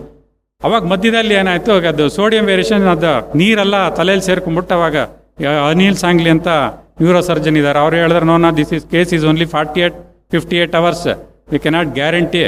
ಮತ್ತು ಇವ್ರ ಹಿಂದೆ ಮುಂದೆ ಒಬ್ಬರು ಇಲ್ಲ ಅವ್ರಿಗೆ, ಅಣ್ಣ ತಮ್ಮ ಅಕ್ಕ ತಂಗಿ ಬಂಧು ಬಳಗ ಏನೇನು ಹೇಳ್ತೀರ ಸಂಬಂಧಗಳು ಒಂದೂ ಇಲ್ಲ. ಅವ್ರಿಗೆ ಇದ್ದಿದ್ದು ಕೇವಲ 4 ಜನ, ಅದರೊಳಗೆ ನಾನೊಬ್ಬ. 4 ಜನ ಇದ್ರು, ಇನ್ನೊಬ್ಬರು ಡಾಕ್ಟ್ರ್ ಇದ್ರು, ಅಷ್ಟೇ ಇದ್ದಿದ್ದು. ಅವ್ರನ್ನ ಸಾಂಗ್ಲಿ ಹೇಳ್ಬಿಟ್ರೆ 48 ಅವರ್ಸಲ್ಲಿ ಏನಾದರೂ ಆಗ್ಬೋದು, ಏನೇನು ಮಾಡೋಕ್ಕಾಗಲ್ಲ. ಮತ್ತು ಅವಾಗ ನಾನು ಇವರು ಅವಾಗ ಮಹಾಭಾರತ ಮಾಡ್ತಾಯಿದ್ರು. ಬೆಂಗಳೂರಿಂದ ಮೈಸೂರು ಬಿಟ್ಟು ಬೆಂಗಳೂರಿಗೆ ಹೋಗಿ ಬೆಂಗಳೂರಿಂದ ಬಂದು ಅವ್ರ ನಿರ್ಮಲಾ ಮನೇಲಿ ಇಳ್ಕೊಂಡಿದ್ರು. ಅವಾಗ ಇವರು ಶ್ರೀಕಾಂತ್ ಎಲ್ಲ ಇದ್ದಾಗ ಏನು ಮಾಡಿದ್ರು, ಇವರು ಪಾರ್ಕಿಗೆ ಇಲ್ಲಿಗೆ ಬರೋರು, ಕೋರ್ಟ್ ಎದುರುಗಡೆ ಪಾರ್ಕ್ ಇತ್ತಲ್ಲ, ನಮ್ಮ ಶರ್ಮಾ ಮನೆ ಹತ್ತಿರ ಆಗತ್ತೆ ಅಂದ್ಬಿಟ್ಟು ಈ ಪಾರ್ಕಿಗೆ ವಾಕಿಂಗ್ ಮಾಡ್ತಾಯಿದ್ರು ಬಂದು. ಅವಾಗ 11 ಗಂಟೆ ಸಮಯದಲ್ಲಿ ಫೋನ್ ಮಾಡಿದೆ ಗುರುಗಳಿಗೆ ನಾನು. ಅವ್ರದ್ದೇ ಗೋತ್ರ, ವಾದಲ್ ಗೋತ್ರ ಅವರು. ಈ ಥರ ಇದೆ, ನನಗೆ ಭಾಳ ಪರಿಚಯ ಅವರು, ತುಂಬ ಈ ಥರ ಅಂತ, ಅದಕ್ಕೆ ಈ ಥರ ಆಗೋಗಿದೆ, ಅದರಿಂದ ಒಂದು ಜೀವಾತ್ಮನ ಉಳಿಸ್ಬೇಕು, ದಯವಿಟ್ಟು ಇದನ್ನು ನೆರವೇರಿಸಿ, ನೀವು ಪರಮಾತ್ಮನ ಪಾದದಲ್ಲಿ ಸೇರಿಸಿ ಅವನ್ನ ಅಂತ ಹೇಳ್ದೆ. ಅವಾಗ ಇವರು ಮನೆಗೆ ಹೋಗಿ ಅದನ್ನು ಅವತ್ತು ಮಾಡಿದ್ರು, ಅಲ್ಲಿಗೆ ಆಗೋಯ್ತು. ಅವ್ರಿಗೇನಾಯಿತು, ಅದು ಪ್ರಪಾತಿ ಮಾಡಿದ್ದು ಫಲವೋ ಏನೋ ಗೊತ್ತಿಲ್ಲ, 3 ದಿನ ಆದಮೇಲೆ ಟೋಟಲ್ ಕ್ಯೂರ್ ಆಗೋಯ್ತು. ಆ CT ಸ್ಕ್ಯಾನ್ ಮಾಡಿದ್ರೆ ಮೊದಲು ಏನು ಫಾರ್ಮೇಷನ್ಸ್ ಆಫ್ ವಾಟರ್ ಎಲ್ಲ ಇತ್ತು, ಇಲ್ವೇ ಇಲ್ಲ ಏನು. 4th 5th ಡೇ ಆಮೇಲೆ ಸ್ವಲ್ಪ ಕಣ್ಣಿಗೆಣ್ಣೆಲ್ಲ ಬಿಟ್ಟರು, ನಮಗೆ ಬೈದರು, ಬುದ್ಧಿ ಇದೆ ನನ್ನೇನು ಯಾಕೆ ಕರ್ಕೊಂಬಂದಿದ್ರು, ಆಸ್ಪತ್ರೆ ಕರ್ಕೊಂಡೋಗಿ ಅಂದ್ಬಿಟ್ಟು ವಾಪಸ್ ಬಂದ್ಬಿಟ್ರು. ಆಮೇಲೆ 2015 ಒಂದ್ಸಲಿ ಮತ್ತೆ ಹಾಗೆ ಒಂದ್ಸಲಿ ಅಟ್ಯಾಕ್ ಆಯಿತು. ಅವಾಗ ಏನಾಯಿತು, ಪಲ್ಸ್ ಎಲ್ಲ ಡೌನ್ ಆಗೋಯ್ತು. ಅವಾಗ ಈಗ ನೆನ್ನೆ ಈ ಸ್ಟಾರ್ ಆಫ್ ಮೈಸೂರಲ್ಲಿ ಒಬ್ಬರು ಡಾಕ್ಟ್ರ್ ತೋರಿಸಿದ್ದಾರೆ ನೋಡಿ, ಉಮೇಶ್ ಅಂತ. ಮಡಿಕೇರಿ ಒಬ್ಬನಿಗೆ ಕತ್ತೆಲ್ಲ ಸ್ಪ್ರೈನಾಗಿ 1,30,000 ವೇವ್ ಆಫ್ ಮಾಡಿ ಆಪ್ರೇಟ್ ಮಾಡಿದ್ದಾರೆ. ಆರ್ಥೋಪೆಡಿಕ್ ಸರ್ಜನ್, ಇಲ್ಲೇ ಕುವೆಂಪುನಗರ್ ಬಸ್ ಸ್ಟ್ಯಾಂಡ್ ಹೋದ್ರಲ್ಲಿ ಅವ್ರಲ್ಲಿ ಆರ್ಥೋಪೆಡಿಕ್ ಶಾಪು ಇದೆ. ಅವ್ರಿಗೆ ಭಾಳ ಪ್ರಿಯವಾದವರು ಅವರೊಬ್ಬರು. ಅವಾಗ ಹೇಳಿದ್ರು ಪಲ್ಸ್ ಎಲ್ಲ ಡೌನ್ ಆಗ್ತಿದೆ, ಏನೂ ಮಾಡೋಕ್ಕಾಗಲ್ಲ ಅಂದರು. ಅವಾಗ ನನಗೆ 10 ಗಂಟೆಗೆ ಫೋನ್ ಮಾಡಿದಾಗ ಈ ಥರ ಇನ್ನೊಬ್ಬರು ಬಂದು ಫೋನ್ ಮಾಡಿ ಹೇಳಿದ್ರು. ಸದ್ಯಕ್ಕೆ ಅವತ್ತು ನಾನು ಏನು ಮಾಡಿದ್ದೆ, ನಾನು ಅವತ್ತು ತೀರ್ಥನೋ ತುಳಸಿನೋ ಆಮೇಲೆ ತೊಗೊಂಡೋಗಿದ್ದೆ. ಅವತ್ತು ಅದನ್ನು ಅವ್ರಿಗೆ ಅವಾಗ ಅಷ್ಟು ತೊದಲ ಅಷ್ಟು ಮಾತ್ರ ನಾಲ್ಗೆ ಇತ್ತು ಅಷ್ಟೆ. ಅವಾಗ ಈ ದ್ವಯಮಂತ್ರನ ಅವ್ರ ಬಾಯಿನಲ್ಲಿ ಹೇಳಿಸಿ ಈ ತೀರ್ಥನ ತುಳಿನ ಕೊಟ್ಟಿದ್ದೆ ಅವ್ರಿಗೆ. ಅದು ಮತ್ತು ಇಲ್ಲೇ CT ಸ್ಕ್ಯಾನ್ ಇದು ಬಳ್ಳಾಳ್ ಸರ್ಕಲ್ ಹತ್ರ ಹೊಸದಾಗಿ ಓಪನ್ ಆಗಿತ್ತು. ಅವಾಗ ಅಲ್ಲಿ ಸ್ಕ್ಯಾನ್ ಎಲ್ಲ ಮಾಡಿದ್ರು, ಇಲ್ಲ ಮತ್ತೆ ಇದು ಅದೇ ಥರ ಇದೆ ಅಂದ್ಬಿಟ್ಟು 1 ಡೇನಲ್ಲಿದ್ದರು. ಅದು ಏನೋ ಗೊತ್ತಿಲ್ಲ ನೋಡಿ, ಮತ್ತೆ within a matter of 24 hours ಅದು whatever the scan CT scan showed after 24 hours nothing was available in the brain. 48 ಅವರ್ಸ್ನಲ್ಲಿ ಬಿಕೇಮ್ ನಾರ್ಮಲ್, ಟೋಟಲ್ ನಾರ್ಮಲ್ ಆಗಿದ್ರೆ ಮತ್ತೆ ವಾಪಸ್ ಬಂದ್ಬಿಟ್ರು. ಬಟ್ ಅವ್ರಿಗಿನ್ನೂ ಏನಂದರೆ, ನಾವು ಇದನ್ನು ಇವ್ರು ಮಾಡಿದ್ದೀನಿ ಅಂತ ಹೇಳಿದ್ದೆ ನಾನು. ಅವಾಗ ಗೊತ್ತಾಯ್ತು ಅವ್ರಿಗೆ, ಏನೋ something is working in me, ಏನೋ ಒಳಗಡೆ ನಡೀತಾ ಇದೆ, ನಮಗೆ ಗೊತ್ತಾಗ್ತಾ ಇಲ್ಲ ಅಂತ ಹೇಳಿ. ಅವಾಗ ಇದನ್ನು ಒಂದ್ಸಲಿ ನಾನು ಎಕ್ಸ್ಪ್ಲೈನ್ ಮಾಡಿದೆ, ಇತ್ತಿನ ಆಗಿತ್ತು, ನೀವು ಇದು ಈ ಥರ ಮಾಡಿದ್ದೀನಿ ನಾನು, ಹಿಂಗಿದೆ, ಅದರಿಂದ ನೀವು ಯೋಚನೆ ಮಾಡಬೇಡಿ. ಅವ್ರಿಗೆ ಯಮ ಅಂತೂ ಬರಲ್ಲ ಅಂತ ಅವನಿಗೆ ಹಾಸ್ಯ ಮಾಡ್ತಿದ್ದಲ್ಲ, ಬರಲ್ಲ ಅಂತಿತ್ತು. ಬಟ್ ಎಲ್ಲಿ ಹೋಗೋದು ಅನ್ನೋದು ಕ್ವಶನ್ ಮಾರ್ಕ್ ಇತ್ತು, ಲೈಫ್ ಆಫ್ಟರ್ ಡೆತ್ ಎಲ್ಲಿ ಹೋಗೋದು ಅಂತ. ಅದಕ್ಕೋಸ್ಕರ ಅವಾಗ ನಾನು ಹೇಳಿದೆ, ಈ ಥರ ನಿಮ್ಗೆ ಆ ಥರ ಮುಂದಕ್ಕೆ ಈ ಥರ ಜನ್ಮ ಇರಲ್ಲ ಎಲ್ಲ ಹೇಳಿದ್ದೆ. ಬಟ್ ಅಷ್ಟೇ ಅವ್ರಿಗೆ 90 ಇಯರ್ಸ್ನಲ್ಲಿ ಎಷ್ಟು ಇಳಿಯುತ್ತೆ ಅವ್ರಿಗೆ, ಅಧ್ಯಾತ್ಮದ ಕಡೆಗೆ ಒಲವೇ ಇಲ್ದಾರೆ ಅವ್ರಿಗೆ 90 ಇಯರ್ಸ್ನ ಎಷ್ಟು ಹೇಳಿದ್ರು ಗೊತ್ತಾಗೋದಿಲ್ಲ ಅವ್ರಿಗೆ. ಅವರೇ ಅನುಭವದಲ್ಲಿ 2016 ಪೂರ್ತಿ ಡೌನ್ ಆದಾಗ ಅವ್ರು ಒಂದಿನ ಹೇಳಿದ್ರು. ಅವಾಗ ಏನಂದ್ರೆ ಇವ್ರ ಬಗ್ಗೆ ವಿಚಾರಿಸ್ತಾ ಇದ್ರು, ಅವರು ಪೇಪರ್ ಓದ್ತಾ ಇದ್ರು, ಮಂಗಳವಾರ ಬರ್ತಾಯಿತ್ತು, ಹೆಂಗಿದ್ದಾರೆ, ಎಲ್ಲಿದ್ದಾರೆ, ಏನಿದ್ದಾರೆ, ಗುರುಗಳನ್ನ ಒಂದು ಭಾವನೆ ಬಂದಿತ್ತು, ಆರೋಗ್ಯವಾಗಿದ್ದಾರೆ ಇವರು. ಲಾಸ್ಟ್ 2016 ಬೆಂಗಳೂರಲ್ಲಿ ಇದ್ದಾಗಲೂ ಆಸ್ಪತ್ರೆ ಹೆಂಗಿದ್ದಾರೆ, ಆರೋಗ್ಯ ಎಲ್ಲ ವಿಚಾರಿಸೋದು ಮಾಡೋದು, ಈ ಥರ ಒಂದೇನೋ ಇಂಟರ್ ಕನೆಕ್ಷನ್ ಮಾತ್ರ ಡೆವಲಪ್ ಮಾಡ್ಕೊಂಡಿದ್ರು. ಅವಾಗ ಒಂದಿನ ಹೇಳಿದ್ರು, ಒಂದಿನ ನನಗೆ, ನಾನು ನಿಮ್ಮ ಡೆಫಿನೆಟಾಗಿ ನರಕಕ್ಕೆ ಮಾತ್ರ ಹೋಗಲ್ಲ, ವೈಕುಂಠಕ್ಕೆ ಹೋಗೋದು ಅಂತ ಸ್ವಚ್ಛವಾಗಿ ಎತ್ತು ಹೇಳಿದ್ರು. ನಾನು ಹೇಳಿದೆ, ಯಾಕೆ ಹೇಳ್ತಾ ಇದ್ದಾರೆ ಅಂತ. ಇಲ್ಲ, ನನ್ನ ಅಂತರಂಗದಲ್ಲಿ ಸಮಥಿಂಗ್ ಈಸ್ ಹ್ಯಾಪನಿಂಗ್. ಅವ್ರು ಯಾಕಂದರೆ ಈ ವಾಸ್ ಎ ಯೋಗಿ, ಬ್ರಹ್ಮಚಾರಿ ವ್ರತ ಇತ್ತು ಮಾಡಿದ್ರು. ಆಮೇಲೆ ತುಂಬ ಹೈ ವಿಲ್ ಪವರ್ ಇತ್ತು ಅವ್ರಿಗೆ. ಆಮೇಲೆ ತಪಸ್ಸು ಮತ್ತು ಮಂತ್ರಗಳ ಜಪಗಳದೆಲ್ಲ ಬೇಕಾದಷ್ಟು ಮಾಡ್ತಾಯಿದ್ರು. ಒಬ್ಬರೇ ಇದ್ರು, ಯಾರೂ ಇರಲಿಲ್ಲ ನೋಡಿ ಜೊತೆಲಿ. ಅವಾಗ ಅವ್ರು ಹೇಳಿದ, ನನ್ನ ಅಂತರಂಗ ಒಳಗಡೆ ಏನಲ್ಲಿ ಸಮಥಿಂಗ್ ಈಸ್ ಹ್ಯಾಪ್ನಿಂಗ್, ಯಾವುದೋ ಒಂದು ಶಕ್ತಿ ನನ್ನಲ್ಲಿ ಕ್ರಿಯೇಷನ್ ಹೇಳ್ತಾ ಇದೆ, ಅದು ನೀವು ವೈಕುಂಠಕ್ಕೆ ಕರ್ಕೊಂಡು ಹೋಗ್ತೀನಿ ನಿನ್ನ, ಯಾವುದು ನಿನಗಿಲ್ಲ ಅನ್ನೋದು ಇಂಡಿಕೇಶನ್. ಅವಾಗ ನಾ ಹೇಳಿದೆ, ಇದು ನಿಮ್ಮ ಆ ಥರದ್ದು ಇಂಡಿಕೇಶನ್ ಬರಬೇಕಾದ್ರೆ ನಮ್ಮ ಗುರುಗಳು ನಿಮ್ಮ ಪ್ರಪತ್ತಿ ಮಾಡಿರೋದು, ಪ್ರಪತ್ತಿ ವಿದ್ಯೆಯಿಂದ ನಿಮಗೆ ಗೋಚರವಾಗ್ತಿದೆ. ಇಲ್ಲದೋದ್ರೆ ಖಂಡಿತವಾಗ್ಲೂ ನೀವಿರೋ ಅನುಷ್ಠಾನಕ್ಕೆ ಇದು ಗೋಚರವಾಗಲ್ಲ ಅಂದಾಗ ಅವ್ರಿಗೆ ಇವ್ರ ಮೇಲೆ ಒಲವು ಅದೆಲ್ಲ ತುಂಬ ಹೆಚ್ಚಾಗಿತ್ತು. ಕೇಳ್ತಾ ಇದ್ರು ಅವಾಗ. ಇದು ಒಂದು ಕಥೆಯಾಗಿ ಅವ್ರಿಗೆ ಖಂಡಿತವಾಯಿತು ದಟ್ ವಾಟ್ ಎವರ್ ನಮ್ಮ ಗುರುಗಳ ಪಾದ ಹೇಳ್ಕೊಂಡ್ರೆ ಅವ್ರಿಗೆ 5 ಅಂಗಗಳಲ್ಲಿ ಮಹಾವಿಶ್ವಾಸನ ಒಂದೇ. ನಾನು ಹೇಳಿದ ಮಾತು, ಇವ್ರು ಮಾಡಿದ್ದು ಒಂದು ಕರ್ತವ್ಯ, ಅವ್ರನ್ನ ತೊಗೊಂಡೋಗಿ ಇಷ್ಟರಲ್ಲೇ ವಿಶ್ವಾಸ ಇತ್ತು. ಕಡೆಯವ್ರಿಗೂ ಅವ್ರು ಏನು ಹೇಳಿದ್ದಂದರೆ, ನಿಮ್ಮ ಗುರುಗಳು ಏನು ಮಾಡಿದ್ದಾರೆ ಅದರಿಂದ ನಾನು ಕೈ ಬಿಡಲ್ಲ, ನನಗೆ ಗೊತ್ತಿರೋದು ಅಷ್ಟೇ, ಅವ್ರನ್ನ ಹಿಡ್ಕೊಂಡಿದ್ದೀನಿ, ನಿಜವಾಗ್ಲೂ ನನಗೆ ಮೋಕ್ಷ ಅಂತೂ ಸಿಕ್ಕೇ ಸಿಗತ್ತೆ ಅನ್ನೋದು ಅವ್ರು ಒಂದೇ ಒಂದು ಮಹಾವಿಶ್ವಾಸ. ಇನ್ನೇನೂ ಇರಲಿಲ್ಲ ಅವ್ರ ಹತ್ರ. ವಿದ್ಯೆ ಬರೀ ಒಂದು ಮಹಾವಿಶ್ವಾಸ ಆಚಾರ್ಯರ ಒಂದು ಹೆಸರಲ್ಲಿ ಅಷ್ಟು ಮಾತ್ರ ಉಳ್ಕೊಂಡಿತ್ತು ಅವ್ರಿಗೆ. ಆ ವಿದ್ಯೆ ನೋಡಿ ನಾನು ಹೇಳ್ತಿದ್ರು ಲಾಸ್ಟ್ ಪಾರ್ಟ್ ಆಫ್ ಇದು. ಲಾಸ್ಟ್ ಅವ್ರಿಗೆ ಇದ್ದಿದ್ದು 4 ಜನ ಹೇಳ್ದಲ್ಲಿ ನಾನೊಬ್ಬ, ಆ ಡಾಕ್ಟರ್ ಉಮೇಶ್ ಅಂತ ಮೊನ್ನೆ ಪೇಪರಲ್ಲಿ ಕೊಟ್ಟಿದ್ದಾರೆ ನೋಡಿ ಅವ್ರ ಫೋಟೋ, ಅವರು. ಇನ್ನೊಬ್ಬರು ಶ್ರೀನಿವಾಸ್ ಅಂತ ಪುರೋಹಿತರು ಮಾಡ್ತಾಯಿದ್ರು ಅವರೊಬ್ಬರು. ಇನ್ನೊಬ್ಬರು ಸುರೇಶ್ ಅಂತ ಅವ್ರ ಜೊತೆಗೆ ಓಡಾಡ್ತಾರೆ. 4 ಜನ ಅವ್ರ ಜೊತೆಲಿ ಇದ್ದಿದ್ದು. ಅವಾಗ ಹೇಳಿದ್ರೆ ನನ್ನ ಯಾರೋ ಇಲ್ಲ ಅಂದರೆ ಏನು ಮಾಡೋದು, ನನ್ನ ಕಾರ್ಪೊರೇಷನ್ ಅವ್ರು ತೊಗೊಂಡು ಹೋಗ್ಬಿಡ್ತಾರೆ, ಕೂತಾಕ್ಬಿಟ್ರೆ ಏನು ಮಾಡೋದು, ನಾ ಬ್ರಾಹ್ಮಣ ನಾನು, ಅದೆಲ್ಲ ಯೋಚನೆ ಬರ್ತಾಯಿದ್ದೆ. ಅದೆಲ್ಲ ಆಗಲ್ಲಪ್ಪ, ಏನು ನೀವು ಪ್ರಪತ್ತಿ ಮಾಡೋದ್ರಿಂದ ಸರಿಯಾಗತ್ತೆ ಅಂತ ಹೇಳ್ತಾ ಇದ್ವಿ. ಕಡೆಗಾಲ ಬಂತು. ಇದು ನನ್ನ ಇನ್ನೇನು ಉತ್ತರಾಯಣ ಮುಗಿಬೇಕು, ದಕ್ಷಿಣಾಯನ ಶುರು ಆಗಬೇಕು. ಹೋದ ವರ್ಷದಲ್ಲಿ ಜಸ್ಟ್ 1 hour ಉಳಿದಿತ್ತು. 2.5 ಗಂಟೆಗೆ 3 ಗಂಟೆಗೆ ದಕ್ಷಿಣಾಯನ ಶುರು ಆಗುತ್ತೆ. ಉತ್ತರಾಯಣದಲ್ಲೇ ಹೋಗಬೇಕು ಅಂತಲೂ ಇಟ್ಟಿದ್ರು ಅವರು. ನಾನು ಏನಾದ್ರು ಸಾಯ್ಬೇಕಾ, ಉತ್ತರಾಯಣ ಭೀಷ್ಮಂತರ ಸಾಯ್ಬೇಕು, ನಾವು ದಕ್ಷಿಣಾಯನಲ್ಲಿ ಆಗಬಾರ್ದು ಅಂತ ಇಟ್ಕೊಂಡಿದ್ರು.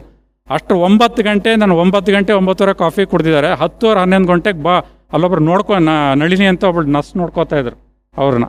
ಅವಳು 11-12 ಗಂಟೆನಲ್ಲಿ ಅವಾಗ ವಾಚ್ ಮಾಡ್ತಾಯಿದ್ದಾರೆ. 11 ಗಂಟೆಯಿಂದ ಸ್ವಲ್ಪ ಬಾಡಿ ಅಳ್ಳಾಡ್ತಾ ಇಲ್ಲ, ಸ್ವಲ್ಪ ಡೌನ್ ಆಗ್ತಾ ಇದೆ ಅಂತ ಹೇಳಿ 12 ಗಂಟೆಗೆ ಎಲ್ಲರಿಗೂ ಫೋನ್ ಮಾಡಿದ್ದಾರೆ, ಬಂದ್ಬಿಡಿ ಈ ಥರ ಏನೋ ಸ್ವಲ್ಪ ಕಾಲಲ್ಲಿ ಕೋಲ್ಡ್ನೆಸ್ ಬರ್ತಾ ಇದೆ, ವಾರಂತ ಅಷ್ಟಿಲ್ಲ ಅಂತ. ಅವಾಗ ಅವರು ಡಾಕ್ಟ್ರ್ ಎಲ್ಲ ನಾವೆಲ್ಲ ಬರೋಷ್ಟು 3/4 ಗಂಟೆ ಆಯಿತು. 12:55 ಹತ್ರ ಆಯಿತು. ಅವಾಗ ಇವ್ರು ಡಾಕ್ಟ್ರ್ ಇವರೇ ಇದ್ದರು. ಇವ್ರು ಮೊದಲಿಂದ ನೋಡ್ಕೋತಾ ಇವರಿದ್ದರು. ಇವಾಗ ನಮಗೆ ಫಸ್ಟ್ ಎಕ್ಸ್ಪೀರಿಯನ್ಸ್ ಅದು. ಇವಾಗ ನೋಡಿ ನಾವು ಕರ್ಣ ಮಂತ್ರ ಯಾವಾಗ ಹೋಗ್ತೀವಿ, ಮನುಷ್ಯ ಸತ್ತೋಗಿರ್ತಾನೆ, ಅವನ ಕಿವಿನಲ್ಲಿ ಅವಾಗ ಹೇಳಿ ಮಂತ್ರ ಗಂಗೆ ಹಾಕಿ ಮಾಡಿ ಹಾಕ್ತೀವಿ, ಅದು ಪ್ರಯೋಜನ ಆಗುತ್ತೋ ಗೊತ್ತಿಲ್ಲ. ಇದು ನಡೆದ ಘಟನೆ. 1-2 ನಿಮಿಷ ಚೆನ್ನಾಗಿ ಕೇಳಿ. 12:55 ಅವಾಗ ನಾವು ಅವ್ರ ಹೋದಾಗ ಅವಾಗ ಒಂದೇ ಒಂದು ಇದಿಟ್ಟಿದ್ರು, ಚಿಕ್ಕ ಬಾಟಲ್ ಕೊಡ್ತಾರಲ್ಲ ಗಂಗೆ ನೀರು, ಅದು ಇಟ್ಕೊಂಡು ಅದನ್ನು ತೆಗೆದು ಹುಡುಕು ಮಾಡಿ, ಅಥವಾ ಅಷ್ಟೊಳಗೆ ಇವರು ಡಾಕ್ಟ್ರು ಅವಾಗ ಚೆಕ್ ಮಾಡ್ತಾಯಿದ್ರು. ಕಾಲು ಹಿಡ್ಕೊಂಡಿದ್ರು. ಕಾಲು ಹಿಡ್ಕೊಂಡಾಗ ಬೆಚ್ಚಗೆ ಸ್ವಲ್ಪ ಲೈಟಾಗಿದೆ, ಬೆಚ್ಚಗಿದೆ ಅಂತಿದ್ರು. ಇದು ಹೆಂಗಿದೆ ಅಂತ ಹೇಳಿದ್ರೆ, ಗುರುಗಳು ನನಗೆ ಇವಾಗ ಮಹಾಭಾರತ ಮಾಡಿದಾಗ ಭೀಷ್ಮನಿಗೆ ಇನ್ನೇನು ಪ್ರಾಣ ಹೋಗ್ಬೇಕಾದ್ರೆ ಕೃಷ್ಣ ಇರ್ತಾನೆ, ಅರ್ಜುನ ಒಂದು ಬಿಳಿ ಬಟ್ಟೆನ ಕೆಳಗಡೆಯಿಂದ ಮೇಲಿನ ತನಕ ಹಾಕೊಂಬರ್ತಾನೆ. ಅವಾಗ ಅವನು ಭೀಷ್ಮ ಪ್ರಾಣವನ್ನು ಎಳಿತಾ ಇರ್ತಾನೆ.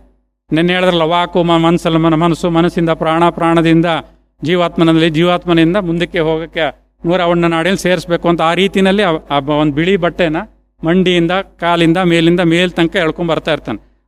ಅದು ಜ್ಞಾಪಕ ಬಂತು ನನಗೆ. ಅವಾಗ ಅವ್ರು ಹೇಳ್ತಾ ಇದ್ದಾರೆ, ಕಾಲು ಇಲ್ಲೇ ಇವಾಗ ಬೆಚ್ಚಗಾಗ್ತಾ ಇದೆ, ಕಾಲು ತಣ್ಣಗಾಗೋಯ್ತು, ಮಂಡಿ ಹತ್ರ ಸ್ವಲ್ಪ ಬೆಚ್ಚಗಿದೆ, ಇಲ್ಲಿ ಬೆಚ್ಚಗಿದೆ. ಆವಾಗ ನಾವು ಅವರಿಗೆ ಈ ಗಂಗಾ ನೀರನ್ನು ಬಿಟ್ಟು 4 ಸಲ ಈ ಮಂತ್ರವನ್ನು ಹೇಳಿದ್ವಿ.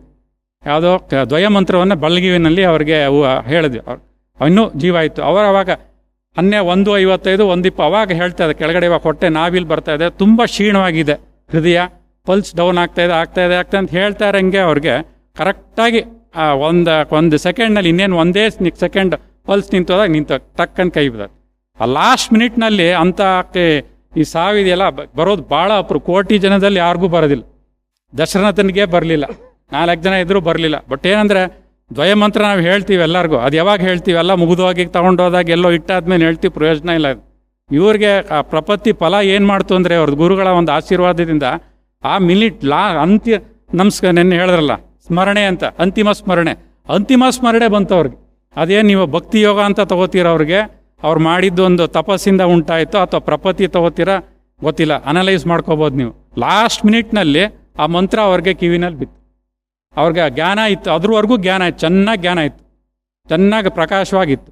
ಹಾಗೆ ಇದು ಪ್ರಪತ್ತಿ ವಿದ್ಯೆ ಅನ್ನೋದು ಸಾಮಾನ್ಯವಾಗಿ ನಾವು ತುಂಬ ಕೀಳಾಗಿ ತಿಳ್ಕೊಂಬ ಒಂದು ಕ್ಷಣದಲ್ಲಿ ಮಾಡ್ತೀವಿ, ಗೊತ್ತಿಲ್ಲ ಅಂತ. ಬಟ್ ಕೆಲವರಿನಲ್ಲಿ ನಾನು ನೋಡಿರಂಗೆ ತುಂಬ ಚೆನ್ನಾಗಿ ಪ್ರಕಾಶಮಾನವಾಗಿ ಬೆಳೆಯುತ್ತೆ, ಹಂತವಾಗಿ ಬರುತ್ತೆ. ಐಡೆಂಟಿಫೈ ಮಾಡ್ಕೊಳ್ಳಲ್ಲ, ಅವ್ರು ಅನಲೈಸ್ ಮಾಡಲ್ಲ. ಇವರಲ್ಲಿ ಮಾತ್ರ ಅವ್ರು ಇಟ್ಟಿದ್ದು ಒಂದೇ ಒಂದು, ಅವರಲ್ಲಿ ಇಟ್ಟಿದ್ದು ದೊಡ್ಡ ವಿಶ್ವಾಸ. ಇವ್ರು ನಂಬಿರೋದ್ರಿಂದ ನನಗೆ ಮೋಕ್ಷ ಖಂಡಿತ ಅನ್ನೋದು ಒಂದು ಮಹಾವಿಶ್ವಾಸ ಇಟ್ಟಿದ್ದು. ಆ ವಿಶ್ವಾಸ 4 ವರ್ಷದಲ್ಲಿ ಅವ್ರಿಗೆ ಎಂಥ ಸಾವು ಕೊಡ್ತು ಅಂದರೆ, ಕಡೆಯಲ್ಲಿ ಯಾರಿಗೂ ಕೋಟಿ ಜನದಲ್ಲಿ ಒಬ್ರಿಗೂ ಬರಲ್ಲ ಅಂತ ಸಾವು. ಎಂಥ ಬ್ರಾಹ್ಮಣನಿಗೂ ಆ ಥರ ಸಾವು ಬರಲ್ಲ. ಅದರಿಂದ ಆಚಾರ್ಯರು ಹೇಳಿದ್ದು 8 ದಿನದ ಒಂದು ಮಹಾ ಉಪಕಾರ.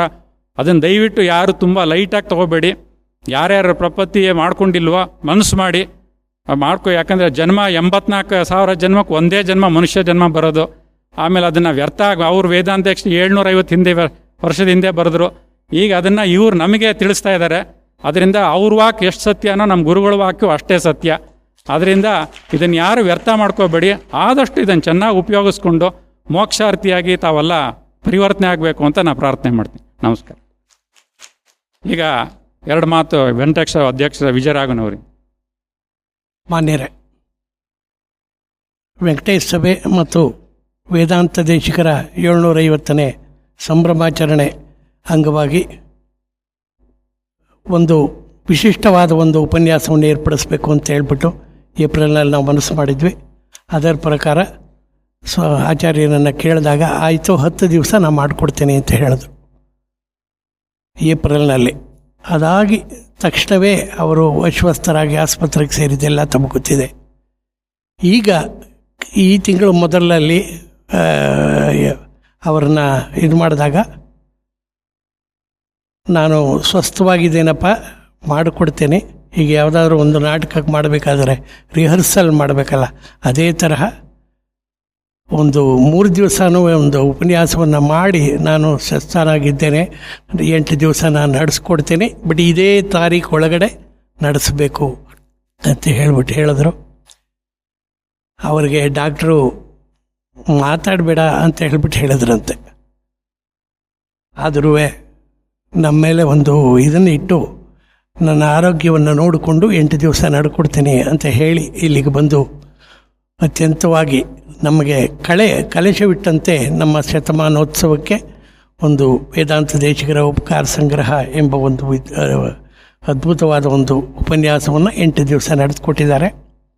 ಅವರಿಗೆ ನಮ್ಮ ವೆಂಕಟೇಶ ಸಭೆ ಪರವಾಗಿ ಹೃತ್ಪೂರ್ವಕವಾದ ಧನ್ಯವಾದಗಳನ್ನು ಸಲ್ಲಿಸ್ತಾ ಅವರಿಗೆ ಗೌರವ ಸಮರ್ಪಣೆಯನ್ನು ಮಾಡ್ತೇವೆ. ಶ್ರೀ ಗುರುಭ್ಯೋ ನಮಃ. ಹರಿ ಓಂ. ಭೂತಸ್ತದುಷ್ಕೃತಾನಿ ತೇನ ಪವಿತ್ರೇಣ ಶುದ್ಧೇನ ಭೂತಾಃ ಹರಿ ಪಾಪಾನಮರಾಜಿಂತರೇಮ. ಲೋಕಸ್ಯದ್ವಾರಮಚ್ಯುಮತ್ಪವಿತ್ರಂ ಯೋಧಿಸ್ಮದ್ರಾಜಮಾನಂ ಮಹಸ್ವತೆ ಅಮೃತಸ್ಯ ಧಾರಾ ಬಹುಧಾ ದೋಹಮಾನಂ ಶರಣನ್ನೋ ಲೋಕೇಷು ವಿದಾಂ ದದಾತು. ವೇದಾಹಮೇತಂ ಪುರುಷಂ ಮಹಾಂತಂ ಆದಿತ್ಯವರ್ಣಂ ತಮಸಸ್ತು ಪಾರೆ ಸರ್ವಾಣಿ ರೂಪಾಣಿ ವಿಚಿತ್ಯ ಧೀರಃ ನಾಮಾನಿ ಕೃತ್ವಾಭಿವದನ್ನಿದಾಸ್ತೆ ಧಾತಾ ಪುರಸ್ತಾದ್ಯಮುದಾ ಜಹಾರ ಶಕ್ರ ಪ್ರವಿದ್ವಾನ್ ಪ್ರದಿಶಶ್ಚತಸ್ರಃ ತಮೇವಂ ವಿದ್ವಾನ್ ಅಮೃತ ಇಹ ಭವತಿ ನಾನ್ಯ ಪಂಥ ಅಯನಾಯ ವಿದ್ಯತೆ ಯಜ್ಞೇನ ಯಜ್ಞಮಯಂ ತದೇವಾಃ ತಾನಿ ಧರ್ಮಾನಿ ಪ್ರಥಮಾನ್ಯಾಸನ್ ತೇ ಹನಾಕಂ ಮಹಿಮಾನಸ್ತಜಂತೆ ಯತ್ರ ಪೂರ್ವೇ ಸಾಧ್ಯ ಸಂತಿ ದೇವಾಃ. ಹರಿ ಓಂ.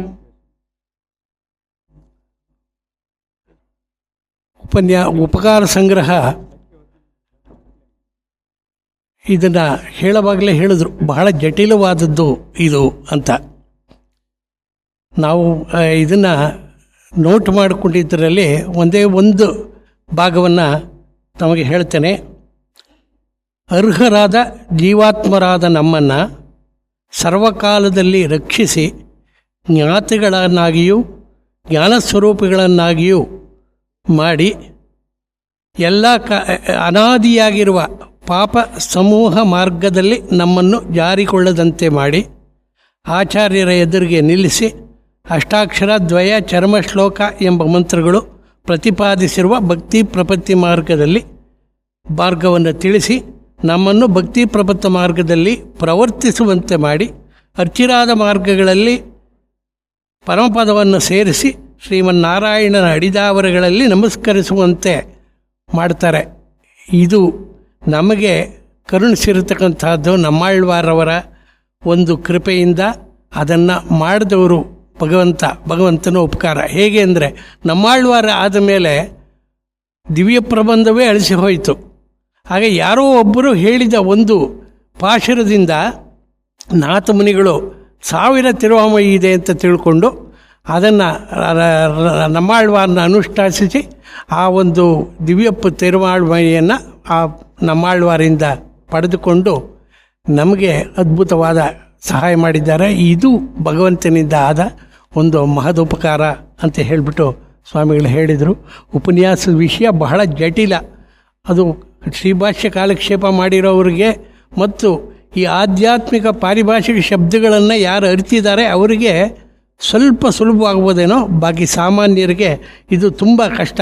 ಆದರೂ ಆಚಾರ್ಯರು ಈ ವಿಷಯಕ್ಕೆ ಪೂರಕವಾಗಿ ಸಂಹಿತೆ, ಆರಣ್ಯಕ, ಕಾಟಕ, ಉಪನಿಷತ್, ಚಾಂದೋಗ್ಯ, ತೈತ್ತರೀಯ, ಗೀತೆ, ಮಹಾಭಾರತ, ರಾಮಾಯಣ, ನಮ್ಮಾಳ್ವಾರ್ಗಳ ತಿರುವಾಮಯಿ, ತಿರುಮಂಗೈ ಆಳ್ವಾರ್ ಪರಿಯಮಯಿ, ಮತ್ತು ಎಲ್ಲ ವಿಷಯಗಳಲ್ಲಿ ಉದಾಹರಣೆಯನ್ನು ಉಪಯೋಗಿಸಿ ವಿಷಯದ ಗಾಢತೆ ನಮಗೆ ತಿಳಿಯುವಂತೆ ಮಾಡಿರೋದು ಅವರ ಒಂದು ಚಮತ್ಕಾರ. ಅವರ ಮಾತುಗಳಲ್ಲಿ ಒಂದು ಆಕರ್ಷಣೆ ಇದೆ. ವೇದಾಂತ ದೇಶಿಕರು ಯತಿರಾಜ ಸಪ್ತತಿಯಲ್ಲಿ ಒಂದು ಹೇಳಿದ ಮಾತು ನನಗೆ ಜ್ಞಾಪಕ ಬರುತ್ತೆ. ಆಕರ್ಷಣಾನಿ ನಿಗಮಾಂತ ಸರಸ್ವತೀನಾಂ ಉಚ್ಚಾಟನಾನಿ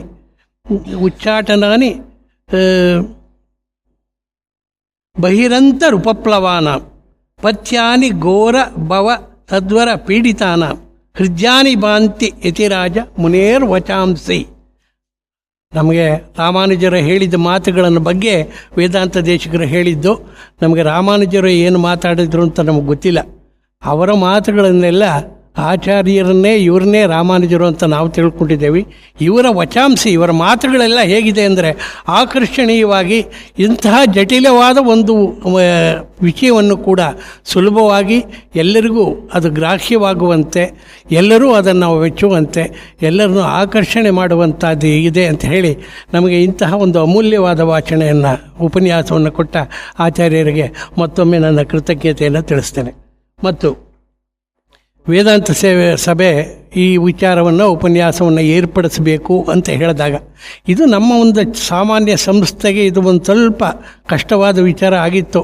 ಆದರೂ ಕೂಡ ಅದನ್ನು ಅವರಿಗೆ ತಕ್ಕಂತೆ ಒಂದು ಜನವನ್ನು ಸೇರಿಸಬೇಕು, ಏನು ಮಾಡೋದು ಅಂತ ಇದ್ದಾಗ ನಮ್ಮ ಮಿತ್ರ ಶ್ರೀಧರ್ ಅವರು ಬಂದು ವೇದ ಪ್ರಸಾರಣಿ ಸಭೆಯ ಒಂದು ಇದನ್ನು ನಾವು ಸಹಾಯ ಮಾಡ್ತೇವಿಪ್ಪ, ನಾವು ಬರ್ತೀವಿ, ಸಹ ಪ್ರಯೋಜಕರಾಗಿದ್ದು ಮಾಡ್ತೇವೆ ಅಂತ ಹೇಳಿದ್ವಿ.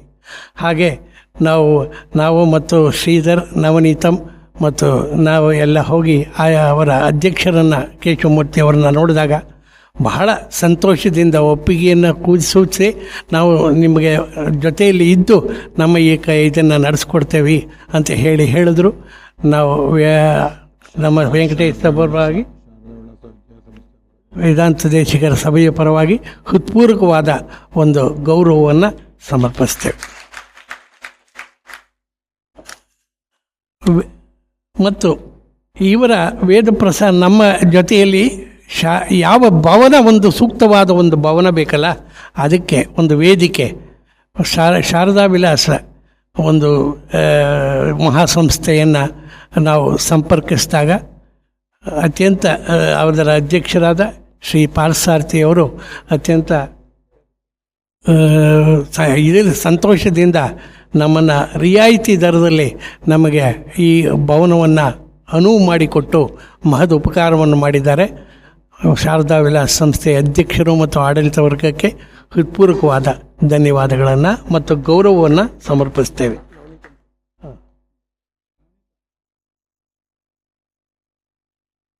ಪ್ರಸಾದ ಕೈಂಕರ್ಯ, ಈ 8 ದಿವಸ ಪ್ರಸಾದ ಕೈಂಕರ್ಯವನ್ನು ನಮಗೆ ಮಾಡಿಕೊಟ್ಟಿದ್ದಾರೆ. ಅದರಲ್ಲಿ 4 ದಿವಸ ಮಾಡಿಕೊಟ್ಟಿದ್ದಾರೆ. ಒಬ್ಬರು ನಮ್ಮ ವೇದ ಪ್ರಸಾರಣಿ ಸಭಾ ಅಧ್ಯಕ್ಷರಾದ ಕೇಶವಮೂರ್ತಿಯವರು ಮತ್ತು ನವನೀತಮ್ ಅವರು, ಕುಮಾರಸ್ವಾಮಿ ಭಾರತಿ ಅನ್ನೋರು, ಶ್ರೀನಿಧಿ ಉಷಾ ಅನ್ನೋರು,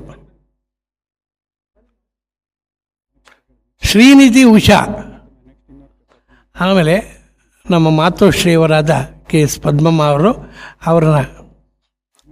ಅವರಲ್ಲೇ ಇವರೆಲ್ಲರೂ ತುಂಬ ಮನಸ್ಸಿನಿಂದ ಬಂದು ನಮ್ಮ ಪ್ರಸಾದ ಕೈಂಕರ್ಯವನ್ನು ವಹಿಸಿಕೊಂಡು ನಮ್ಮ ಇದಕ್ಕೆ ಸಹಕಾರಿಯಾಗಿದ್ದಾರೆ. ಇವರಿಗೆ ನಮ್ಮ ಹೃತ್ಪೂರ್ವಕವಾದ ಧನ್ಯವಾದಗಳನ್ನು ಸಲ್ಲಿಸ್ತೇನೆ. ಪ್ರತಿನಿತ್ಯವೂ ಪೂಜಾ ಕೈಂಕರ್ಯವನ್ನು ನಡೆಸಿಕೊಟ್ಟ ನನ್ನ ಮಿತ್ರ ಶ್ರೀನಾಥ್ ಮತ್ತು ಅವರ ಮಿತ್ರರಿಗೆ ವೆಂಕಟೇಶ ಸಭೆಯ ಪರವಾಗಿ ಹೃತ್ಪೂರ್ವಕವಾದ ಧನ್ಯವಾದವನ್ನು ಸಮರ್ಪಿಸ್ತೇನೆ. ಸ್ವಯಂ ಸೇವಾಕರ್ತರಾದ ನಮ್ಮ ಶ್ರೀಧರ, ನವನೀತಮ್, ಮುರಳಿ, ರಘುಶರ್ಮಾ, ಉಮಾಮಹೇಶ್ವರರಾವ್ ಮತ್ತು ಪಣಿಕುಮಾರ್, ಸಂಪತ್ ಕುಮಾರ್, EV ರಾಮಾನುಜಂ ಮತ್ತು ವಿಜಯನಾರಾಯಣ, ಮುರಳಿ, ನಮ್ಮ ಇವರು ರಾಮಸ್ವಾಮಿ, ಇವರೆಲ್ಲರಿಗೂ ಕೂಡ ಕಾರ್ಯಕರ್ತರು ಇವರೆಲ್ಲ ಬಂದು ನಮಗೆ ಸಹಾಯ ಮಾಡಿಕೊಟ್ಟಿದ್ದಾರೆ. ಇವರೆಲ್ಲರಿಗೂ ಕೂಡ ನನ್ನ ವೈಯಕ್ತಿಕ ಧನ್ಯವಾದಗಳನ್ನು ಸಮರ್ಪಿಸ್ತೇನೆ. ಶಾರದಾ ವಿಲಾಸ ಸಂಸ್ಥೆಯ ಒಂದು ಇವರು ಲಿಂಗರಾಜ್ ಅವರು ನಮಗೆ ಬಹಳ ಸಹಾಯವನ್ನು ಮಾಡಿಕೊಟ್ಟಿದ್ದಾರೆ. ಅವರಿಗೆ ವೆಂಕಟೇಶ್ ಸಭೆಯ ಪರವಾಗಿ ಹೃತ್ಪೂರ್ವಕವಾದ ಧನ್ಯವಾದವನ್ನು ಸಮರ್ಪಿಸ್ತೇನೆ. ಮುಖ್ಯವಾಗಿ ಕೊನೆಯಲ್ಲಿ ನಮ್ಮೆಲ್ಲ ಕಾರ್ಯಕ್ರಮಗಳಿಗೂ ಪ್ರತಿಯೊಂದು ದಿವಸವೂ ಕೂಡ ಹೆಚ್ಚಿನ ಸಂಖ್ಯೆಯಲ್ಲಿ ಆಗಮಿಸಿ ಒಂದು ನಮ್ಮ ಈ ಕಾರ್ಯಕ್ರಮವನ್ನು ಅನುವು ಮಾಡಿಕೊಟ್ಟಿದ್ದಕ್ಕೆ ತಮ್ಮೆಲ್ಲರಿಗೂ ಕೂಡ ವೆಂಕಟೇಶ್ ಸಭೆ ಅತ್ಯಂತ ಚಿರಋಣಿಯಾಗಿರುತ್ತೆ. ವೆಂಕಟೇಶ್ ಸಭೆಯ ಪರವಾಗಿ ತಮ್ಮೆಲ್ಲರಿಗೂ ಕೂಡ ಹೃತ್ಪೂರ್ವಕವಾದ ಧನ್ಯವಾದವನ್ನು ನಾನು ಸಲ್ಲಿಸ್ತೇನೆ.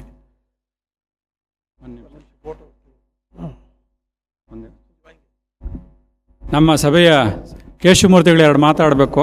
ಮುಖ್ಯವಾಗಿ ನಮಗೆ ಮುಂದಿನ ಆಚಾರ್ಯರಿಗೆ ಏನು ಕಾರ್ಯಕ್ರಮ ಮುಂದೆ ಹೆಂಗೆ ಏನು ಅನ್ನೋದೇ ದೊಡ್ಡ ಸಮಸ್ಯೆ. ಅದನ್ನು ಸ್ವಲ್ಪ ಮನವರಿಕೆ ಮಾಡಿಕೊಡ್ಬೇಕು ಅಂತ ಪ್ರಾರ್ಥಿಸ್ತೀನಿ. ಪೂಜ್ಯ ಗುರುಗಳ ಪಾದಾರವಿಂದಕ್ಕೆ ಪ್ರಣಾಮಗಳನ್ನು ಸಲ್ಲಿಸ್ತಾ, ಶ್ರದ್ಧಾ ಮಾತೆಯರೇ, ಆದರಣೀಯ ಅಣ್ಣ ತಮ್ಮಂದರೆ, ಈಗಾಗಲೇ ಶ್ರೀಯುತ ಶ್ರೀಧರ್ ಅವರು ಹಾಗೂ ವೆಂಕಟೇಶ್ ಸಭಾ ಅಧ್ಯಕ್ಷರು ಕೂಡ ಈ ಕ್ಲುಪ್ತ ಅವಧಿಯಲ್ಲಿ 10 ದಿನಗಳ ಕಾಲ ನಮಗೆ ಹೇಗೆ ಈ ಸೌಭಾಗ್ಯ ಅಂದರೆ ಗುರುಗಳ ಬಾಯಲ್ಲಿ ಇದರ ಬಗ್ಗೆ ಕೇಳ್ತಕ್ಕಂಥ ಸೌಭಾಗ್ಯ ಲಭಿಸ್ತು ಅನ್ನೋದನ್ನು ವಿವರಿಸಿದ್ದಾರೆ. ಸಾಕಷ್ಟು ದಿನಗಳ ನಮ್ಮ ಬೇಡಿಕೆ ಹಾಗೇ ಪೆಂಡಿಂಗ್ ಇತ್ತು. ಹೋದರು, ನಮ್ಮ ಕಾರ್ಯಕರ್ತರು ಬೆಂಗಳೂರಿಗೆ ಹೋಗ್ತಾಯಿದ್ರು, ಗುರುಗಳನ್ನು ಮಾತಾಡಿಸ್ತಾ ಇದ್ರು. ಆದರೆ ಏನೇ ಆಡಿದ್ರು ಅವ್ರ ಮನಸ್ಸನ್ನು ಒಲಿಸಿ ಇಲ್ಲಿಗೆ ಬರೋ ಹಾಗೆ ಮಾಡೋಕ್ಕಾಗಿರಲಿಲ್ಲ. ಆದರೆ ವೆಂಕಟೇಶ್ ಸಭಾ ಯಾವಾಗ ಈ ವಿಷಯದಲ್ಲಿ ಕೈ ಜೋಡಿಸ್ತೋ ಸಲೀಸಾಗೆ ಗುರುಗಳು ಇಲ್ಲಿಗೆ ಬರೋದಕ್ಕೂ ಒಪ್ಕೊಂಡ್ರು. ತನ್ಮೂಲಕ ನಮಗೆಲ್ಲ ಈ ಪ್ರವಚನದ ಭಾಗ್ಯ ಲಭ್ಯವಾಯಿತು. ನಾವು ಈಗ ಪುನಃ ಗುರುಗಳನ್ನು ಭೇಟಿ ಮಾಡಿದಾಗಲೆಲ್ಲ ಮುಂದೆ ಯಾವತ್ತು ಬರ್ತೀರಿ ನೀವು? ಆಗಸ್ಟ್ ಆಗ್ತಾ ಬಂತು, ಸೆಪ್ಟೆಂಬರ್ಲ್ಲಿ ಬರ್ತೀರಾ, ಅಕ್ಟೋಬರ್ಲ್ಲಿ ಬರ್ತೀರಾ? ಕ್ಯಾಲೆಂಡ್ರಲ್ಲಿ 3-4 ತಿಂಗಳ ಹೆಸರಿದೆಯಲ್ಲ, ಅದನ್ನು ಹೇಳಿ ಕೇಳ್ತಾ ಬಂದಿದ್ದೀವಿ. ಇನ್ನು ಗುರುಗಳು ಮುಂದಿನ ಅವಧಿ ಬಗ್ಗೆ ನಮಗೆ ಕ್ಲಿಯರೆನ್ಸ್ ಕೊಟ್ಟಿಲ್ಲ. ಬೇರೆ ಬೇರೆ ಗೌರವಗಳು ಇರೋದ್ರಿಂದಾಗಿ ಸ್ವಲ್ಪ ನೋಡಿಕೊಂಡು ನಾನು ತಿಳಿಸ್ತೀನಿ ಅಂತ ಹೇಳಿದ್ದಾರೆ. ಅಂದರೆ ಬರೋದು ಖಾತ್ರಿ, ಯಾವಾಗ ಅನ್ನೋದನ್ನು ಇನ್ನೂ ನಮಗೆ ಖಚಿತಪಡಿಸಿಲ್ಲ. ಈ ಕಾರಣದಿಂದಾಗಿ ವೇದವಿದ್ಯಾ ಪ್ರಸಾರಣಿ ಸಭಾ ಒಂದು ಚಿಕ್ಕ ಯೋಜನೆ ಹಾಕ್ಕೊಂಡಿದೆ. ನಮ್ಮ ನಗರದಲ್ಲೇ ಹಿಂದೆ ಒಂದು ಸಾರಿ ನಾವು ಕರೆದಿದ್ವು. ಶ್ರೀಯುತ ಶಂಕರನಾರಾಯಣ ಜೋಯಿಸ್ ಅವರು, ಭಾರತೀಯ ಯೋಗಧಾಮ ದತ್ತಪೀಠದ ಕಿರಿಯ ಸ್ವಾಮೀಜಿಯವರು, ಅವರಿಬ್ಬರು ಕೂಡ ಬಂದು ಇಲ್ಲಿ ನಮ್ಮ ಸಭೆ ಜೊತೆ ಕೈ ಜೋಡಿಸಿ ಕಾರ್ಯಕ್ರಮ ನಡೆಸ್ಕೊಟ್ಟಿದ್ರು. ಪುನಃ ಅಂಥ ವಿದ್ವಾಂಸರನ್ನ ಭೇಟಿ ಮಾಡಿ ಕನಿಷ್ಠ ಒಂದು 10 ದಿನದ ಅವಧಿ, 15 ದಿನದ ಅವಧಿ ಆದ್ರೂ ಅವರಿಲ್ಲಿ ಬಂದು ನಮ್ಮ ಜನಗಳಿಗೆ ಈ ಆಧ್ಯಾತ್ಮ ಚಿಂತನೆಯ ಬಗ್ಗೆ ಬೋಧಿಸಬೇಕು ಅಂತ ಕೇಳುವ ಪ್ರಯತ್ನ ನಮ್ಮದು. ಆ ಕನ್ಫರ್ಮ್ ಆದ ಕೂಡಲೇ ತಮಗೆಲ್ಲರಿಗೂ ಮಾಹಿತಿಯನ್ನು ತಿಳಿಸ್ತೀವಿ. ಆದಷ್ಟು ಬೇಗ ಗುರುಗಳು ಬಂದು ನಮ್ಮ ಜೊತೆಗೆ ಸೇರಿಕೊಳ್ಳಿ ಅನ್ನೋ ಅಪೇಕ್ಷೆ. ಜೊತೆಗೆ ದೀರ್ಘಾವಧಿ ಖಾಲಿ ಇಡೋದು ಬೇಡ, ನಮ್ಮ ಜನಗಳು ಒಟ್ಟಾಗಿ ಸೇರೋವಾಗಲಿ ಈ ಸತ್ಸಂಗ ಮುಂದುವರಿಯಲಿ ಅಂತ ಸ್ವಾಮಿಯಲ್ಲಿ ಪ್ರಾರ್ಥನೆ ಮಾಡ್ತಾ ನನ್ನ ಮಾತನ್ನು ಮುಗಿಸ್ತಾ ಇದ್ದೀನಿ. ಜೈ ಶ್ರೀರಾಮ್. ಕವಿತಾರ್ಕಿಕ ಸಿಂಹಾಯ ಕಲ್ಯಾಣ ಗುಣಶಾಲಿನೇ ಶ್ರೀಮತೆ ವೆಂಕಟೇಶಾಯ ವೇದಾಂತ ಗುರುವೇ ನಮಃ. ಕಾಯೇನ ವಾಚಾ ಮನಸೇಂದ್ರಿಯರ್ವಾ ಬುದ್ಧ್ಯಾತ್ಮನಾ ವಾ ಪ್ರಕೃತೇ ಸ್ವಭಾವಾತ್ ಕರೋಮಿ ಯದ್ಯತ್ ಸಕಲಂ ಪರಸ್ಮೈ ಶ್ರೀಮನ್ನಾರಾಯಣಾಯೇತಿ ಸಮರ್ಪಯಾಮಿ. ಶ್ರೀಕೃಷ್ಣಾರ್ಪಣಮಸ್ತು, ಶ್ರೀಕೃಷ್ಣಾರ್ಪಣಮಸ್ತು, ಶ್ರೀಕೃಷ್ಣಾರ್ಪಣಮಸ್ತು.